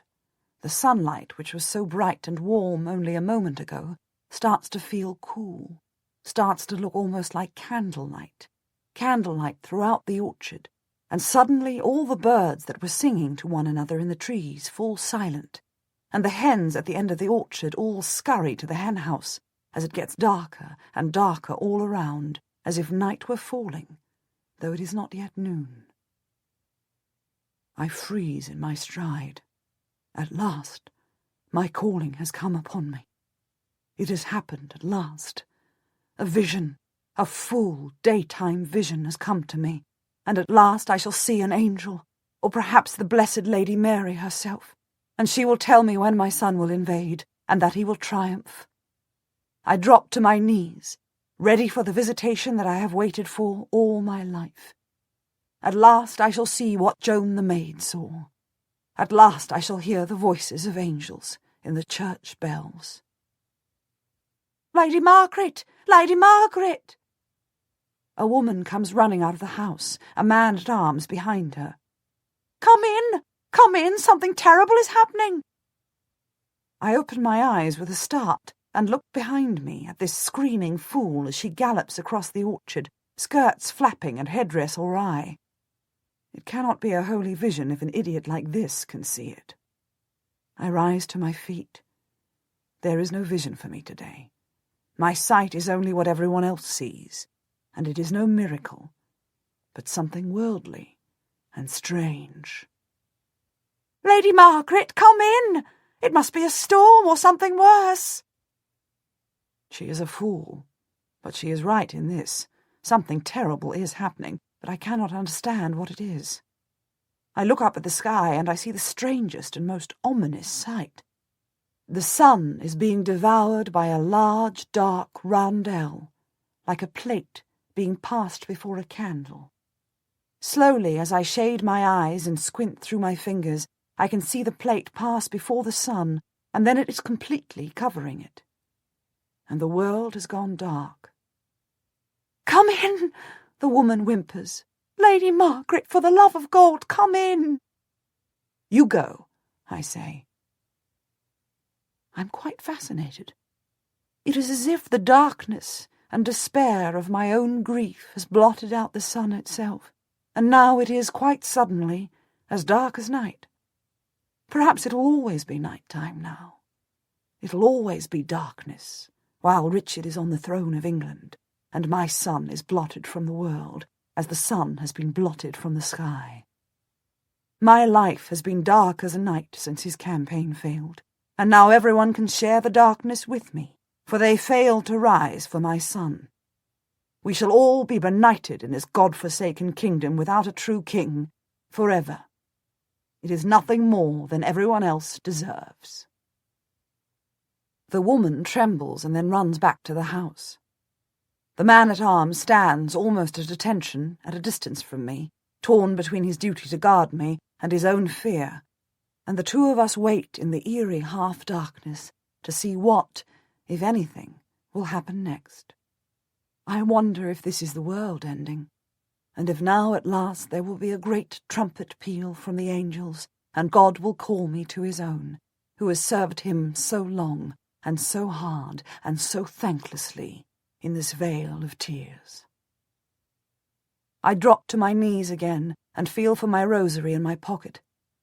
I am ready for the call. I am not afraid. I am a woman of courage, favoured by the Lord. I am ready for the heavens to open and for God to summon me. I am his faithful servant. Perhaps he will summon me first, showing everyone who ever doubted my vocation that he and I have a special understanding. But instead, there is the unearthly light again, and I open my eyes and look around to see a world slowly restored, the light growing stronger, the disk peeling away from the sun too bright to look at once more, and the birds starting to sing as if it were dawn. It is over. The ungodly shadow is over. It has to be a sign, but of what? And what am I to learn from it? The man-at-arms, trembling with fear, looks at me and forgets his place so much as to speak to me directly. "For the love of God, what was that all about?" "It is a sign," I say, not reproving him for speaking on this one occasion. "It is a sign from God. The reign of one king is ending, and the new sun is coming. The son of York is to be put out, and the new sun is to come in like a dragon." He gulps. "You're sure, my lady?" "You saw it yourself," I say. "I saw the darkness." "Did you see the dragon come out of the sun?" "I think so." "That was the Tudor dragon, coming out of the west, as my son will come." He drops to his knees and lifts his hands to me in the gesture of fealty. "You will call on me for your son," he says. "I am your liege man. I saw the sun darken, as you say, and the dragon come out of the west." I take his hands in my own, and I smile to myself.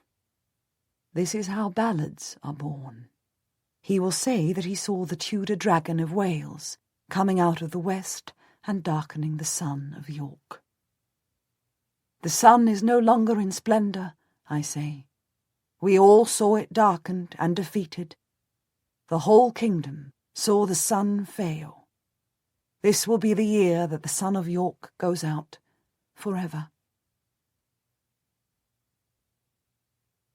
March 1485.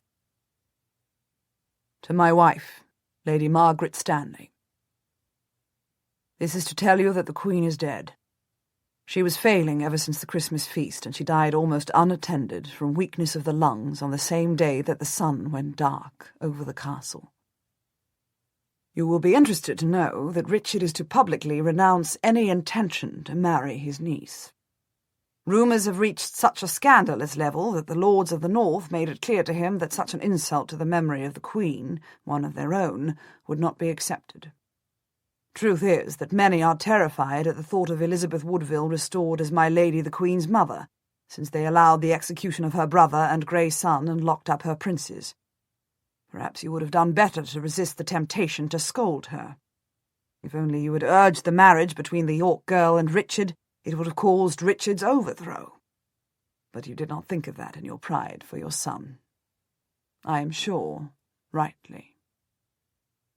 To demonstrate his indifference to the York princess, the king has decided to put her in the care of a lady of unimpeachable morality, so that the world may see that she is chaste, and not, as we have all thought, madly in love with him and bedding him while his wife was dying.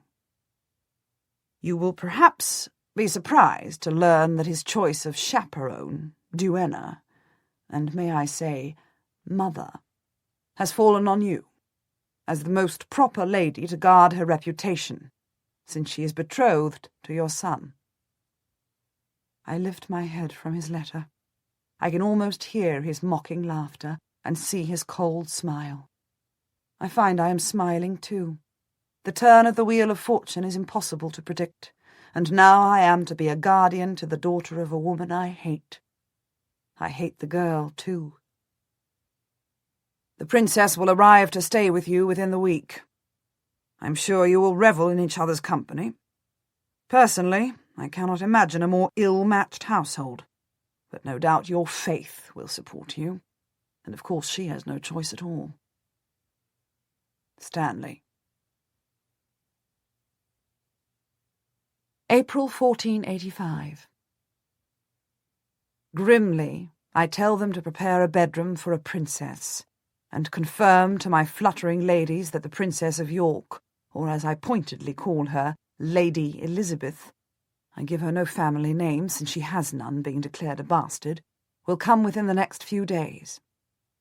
There is a great deal of concern about the quality of the linen, and in particular the ewer and the bowl for her room, which I have used, but that they consider too poor for such a great young lady. At this point I say briefly that since she has spent half her life in hiding from an ordained king, and the other half using borrowed goods to which she had no right to at all, it doesn't matter so very much whether her jug is pewter or no, and the dent makes no difference either. I do make an effort to ensure that she has a good prie-dieu in her room, a simple but large crucifix to focus her mind on her sins, and a collection of devotional texts, so that she may think about her past life and hope for better in the future. I also include a copy of our family tree and pedigree, so she can see for herself that my son's birthright is as good as, indeed better than, hers. While I am waiting for her to arrive, I get the briefest letter from Jasper. In haste, the King of France has given us aid. We are sailing as soon as we get a good wind. You must secure the York princess if you can, as the Yorks will only support us if we have her, and the Lancs are slow to promise for us. Pray for us. We're on our way as soon as the wind changes. J. I thrust the letter in the fire, breathless with the shock, and at that very moment I hear the rattle of horses' hooves. It sounds like a guard of about 50. I go to the leaded window of the great hall and peer out. I see my husband standing, and the men wearing his livery. He is riding his big horse at the head of them all, and beside him, on a big working cob, his coat burnished to bright chestnut, the captain of the guard is on a pillion saddle, and behind him, sitting sideways and smiling, as if she owned half of England, is a young woman in a riding habit of scarlet velvet. It is the colour that makes me hiss like a cat and step back, so she cannot see my white, shocked face staring out of the window as she looks up and down at the house critically, as if she were valuing it for purchase. It is the bright redness of her dress that shocks me. I cannot even see her face yet, though I catch a glimpse of blonde hair tucked away under the red velvet cap. It is that colour that shakes me with irritation before she has even allowed my husband, smiling as I have never seen before, to lift her down from the saddle. Then it comes back to me with a rush.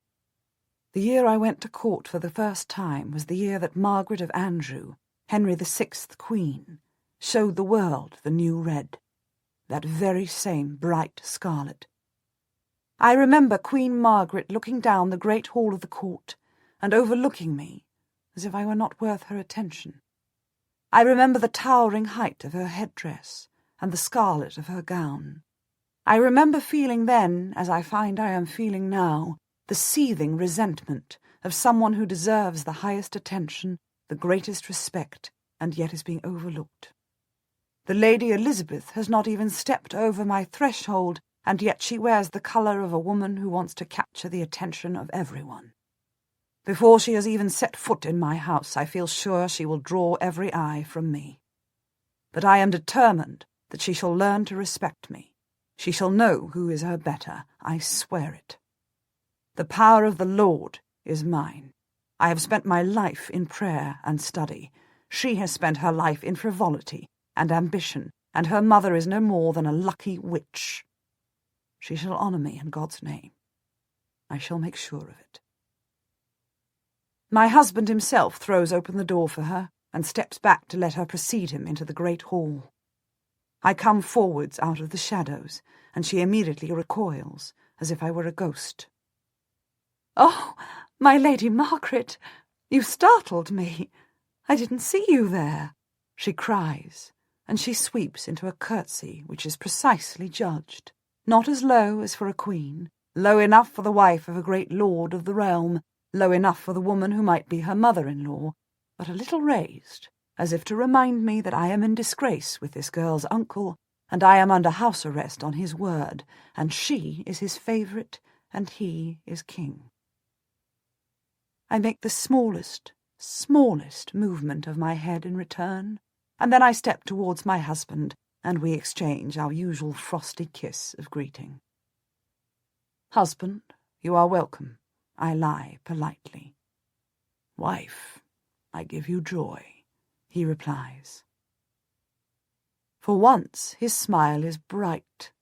He is richly amused at bringing this blooming flower into the cold wasteland that is my home. "I'm glad to bring you such a companion to cheer your solitude." "I am happy in my own company, with my studies and my prayers," I say at once, and then, as he raises an eyebrow at me, I have to turn to her. "But of course, I am very glad of your visit." "I will not intrude on you for long, I'm sure," she says, flushing a little at the rudeness of the icy welcome. "I'm sorry to do so, but the king ordered it." "We did not choose it, but it is a happy arrangement," my husband says smoothly. "Shall we go to the privy chamber and take some wine?" I nod to my steward of the household. He knows to fetch the best of the bottles. My husband is now acquainted with my cellar, and is always served with the finest, now that he's master here. I lead the way, and I hear her light footsteps coming behind me, her high heels tapping on the paving stones of the hall, the very tempo of vanity. When we reach my room, I gesture that she may sit on a stool, and I take the carved chair and look down on her. She is beautiful. That much is undeniable. She has a heart-shaped face and a creamy pale complexion, straight eyebrows of brown, and grey wide eyes. Her hair is fair, blonde at the front and curling, to judge from the one lock that has escaped from the cap and falls in a ringlet to her shoulder. She is tall and has her mother's grace, but she has an endearing charm that her mother never had. Elizabeth Woodville would turn a head in every crowd, but this girl would warm a heart. I see what my husband means about her radiance. She is tremendously engaging. Even now, as she pulls off her gloves and holds her hands to the warmth of the fire, unaware that I am looking her up and down as I would a horse that I might buy, she has a sort of vulnerable appeal. She is like a young animal that you cannot see without wanting to pet, like an orphan fawn or a long-legged foal. She senses my eyes on her, and she looks up. "I'm sorry to disturb your studies, Lady Margaret," she repeats. "I have written to my mother. It may be that I will be allowed to go and stay with her." "Why are you sent from court at all?" I ask. I try to smile, to encourage her to confide in me. "Did you get into some silly trouble? I am quite in disgrace for my support of my son, you know." She shakes her head, and a little shadow goes over her face. "I think the king wanted me to be in a household where there could be no question against my reputation," she says. "There has been some gossip. Perhaps you have heard it?" I shake my head, as if to imply that I live so quietly, so remotely, that I hear and know nothing. "The king is very kind to me, and singles me out from the ladies of court," she says, lying fluently as only beautiful girls know how. "There was gossip. You know how the court loves to gossip. And with her grace, the queen, dying so sadly, he wanted to make it clear that there was no cause. So he sent me to you. I am so grateful that you would take me in. Thank you." "And what was the gossip?" I ask, and watch her shift uncomfortably on her little stool. Oh, Lady Margaret, you know how the world likes to whisper. And what did they whisper? I press her. If I am to repair your reputation, I should know at least what has been said against it. She looks frankly up at me, as if she would have me for a friend and ally, if she could. They say that the king would have taken me for his wife, she says. And would you have liked that? I ask steadily, but I can hear my own heart pounding in my ears for rage at the insult to my son and to our house. She blushes, deep rose, as red as her cap. It is not for me to decide, she says quietly. My mother must arrange my marriage. And besides, I am already betrothed to your son. Such things are for my mother and my guardians to decide. Your maidenly obedience does you credit, I'm sure, I say. I find I cannot keep the cold scorn from my voice, and she hears it and flinches back and looks at me again. She sees the anger in my face, and her colour drains away, and she is white, as if she would faint. At that precise moment, my husband walks into the room, followed by the steward with the wine and 3 glasses, takes in the situation in 1 second, and says urbanely, "Getting to know each other? Excellent." He sends her off to her private chambers after she has drunk her glass of wine with us, and tells her to rest after the rigours of the journey. Then he pours himself another measure, seats himself in a chair the match of mine, stretches out his boots towards the fire, and says, "You'd better not bully her. If Richard defeats your son, he will marry her. The North won't rebel against him once he has won a strong victory, and then she will be queen, and you will never get out of this rat-hole." It is hardly a rat-hole, and I don't bully, I say. I merely asked her why she had been sent to me, and she chose to tell me something of the truth and something of a lie, as any girl would, who does not know the one from another. She may be a liar, and indeed, in your terms, she may be a whore, but she will be the next Queen of England, he says. If your son comes in like a dragon from Wales, did you know there's a new ballad doing the rounds about the dragon from Wales? Then he will have to marry her to secure the York affinity, whatever her past has been. If Richard defeats your son, as seems most likely, then Richard will marry her for love. Either way, she will be Queen of England, and you would be wise not to make an enemy of her. I shall treat her with perfect courtesy, I say. Do that, he recommends. But listen to me, and do something more. I wait. Don't take this opportunity to ride roughshod over her, in case when the times change, she rides her horses over you. You have to appear to be on her side, Margaret. Don't be a Beaufort filled with wounded pride. Be a Stanley. Get on the winning side. May 1485. I disregard my husband's advice, and I watch Lady Elizabeth, and she watches me. We live together in a state of armed silence, like 2 armies drawn up, pausing before battle. Like 2 cats on a stable roof, my husband says, much amused.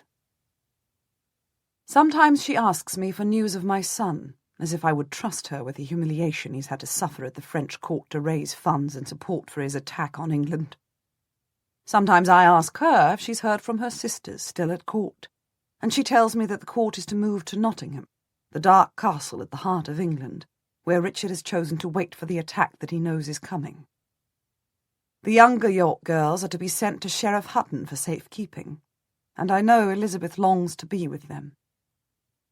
She obeys the rules of my household without demur, and she is as silent in prayer and as still as I am myself. I have kept her for hours in my chapel without her breakfast, and she has never breathed one word of complaint. She just grows paler, more and more weary in the devotional silence of my private rooms, and I imagine that she finds the days very long. The rose that she was when she rode in through my gate in her red riding dress has now faded to a white rose indeed. She is still beautiful, but now she is again the silent girl that her mother raised in the shadowy sanctuary. She had only a little time of glory. Poor little thing. A very brief moment when she was the unofficial queen of a merry court. Now she is in shadow and silence again. "But your mother must live as I do," I remark one day to her. "She too lives alone in the country, and she has no lands to command and no people to supervise. She is robbed of her lands and alone as I am. She must be penitent and sad and quiet." To my surprise, she laughs aloud, and then puts her hand over her mouth and apologizes. But her eyes are still dancing with the joke. "Oh, no, my mother is a very merry woman," she says. "She has music and dancing every evening, and the mummers come, and the players, and the tenants have their festivals, and she celebrates the saints' days. She rides out with a hunt most mornings, and they often picnic in the woods. There's always something happening at her house. And she has many guests." "It sounds like a little court," I say. I can hear the jealousy in my own voice, and I try to smile to conceal it. "It is a little court," she says. "Many people who loved her still remember the old days, and are glad to visit her and see her in a lovely house, and in safety again." "But it's not her house," I insist, "and she once commanded palaces." Elizabeth shrugs. "She doesn't mind that," she says. "Her greatest loss was my father and my brothers." She looks away as she mentions them and swallows down her grief. As for the rest of it all, the palaces and the clothes and the jewels matter less to her. "Your mother was the most venal woman I've ever known," I say rudely. "Whatever she pretends, this is her downfall, her poverty, her defeat. She is an exile from the royal court, and she is a nobody." She smiles, but says nothing in disagreement. There is something so utterly defiant in her smiling silence that I have to grip my hands on the arms of my chair. I should so like to slap her pretty face. "You don't think so?" I say irritably. "Speak up, girl." "My mother could have come to court at any time she wished, as the most honoured guest of her brother-in-law, King Richard of England," she says quietly. "He invited her, and promised she would be the second lady in the kingdom after the Queen. But she didn't want to. I think she has put worldly vanity behind her." "No, it is I who have put worldly vanity behind me," I correct her. "And this is a struggle of mastery over one's greed and desire for fame, a goal only won by years of study and prayer. Your mother has never done such a thing. She isn't capable of it. She has not surrendered worldly vanity. She just didn't want to see Anne Neville in her place." The girl laughs again, this time smiling at me. "You're quite right," she exclaims. "And almost exactly the very thing she said. She said she couldn't stand to see her lovely gowns cut down to fit Anne Neville. I truly believe she wouldn't want to go back to court anyway. But you are quite right about the gowns. Poor Queen Anne." "God rest her soul," I say piously, and the girl has the face to say, "Amen." June 1485. My son must come soon. Richard from the castle at Nottingham sends a commission to all the shires of England to remind them of their duty to him, and proclaiming the threat of Henry Tudor. He orders them to put aside all local disputes and be ready to muster in his cause. He orders Elizabeth to leave me and to go to Sheriff Hutton with her sisters, to join the orphaned children of George, Duke of Clarence, in a safe place. He is putting all the York children in the safest place he can find, his castle in the north, while he fights for their inheritance against my son. I try to keep her with me. The men of York will only support my son if they think he is betrothed to her, but she packs in a moment. She is in the red riding dress in a second. She is ready to leave me within the hour, and when the escort comes for her, she all but dances out into the yard. I dare say we will meet again when all this is over, I remark, as she comes to make her farewell curtsy to me. I let her come to me in the great hall, and I stay seated in my chair and make her stand before me, like a servant being dismissed. She says nothing, but just looks at me with her beautiful grey eyes, as if she's waiting for me to finish my sermon and release her. If my son comes in like a dragon from Wales and defeats King Richard, then he will be King of England. He will take you as his wife, and you will be queen. It will be in his gift, I say. You have no name now. He will give you one if he chooses to do so. You have no title. He can make you Queen of England. He will be your saviour. He will rescue you from shame and from being a nothing. She nods, as if shame is not a curse for a woman. But if Richard defeats my son Henry, then Richard will take you, his whore, and wash your reputation clean with a late marriage. You will be queen, but wed to the man who killed your uncle and your brothers, who betrayed your father's will, your enemy. A shameful fate. It would be better if you had died with your brothers. For a moment I think she has not heard me, for her eyes are on the floor, and she does not flinch at this prospect. She is quite unmoved by the threat of being married to a young man who must hate her, or a man who is blamed for the murder of her family. Then slowly she looks up at me, and I see that she is smiling, beautifully smiling, as if she were happy. Either way, you will be disgraced, I say harshly. You should be aware of it, shamed in public for all to see. But the bright happiness in her face does not falter. Yes, but either way, shamed or not, I shall be Queen of England. And this is the last time you will sit in my presence, she says shockingly. Her confidence is extraordinary, her impertinence unforgivable, her words terribly true. Then she sweeps me a curtsy, turns her back on me with absolute disdain, and walks out of my great hall and into the yard where the soldiers are waiting in the sunshine to take her to safety far away. I have to say, she leaves me stunned into silence. My husband comes home, his face grim. I can't stay, he says. I've come to muster my army. I'm calling out my tenants and I'm taking them out to war. I can hardly breathe. Whose side is all I can ask. He glances at me. Do you know, that is the very question that King Richard asked of me, he says. He doubts me so much that he has taken my son as a hostage. He lets me go out to recruit only if George is in my place as a pledge. I had to agree. I have to get my affinity out into the field. This will be a battle which will decide the next King of England.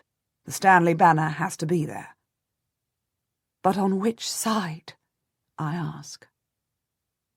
He smiles at me, as if to reassure me after such a long time of waiting. Ah, Margaret, he says. What man could resist having his stepson as King of England? Why do you think I married you all that long time ago, if not to be here, today, arming my thousands of men to put your son on the throne? I can feel my colour rising in the warmth of my cheeks. You will bring out your army for Henry? I ask. The Stanley army will be many thousands of men, enough to determine the course of a battle. If Stanley will fight for Henry, then Henry is certain to win. Of course, he says. Could you ever have doubted me? I thought you would only take the winning side, I ask. For the first time in our marriage, he opens his arms to me, and I step willingly towards him. He holds me warmly for a moment, and then smiles down into my face. If I am fighting for him, Then Henry will be the winning side, he says. Is that not your wish, my lady? My wish, and God's will, I say. Then God's will be done, he confirms. July 1485. The network of spies and reporters that I had around me during the rebellion slowly emerges again, and my husband sends me word that I can meet with whomever I want at my own risk. Dr. Lewis returns from Wales with a promise that the Welsh will be loyal to the name of Tudor. Pembroke Castle will throw open its doors to its old ruler, Jasper Tudor. Rhys ap Thomas, the greatest chieftain in Wales, has given his word to Richard, but he will play him false. Rhys ap Thomas will rise up for Henry. My man Reginald Bray goes quietly around the great houses of England, promising that Henry Tudor will bring an unbeatable army, and that he will take the throne and bring justice at last to the House of Lancaster and reconciliation with York. I receive a letter from Jasper. To Lady Margaret Stanley. It is to be at the end of this month or early next. We will have 15 ships and about 2,000 men. This will be our last chance, I think. This time we have to win, Margaret. For the sake of your son, you must make your husband take the field. We cannot do this without him. Henry and I are counting on you to bring out the Stanleys. Please God, I shall see you at our boy's coronation, or else I shall never see you again. God bless you, either way. This has been a long, good cause, and I have been proud to serve your son and you. Jasper. August 1485. The 15 ships set sail from Harfleur, financed by the French for the destruction of England, loaded with the worst men in Europe, drilled by Swiss instructors into some semblance of an army, commanded by Jasper and led by Henry, more frightened than he has ever been before in his life. He has reached the English shore before, and sheered off, too afraid to face this enemy, certain he would be defeated. Now he has his chance once more, and he knows this will be his last chance. The Bretons supported him before, but he did not even land. The French support him now, but they will not do so again. If this fails, there will be no one else to join him. If he fails now, he will spend the rest of his life in exile, a pitiful pretender to the throne, begging for his living. They sail through summer seas. The winds are warm, the sea calm, the night is short, and the dawn clear.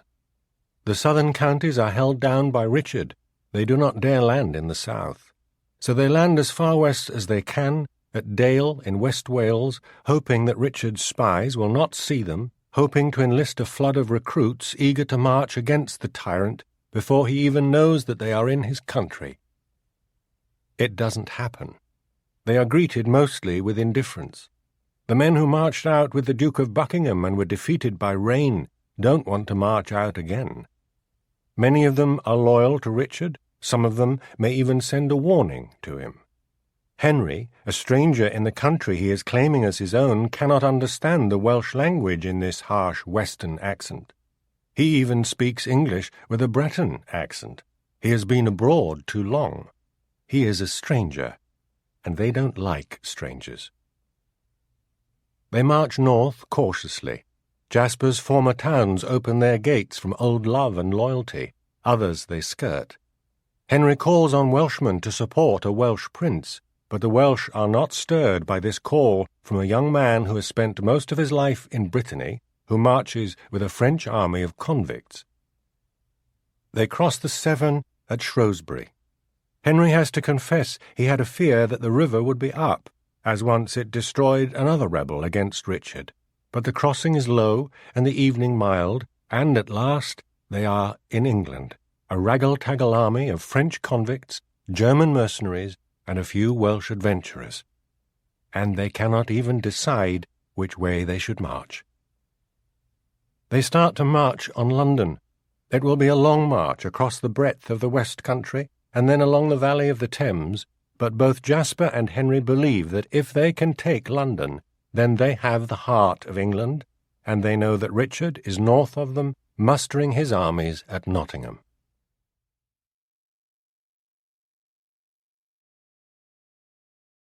To Jasper Tudor and my son Henry Tudor, I greet you well.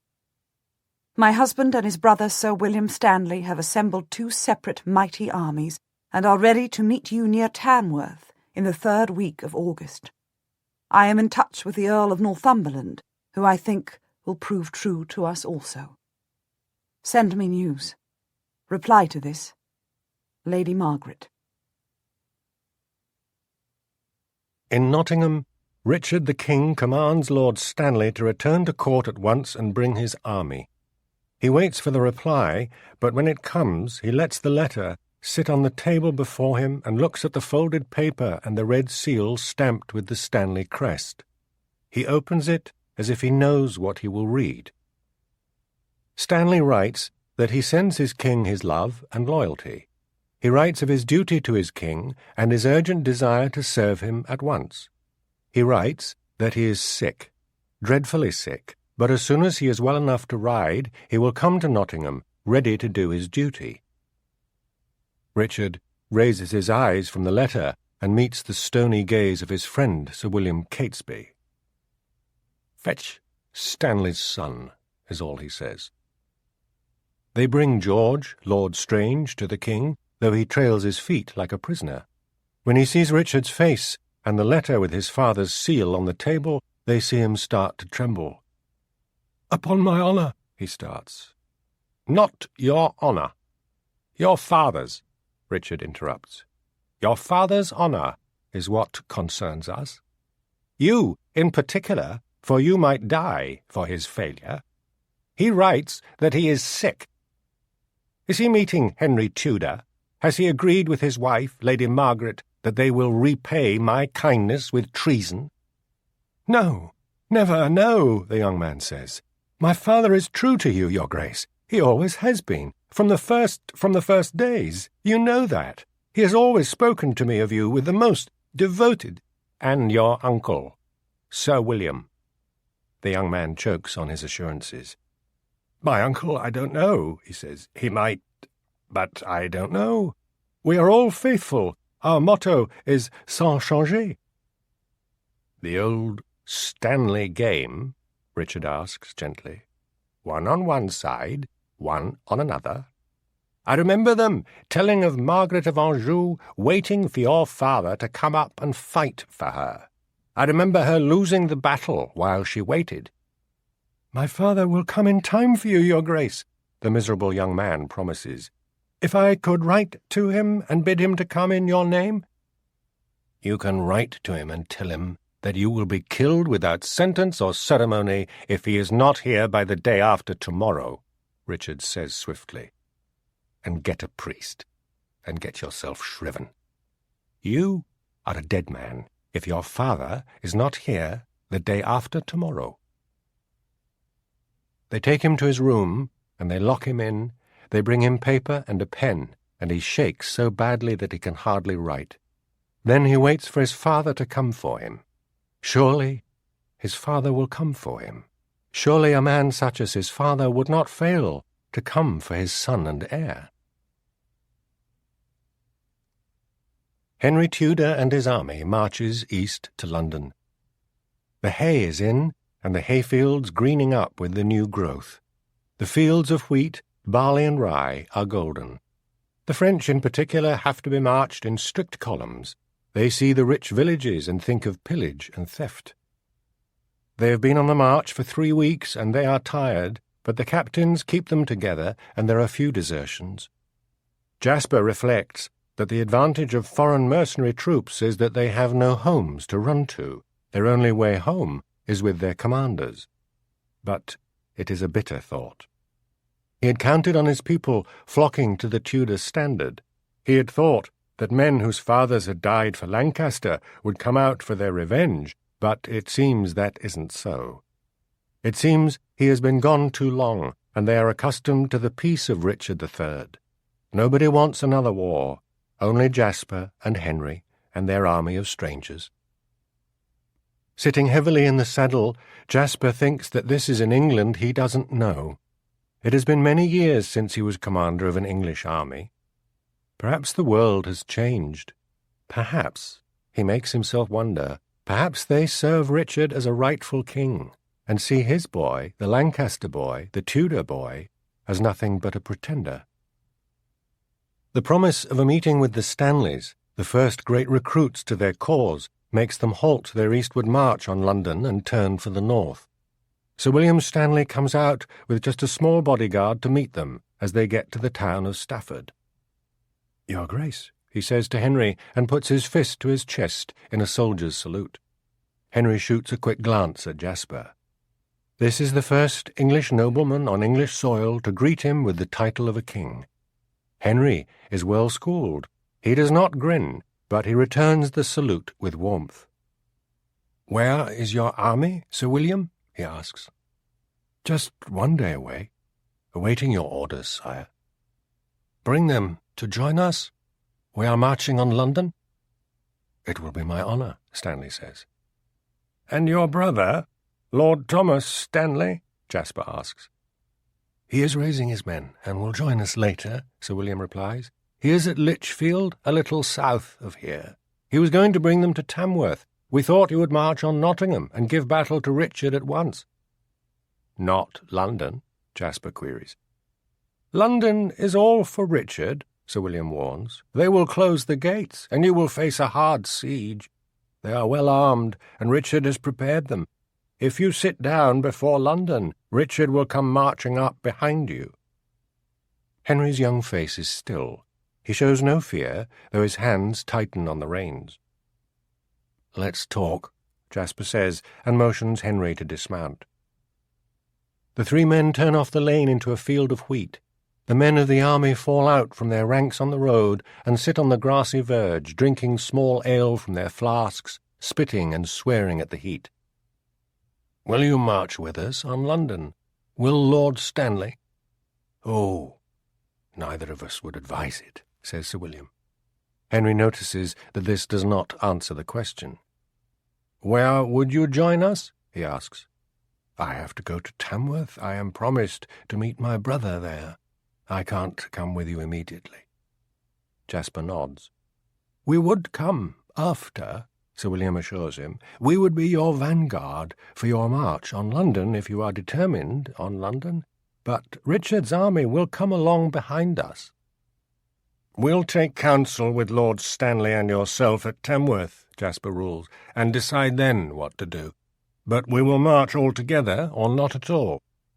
Sir William nods. "And your men?" he asks tactfully, gesturing to the motley bunch of 2,000 scattered down the road. "They call it the English adventure," Jasper says with a harsh smile. "They are not here for love, but for money. But they are well drilled, and they have nothing to lose. You will see that they will stand against a charge and advance when ordered. They are certainly as strong as a bunch of tenants called from their fields. They will be free and wealthy if we win.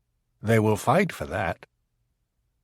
Sir William nods as if he doesn't think much of a convict army, and then bows to Henry. "Outside Tamworth, then," he says. Henry nods and holds out his hand. Sir William bows to kiss the gauntlet without a moment's hesitation. They go back to the lane, and Sir William nods to his guard to bring up his great charger. His page kneels in the mud, and he steps regally on the lad's back to reach the stirrup and swing into the saddle. Once there, he turns to Henry and looks down on the young man. "My nephew, Lord Strange, our family's heir, is held hostage by Richard," he says. "We can't risk being seen with you before the battle. Richard would kill him. I will send a servant to guide you to us at night." "What?" Jasper demands. "Secret doings?" "He will show you my ring," Sir William says, shows them the ring on his glove, and then turns his horse and trots away, his guard falling in behind him. "For God's sake!" Jasper exclaims. He and Henry look blankly at each other. "We have no choice," Henry says grimly. "We have to have the Stanleys. We will fail without them. We just don't have the numbers. They won't declare for us." Jasper keeps his voice low, glancing around at the men-at-arms. Any one of them could be a spy rather than a volunteer. They are finding ways to delay. As long as they are there, when battle is joined. Jasper shakes his head. That's only the half of it. If everyone knows the Stanleys are for you, then everyone knows that we are the winning side, he says. If they meet you in darkness, or here, half hidden in a bloody wheat field, then they are not declared for you. They could still turn out for Richard, and everyone knows that. Damnation! Damnation! I hoped your mother had secured her husband for us, but if his son is held by Richard, he could spend the whole battle sitting on the side, doing nothing for us, and join Richard for a final charge. Damnation! Henry takes his uncle's arm and marches him away from the listening men. What shall we do? We have to go on. Yes, we can't retreat now without even having met Richard, but we are in a worse state than I had hoped, my boy. Should we march on London? No, they will be right about London being all for Richard, and now we will have them hot on our heels, not knowing if they are friends or enemies, and Richard close behind them. For all we know, they are not our vanguard, but his forerunners, and now we have told them that we are headed for London. Damnation! So what? Henry presses. His face is pale, his young face grooved with lines of worry. We turn north and go to meet them. We do our best to persuade them that we can win. We do our best to get their promise, and then we will go onwards, north, and choose the best battleground, for Richard in Nottingham will know where we are by tomorrow, know our numbers and our disposition. I don't doubt that Stanley will deliver all that information to Richard by midnight tonight. We agree to meet the Stanleys in secrecy. What if it's a trap? What if they will serve Richard by handing me over to him? We have to try. We do whatever will bring them to our side, Jasper says. I don't think we can beat Richard without them. I am sorry for this, my boy. Your Grace, Henry reminds him with the ghost of a smile. Jasper puts his arm around the young man's shoulders. Your Grace, and England never had a braver king. From Lady Margaret Stanley. Husband, I greet you well. Ned Parton tells me he can find you, and that he knows where you are. In that case, he knows more than your wife, or your pledged ally, my son. Husband, with all my heart, I beg you to remember that you could be the stepfather of the King of England within the week. Richard may have made you Constable of England, but that will be nothing to the future we might have. We will be the royal family, and our grandson will be king. Nothing can be greater than this. It must be worth every risk. I hear that Lord Strange, your son, is with Richard, and held by him as warranty for your loyalty. Husband, for all our sakes, order him to escape, so that you can be free to support the true king, and we can find our way to our destiny as the rulers of England.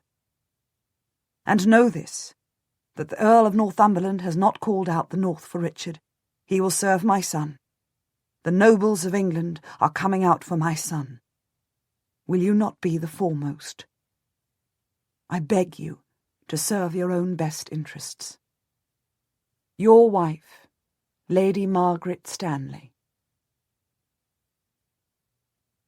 Henry's march brings him to Lichfield, where Lord Stanley's army have occupied the town. He hopes that his stepfather will open the gates to him and bring out his own army to join the march, but this doesn't happen. As soon as Stanley's scouts bring him news that Henry Tudor's army is on the road to the town, he simply withdraws and advises the townspeople to open their gates to avoid bloodshed. Richard in Nottingham, like Henry at the town gates, cannot be certain whether this is a gesture of rebellion or loyalty. Lord Stanley's army marches away and is now quartered at Atherstone, his brother a little to the north. They look like armies choosing a battleground. Lord Stanley sends daily messages to Richard telling him where the Tudor army is headed, their numbers, their discipline. He does not come himself as he should do, but he appears loyal. Richard orders his army out of Nottingham Castle and onto the road south. He orders square battle, as his brother Edward would have ordered, with men in square ranks and the cavalry riding up and down the line on guard. The king himself and his household guards ride at the front. Everyone can see the royal standard ahead of them. Everyone knows that Richard is determined to crush this threat to his peace once and for all. This will be the last rebellion of his reign, the end of the long wars of the cousins. Before they leave Nottingham, Catesby delays the king with a question. "The Stanley boy?" "He can come with us, under guard." "Should we not kill him now?" Richard shakes his head. "I can't make an enemy of Stanley on the very eve of battle. If we kill his son, we guarantee he goes to Tudor for his revenge. Bring Lord Strange with us, in my retinue, and if Stanley moves against us, we will behead him on the spot." The Royal Army and the Tudor army are not the only forces marching to meet.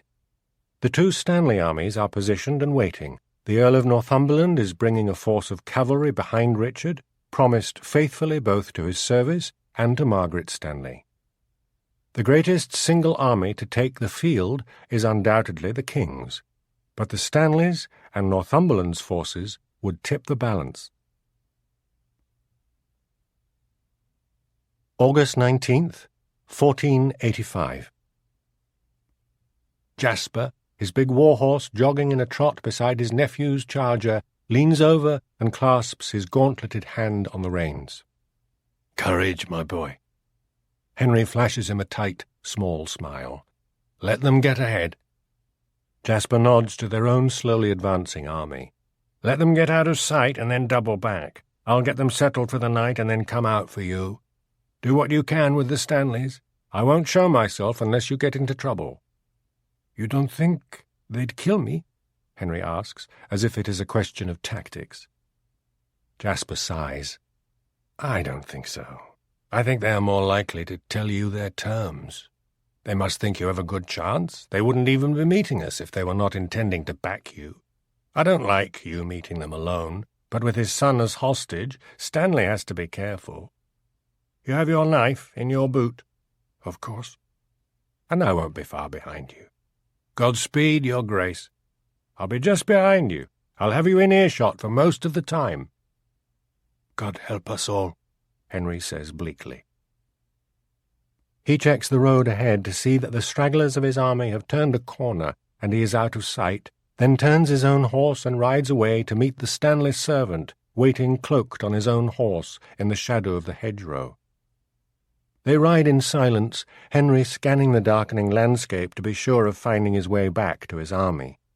The servant gestures to a little roadside inn, the skeletal holly bush strapped over the door as a sign that it is open for poor business, and Henry dismounts.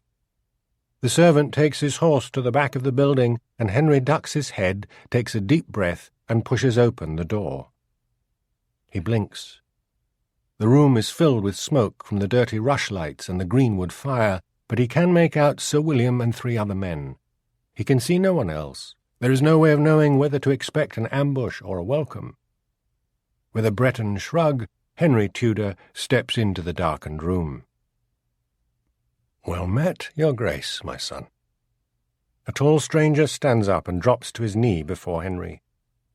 Henry puts out a hand that shakes only slightly. The man kisses the glove, and the other 2 men and Sir William drop to their knees as well, pulling off their caps. Henry finds he is grinning in relief. "Lord Stanley?" "Yes, your grace. And my brother Sir William, whom you know, and these are men of my household for our safety." Henry gives Sir William his hand and nods at the other men. He has a sensation of having fallen from a very great height and somehow, luckily, landed on his feet.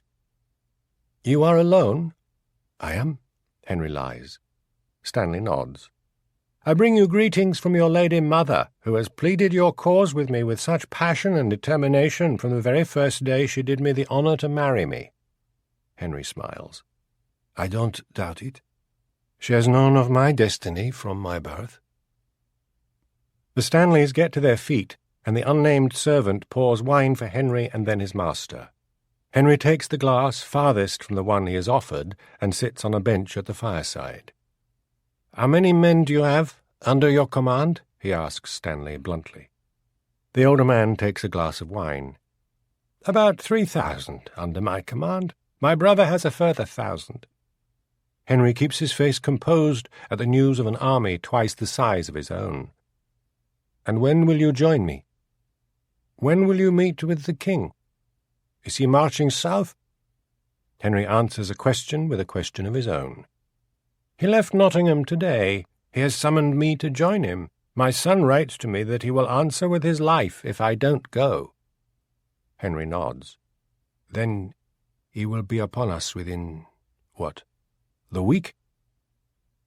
The Stanleys do not remark on Henry's lack of knowledge of his own country. "Perhaps within 2 days," Sir William says. "Then you had better bring your troops up to mine, so that we can pick out the battleground." "Certainly we would do so," Lord Stanley says, "but for the safety of my son." Henry waits. "He is held by Richard as hostage for our support," Stanley says. "Of course I have commanded him to escape, and as soon as he is in safety we will bring our army over to yours." "But if he escapes without getting word to you, the delay could be serious." "He won't do that. He understands. He will get word to me." "And if he can't escape?" "Then we will have to join with you, and I will have to mourn my son as a man of courage and the first of our family to die in your service," Stanley says, his face grave. "I will see him honoured. I will see you rewarded," Henry says hastily. Stanley bows. "He is my son and heir," he says softly. There is silence in the little room. A log shifts on the fire, and in the flare of the flame Henry looks into the face of his stepfather. "Your army doubles the size of mine," he says earnestly. "With your support, there is no doubt that I can win. Our combined forces will outnumber Richard. You hold the key to England for me." "I know that," Stanley says gently. "You would command my gratitude." Stanley nods. "I have to have your word that when I am on the battlefield, facing Richard, that I can count on your forces." "Of course," Stanley says smoothly. "I have given my word to your mother, and now I give it to you. When you are on the battlefield, you may be sure that my army is yours to command. And you will march to the battlefield with me." Regretfully, Stanley shakes his head. "As soon as my son is free," he says, "you have my word on it. And if battle is joined before George can escape, then I will join with you and make the greatest sacrifice a man can make for his rightful king." And with this, Henry has to be content. "Any good?" Jasper asks him, as Henry comes out of the inn and leads his horse from the poor shelter to mount him on the road. Henry grimaces. "He says he will be there at the battle for me, but he cannot join us while his son is held by Richard. He says that the moment Lord Strange is free, he will come to us." Jasper nods as if he expected this, and the two ride on in silence. The sky starts to lighten. It is the early summer dawn. "I'll go ahead," Jasper decides. "See if we can get you into camp without anyone noticing." Henry turns his horse to the side and waits while Jasper trots into camp. At once there is a flurry of activity. Obviously they have already missed Henry and are in a panic that he has run away. Henry sees Jasper get down from his horse, gesticulate as if explaining that he has been riding around. The Earl of Oxford comes out of his tent to join the conference. Henry spurs his horse onwards and rides towards his camp. Jasper turns. "Thank God you are here, Your Grace. We were all anxious. Your page says your bed has not been slept in. I have been looking out for you. But I was just telling my Lord de Vere that for sure you were meeting some supporters who are coming over to our cause. A sharp look from Jasper's blue eyes prompts Henry to take up the story. Indeed I was, Henry says. I cannot give their names for now, but be assured that more and more are coming to our cause, and this new recruit will bring in many men. Hundreds? Asks the Earl of Oxford, glancing around at their small army with a worried scowl. Thousands, praise God, says young Henry Tudor, smiling confidently. August 20th, 1485. Later that day, with the army on the move again, shuffling through the dust of the dry roads and complaining of the heat, Jasper brings his war-horse alongside Henry. Your Grace, give me leave, he says. What? Henry starts out of a reverie. He is pale, his hands tight on the reins. Jasper can see the strain on his young face and wonders, not for the first time, if this boy is strong enough to enact the destiny his mother has seen for him. I want to ride back the way we have come and secure safe houses on the way, set some horses ready for us in their stables. I may even go as far as the coast, hire a boat to wait for us. Henry turns to his mentor. You are not leaving me? Son, I could as easily leave my own soul, but I want an escape route for you. For when we lose, if we lose. It is a bitter moment for the young man. You don't trust Stanley? Not as far as I can throw a rock. And if he does not come to our side, then we will lose? It's just the numbers, Jasper says quietly. King Richard has perhaps twice our army, and we have about 2,000 now. If Stanley joins with us, then we have an army of 5,000. Then we are likely to win. But if Stanley joins the king and his brother with him, then we have an army of 2,000 and the king has an army of 7,000. You could be the bravest knight in all of chivalry and the truest king ever born, but if you go out in battle with 2,000 men and face an army of 7,000, then you are likely to lose. Henry nods. I know it. I'm certain that Stanley will prove true to me. My mother swears that he will, and she has never been wrong. I agree, but I would feel better if I knew we could get away if it does go wrong. Henry nods. You'll come back as soon as you can? Wouldn't miss it for the world, Jasper says, with his half-smile. Godspeed, Your Grace. Henry nods and tries not to feel a sense of terrible loss as the man who has hardly left his side in the 28 years of his young life turns his horse and canters slowly away, west to Wales. When Henry's army sets out the next day, Henry rides at the head of them, smiling to right and left, saying that Jasper has gone to meet new recruits, an army of new recruits, and bring them to Atherstone. The Welshmen and the English who have volunteered are cheered by this, believing the young lord that they have sworn to follow. The Swiss officers are indifferent. They have taught their drills to these soldiers, and it is too late to train more. Extra numbers will help, but they are paid to fight anyway, and extra men will divide the spoils into smaller portions. The French convicts, fighting only to earn their freedom and for the chance of spoil, don't care either way.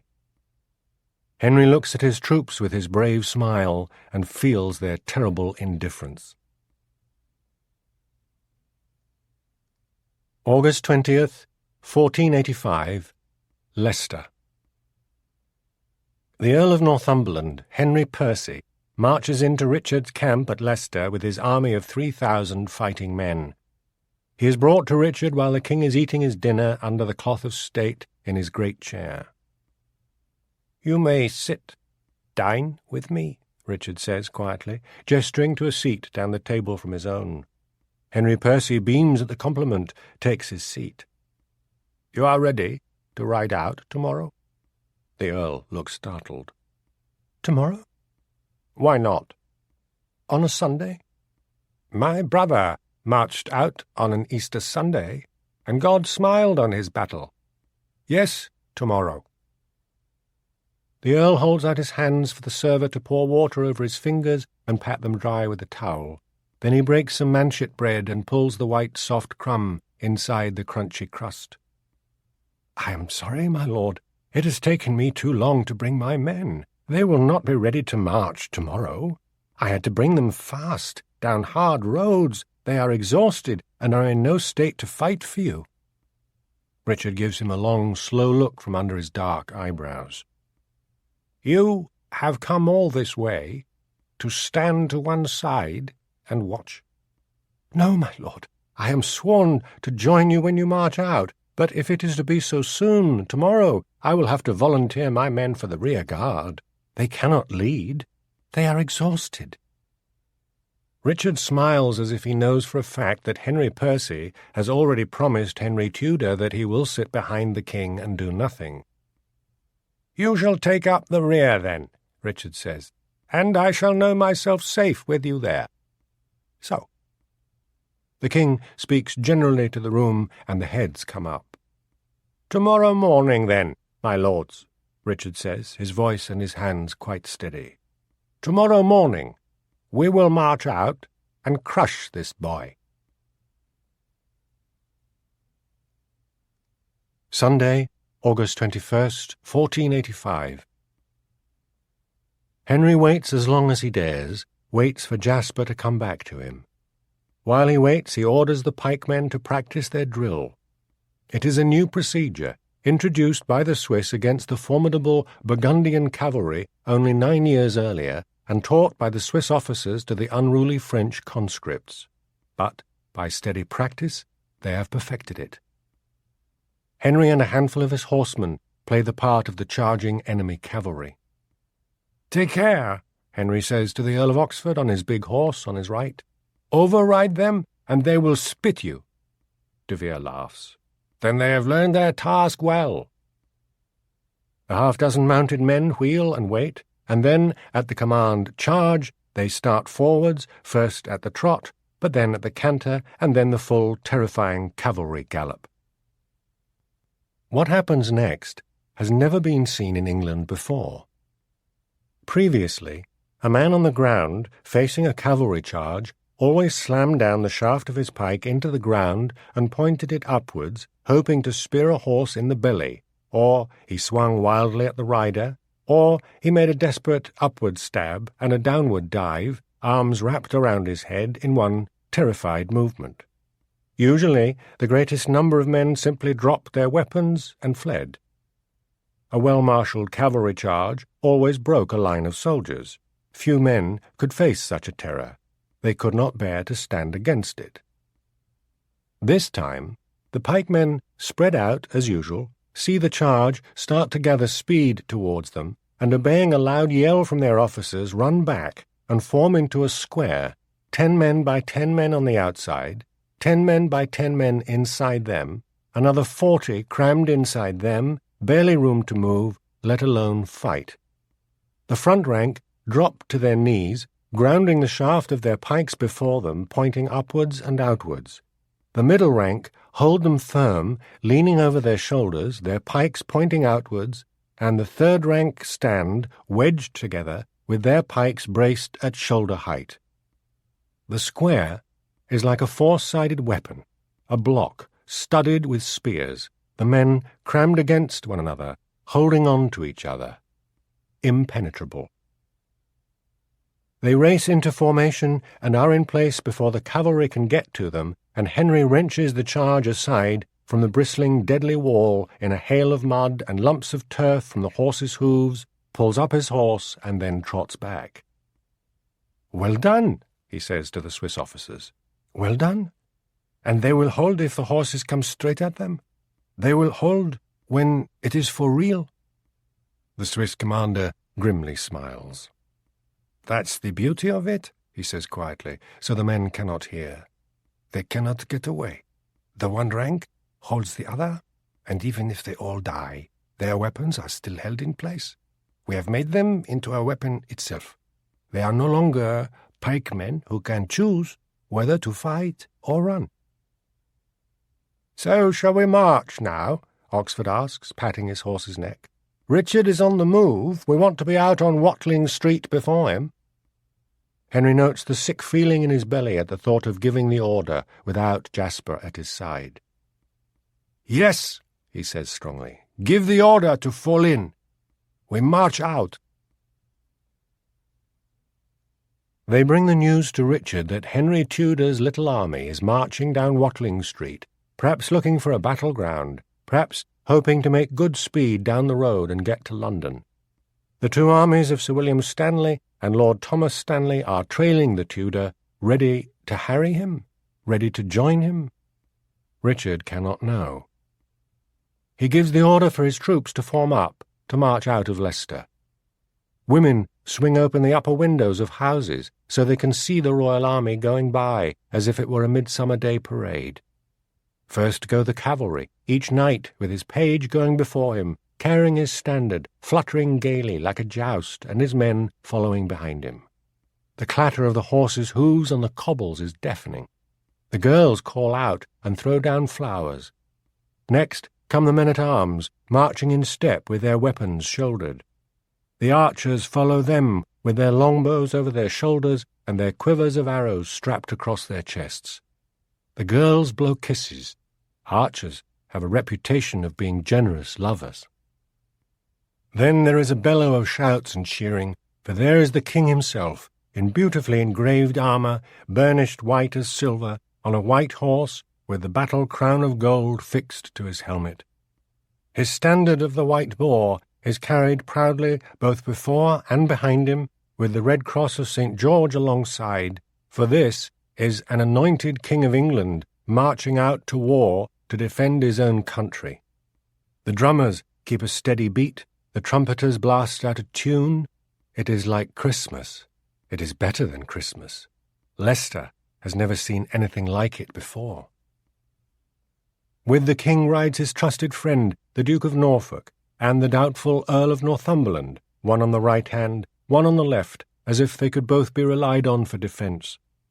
The people of Leicester, not knowing the king's doubts, cheer for both noblemen and for the army that follows. Men from all over England, obedient to their lords, following the king as he marches out to defend his realm. Behind them comes a great unruly train of wagons with weapons, armour, tents, cooking stoves, spare horses, like a town on the move, and behind them, straggling as if to demonstrate either weariness or unwillingness, the Earl of Northumberland's footsore army.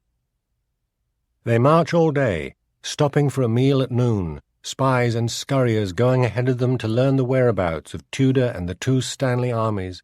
Then, in the evening, Richard commands his army to halt just outside the village of Atherstone. Richard is an experienced and confident commander. The odds on this battle could go either way.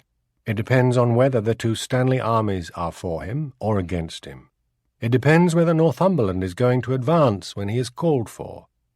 But every battle Richard has ever experienced has always been on a knife edge of uncertain loyalties. He is a commander forged in the fire of civil warfare. In no battle has he ever known for sure who is a friend and who an enemy. He has seen his brother George turn his coat. He has seen his brother King Edward win by witchcraft.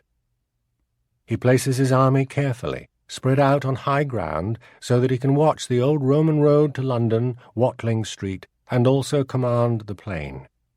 If Henry Tudor hopes to rush past at dawn and on to London, Richard will thunder down the hill and fall on him. If Tudor turns aside to give battle, Richard is well placed. He is here first, and he has chosen the ground. He doesn't have long to wait. As it gets dark, they can see the Tudor army turn from the road and start to make camp. They see the campfires start to twinkle. There is no attempt to hide. Henry Tudor can see the royal army on the rising ground to the right of him, and they can see him down below. Richard finds himself oddly nostalgic for the days when he was under the command of his brother, and they once marched up under the shelter of night and burned campfires 1/2 mile behind their own silent troops, and so confused the enemy that in the morning they were upon them in moments. Or another time, when they marched in under cover of fog and mist, and nobody knew where anybody was. But those were battles under Edward, who had the help of a wife who could call up bad weather. These are more prosaic days, and Tudor marches his army off the road through the standing wheat in full sight, and bids them make their little campfires and be ready for the morning. Richard sends to Lord Stanley and commands him to bring up his army to array with the royal army, but the messenger comes back with only a promise that they will arrive later, well before dawn. Lord George Strange glances nervously at the Duke of Norfolk, who would behead him at a word, and says that he is certain his father will come up at first light. Richard nods. They dine well. Richard orders that the men be fed and the horses supplied with hay and water. He does not fear a surprise attack from the young Tudor, but he puts out watchmen anyway. He goes to his tent to sleep. He doesn't dream. He pulls the blanket over his head and sleeps well, as he always does before a battle. To allow himself to do anything else would be folly. Richard is no fool, and he has been in worse places, on worse battlefields, facing a more redoubtable enemy than this novice with his mongrel army.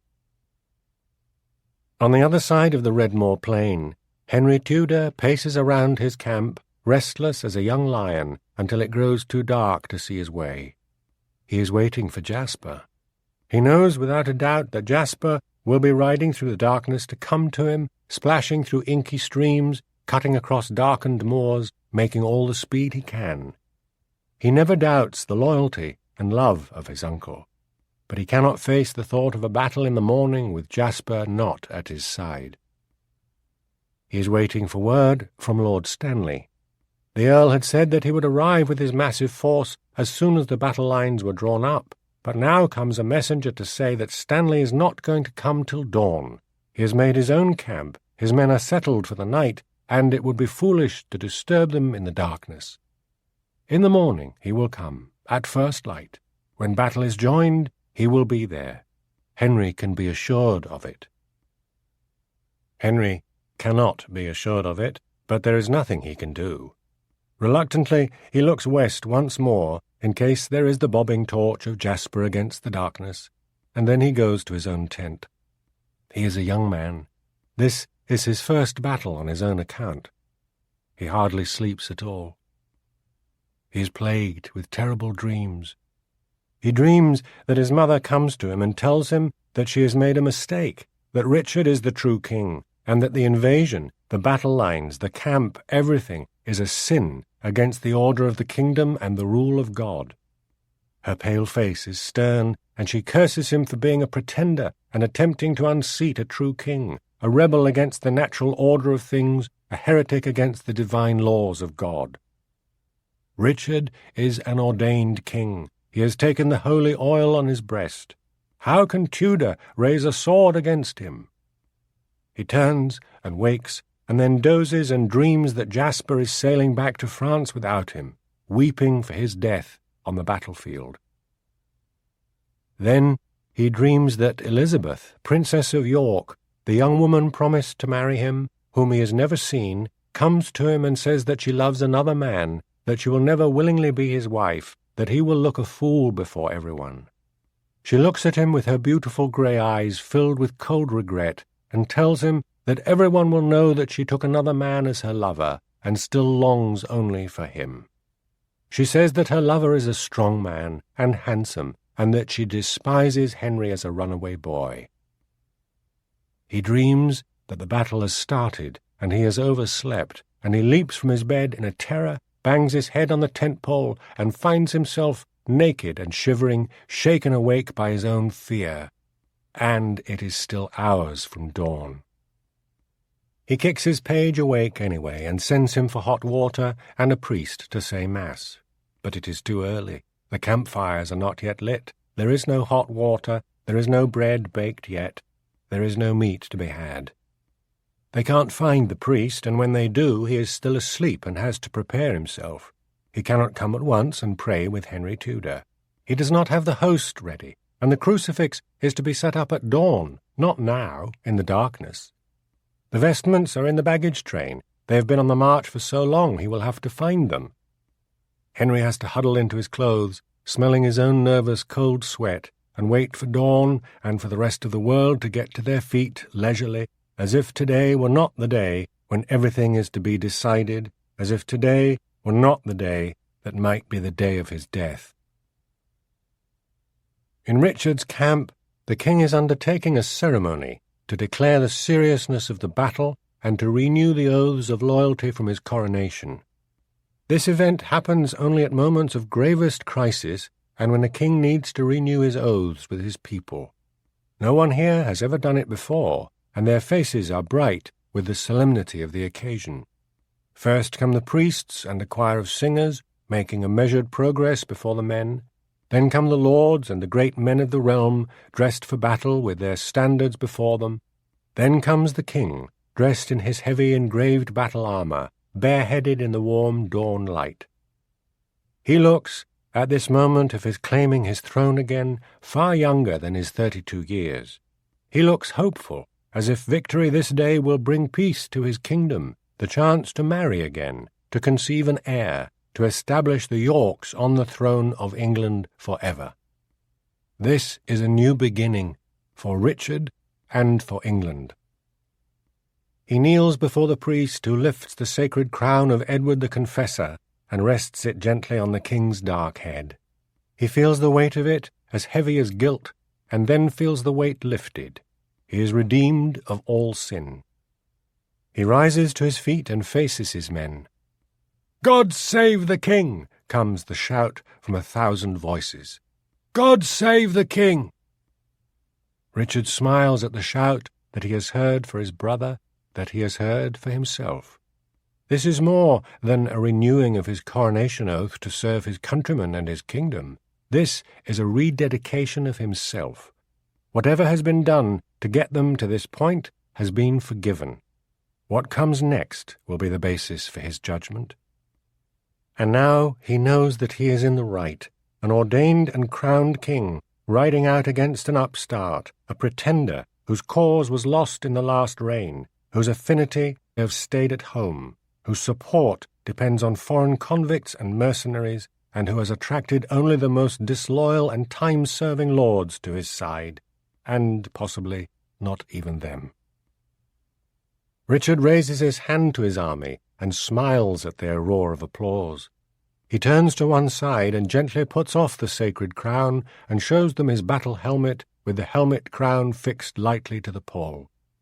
He will go into battle crowned. He will fight under his royal standard. If Henry Tudor has the courage to challenge him in person, he will not have to hunt for him. Richard will be as visible on the field of battle as when the 3 sons of York were the emblem of the 3 York brothers. He will ride out in person and kill the Tudor boy in single combat. This is a king militant. This is the champion of England's peace. The trumpeters sound the call to arms, and now all the troops are arming, taking one last swig of small ale, checking their axes, their swords, their spears, twanging lightly on their bowstrings. It is time. The king is forgiven all his sins. He has rededicated himself to sacred kingship. He is crowned and armed. It is time. In the Tudor camp they hear the trumpets, and they are already saddling their horses and tightening their breastplates. Henry Tudor is everywhere. Among the officers, demanding that they are ready, confirming that they have their battle plan. He does not look for Jasper. He will not allow himself a moment of anxiety or doubt. He has to think now of nothing but the coming battle. He sends one message only to Lord Stanley. "Are you coming now?" He gets no reply. He receives one letter from his mother, put into his hand by her messenger as he stands, arms outspread, as they strap on his breastplate. My son, God is with you. You cannot fail. I think of nothing and no one but you in my prayers. Our Lady will hear me when I pray for my boy. I know the will of God, and it is for you. Your mother, Margaret Stanley. He reads the familiar handwriting, and he folds it and puts it in his breastplate, over his heart, as if it could block the thrust of a sword. His mother's vision of his future has dominated his life. His mother's belief in her rights has brought him to this place. Since his boyhood, when he saw his York guardian that she hated dragged off the battlefield to his death, he has never doubted her vision. He has never doubted her house of Lancaster. Now, her faith in him and her belief that he will win is his only certainty. He calls for his horse, and they bring him saddled and ready. The two armies form lines and march slowly towards collision. Richard's guns, set on the higher ground, are trained on Henry's right wing, and Henry's officers order the men to shift slightly to the left so that they can come around Richard and avoid the line of fire. The morning sun beats on their backs. The wind is behind them too, as if to blow them forwards. To Richard's army they come, with a dazzle on their raised pikes that makes them look more than they are. Henry's men break into a stumbling run, and Tudor checks his horse to see the field. He looks back. There is no sign of Jasper. He looks to his left. The Stanley army, twice the size of his own, is drawn up in battle array precisely halfway between king and challenger. Stanley could sweep down between them, and if he turned to the left, he would attack Richard and be at the head of Henry's men. If he turned to the right, he would destroy Henry's army. Henry speaks to his page. "Go to Lord Stanley, and tell him if he comes not now, I shall know what to think," he says tersely. Then he looks back at his own troops. Obedient to the yells of their officers, they have started a run. They are rushing forwards to the royal army, and there is a terrific crash as the two sides meet. At once there is the chaos of the battle, the terrible noise of slaughter, and the absolute confusion of fighting. A royal cavalryman rides down the line, sweeping his battle-axe like a man scything nettles, leaving a train of men staggering and dying behind him. Then a pikeman from the Tudor army steps out, and with one lucky thrust gets his sharp pike upwards and into the rider's armpit, flings him from his horse and down to the soldiers, who fall on him like snarling dogs and tear him apart. The royal guns tear into the Tudor mercenaries, and they fall back, regroup and swing to the left again. Their officers cannot make the march against the fire. Cannonballs whistle towards them and plunge into the ranks like rocks into a stream. Only instead of a splash, there is the scream of men and the wild neighing of horses.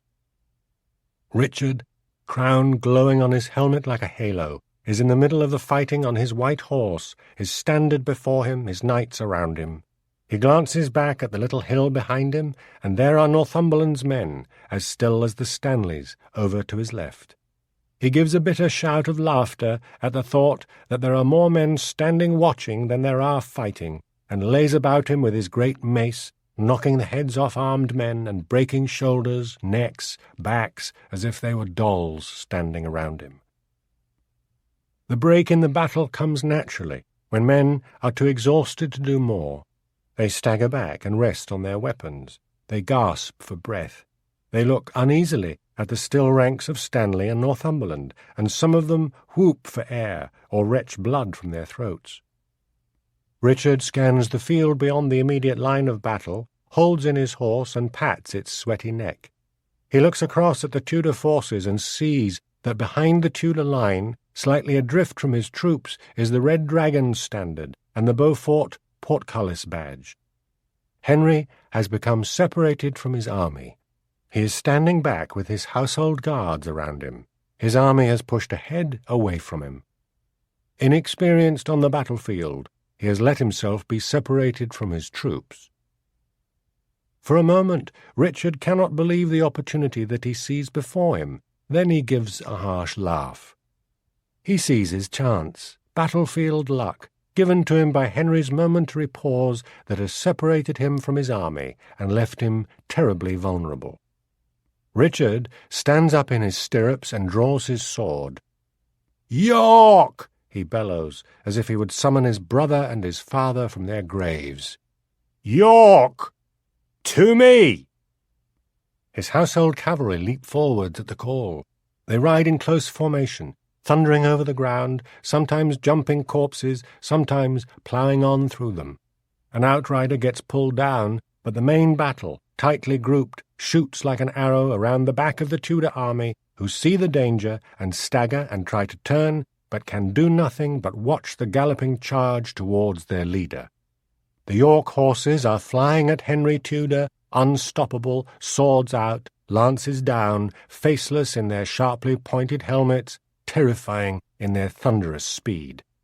The Tudor pikemen, seeing the charge, break from their ranks and run backwards, and Richard, seeing them on the run, thinks they are fleeing and bellows again, "York and England!"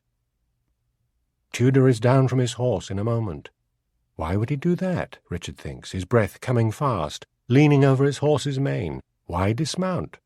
Tudor is running forwards to his pikemen, who dash back to meet him. His sword is drawn, his standard-bearer beside him. Henry is beyond thought, beyond even fear, in this his first adult battle. He can feel the ground shake as the horses come towards him. They come like a high wave, and he is like a child facing a storm on a beach. He can see Richard bending low in the saddle, his lance out before him, the gleam of the gold circlet on the silver helmet. Henry's breath comes fast with fear and excitement, and he shouts to the French pikemen, "Now! À moi! À moi!" They dash back towards Henry, and then they turn and drop to their knees and point their pikes upwards. The second rank leaned their pikes on their comrades' shoulders, the third rank, boxed inside like a human shield for Henry Tudor, point their pikes straight forwards like a wall of daggers at the oncoming horses. Richard's cavalry have never seen such a thing done before. No one has ever seen such a thing before in England. They cannot pull up the charge, they cannot turn it. One or two in the centre wrench their horses aside, but they just foul the oncoming dash of their neighbours, and go down in a chaos of tumbling and screaming and broken bones under the hoofs of their own horses. The others plough on, too fast to stop, and fling themselves onto the merciless blades, and the pikemen stagger under the impact, but, wedged so tightly, they stay steady. Richard's own horse stumbles on a dead man and goes down to its knees. Richard is thrown over its head, staggers to his feet, pulling out his sword. The other knights fling themselves to the ground to attack the pikemen, and the clash of sword on wooden haft, of thrusted blade and broken pike, is like hammering at a forge. Richard's trusted men gather round him in battle order, aiming at the very heart of the battle square, and gradually they start to gain ground. The pikemen in the first rank cannot struggle to their feet with the weight of the others bearing down on them. They are cut down where they kneel. The middle rank fall back against the ferocious attack. They cannot help but give ground, and Henry Tudor, in the centre, becomes more and more exposed. Richard, his sword red with blood, comes nearer and nearer, knowing the battle will be over with Tudor's death. The two standards are only yards apart, and Richard is gaining ground, fighting his way through a wall of men to Tudor himself. In the corner of his eye he sees the red of the dragon, and furious he slashes at it and the standard-bearer, William Brandon, in one huge thrust. The standard looks about to fall, and one of Henry's bodyguard dives forwards, grabs the broken haft, and holds it aloft. Sir John Cheney, a giant of a man, throws himself between Henry and Richard slashes out at him too, a vicious wound to the throat, and the Tudor knight goes down, knowing that they are defeated, calling, "Fly, sire! Get yourself to safety!" to Henry, as his last words are choked on his own blood. Henry hears the warning and knows he must turn and run. It is all over for him. And then they hear it. Both Richard and Henry's heads go up at the deep, loud rumble of an army at full gallop, as the Stanley's armies come charging towards them, lances down, pikes out, swords ready, fresh horses tearing towards them as if themselves eager for blood. And as they hit, Richard's standard-bearer has his legs sliced off from underneath him by a swing from a battle-axe, and Richard wheels around, his sword-arm failing him, suddenly fatally weak in that one moment as he sees 4,000 men coming against him, and then he goes down under a flurry of anonymous blows. "Treason!" he shouts. "Treason!" "A horse!" somebody screams desperately for him. "A horse! A horse! Get the king a horse!" But the king is already gone. Sir William Stanley pulls the helmet from Richard's lolling head, notes that the king's dark hair is still damp with warm sweat, and leaves the rest of the looting of his fine armour to others. With a pike head, he prizes off the golden circlet of kinghood and strides towards Henry Tudor, kneels in the mud, and offers him the crown of England. Henry Tudor, staggering from the shock, takes it from him with blooded hands and puts it on his own head. "God save the king!" bellows Stanley to his army, coming up, fresh and untouched, some of them laughing at the battle that they have won in such decisive glory without dirtying their swords. He is the first Englishman to say this to the crowned Henry Tudor, and he will make sure the king remembers it. Lord Thomas Stanley dismounts from his panting horse at the head of his army, which swung the battle at the very last moment, and smiles at his stepson. "I said I would come." "You will be rewarded," Henry says. He is grey with shock, his face shiny with cold sweat and with someone else's blood. He looks, but hardly sees, as they strip King Richard's fine armour, and then even his linen, and throw his naked body over the back of his limping horse, which hangs its head as if ashamed. "You will be richly rewarded, who fought with me today." They bring the news to me where I am praying, on my knees, in my chapel. I hear the bang of the door and the footsteps on the stone floor, but I don't turn my head.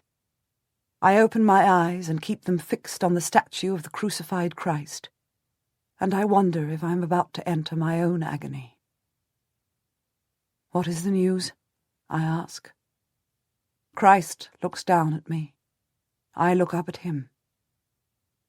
"Give me good news," I say as much to him as to the lady who stands behind me. "Your son has won a great battle," my lady-in-waiting says tremulously. "He is King of England, acclaimed on the battlefield." I gasp for breath. "And Richard, the usurper?" "Dead." I meet the eyes of Christ the Lord, and I all but wink at him.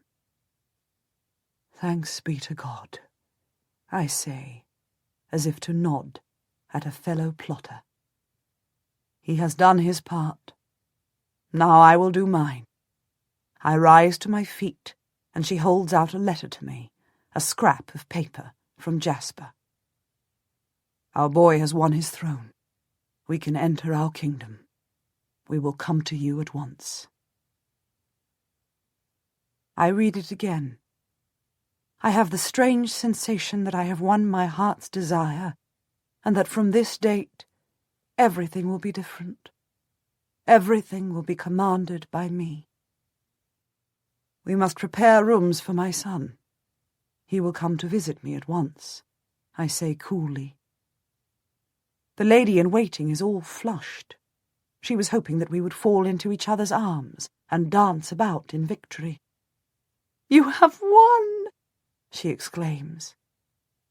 She's hoping I will weep with her. "I have come into my own," I correct her. "I have fulfilled my destiny. It is the will of God." "It is a glorious day for your house." "Nothing but our deserts." She bobs a shallow curtsy. "Yes, my lady." "Yes, your grace," I correct her. "I am my lady, the king's mother, now, and you shall curtsy to me as low as to a queen of royal blood.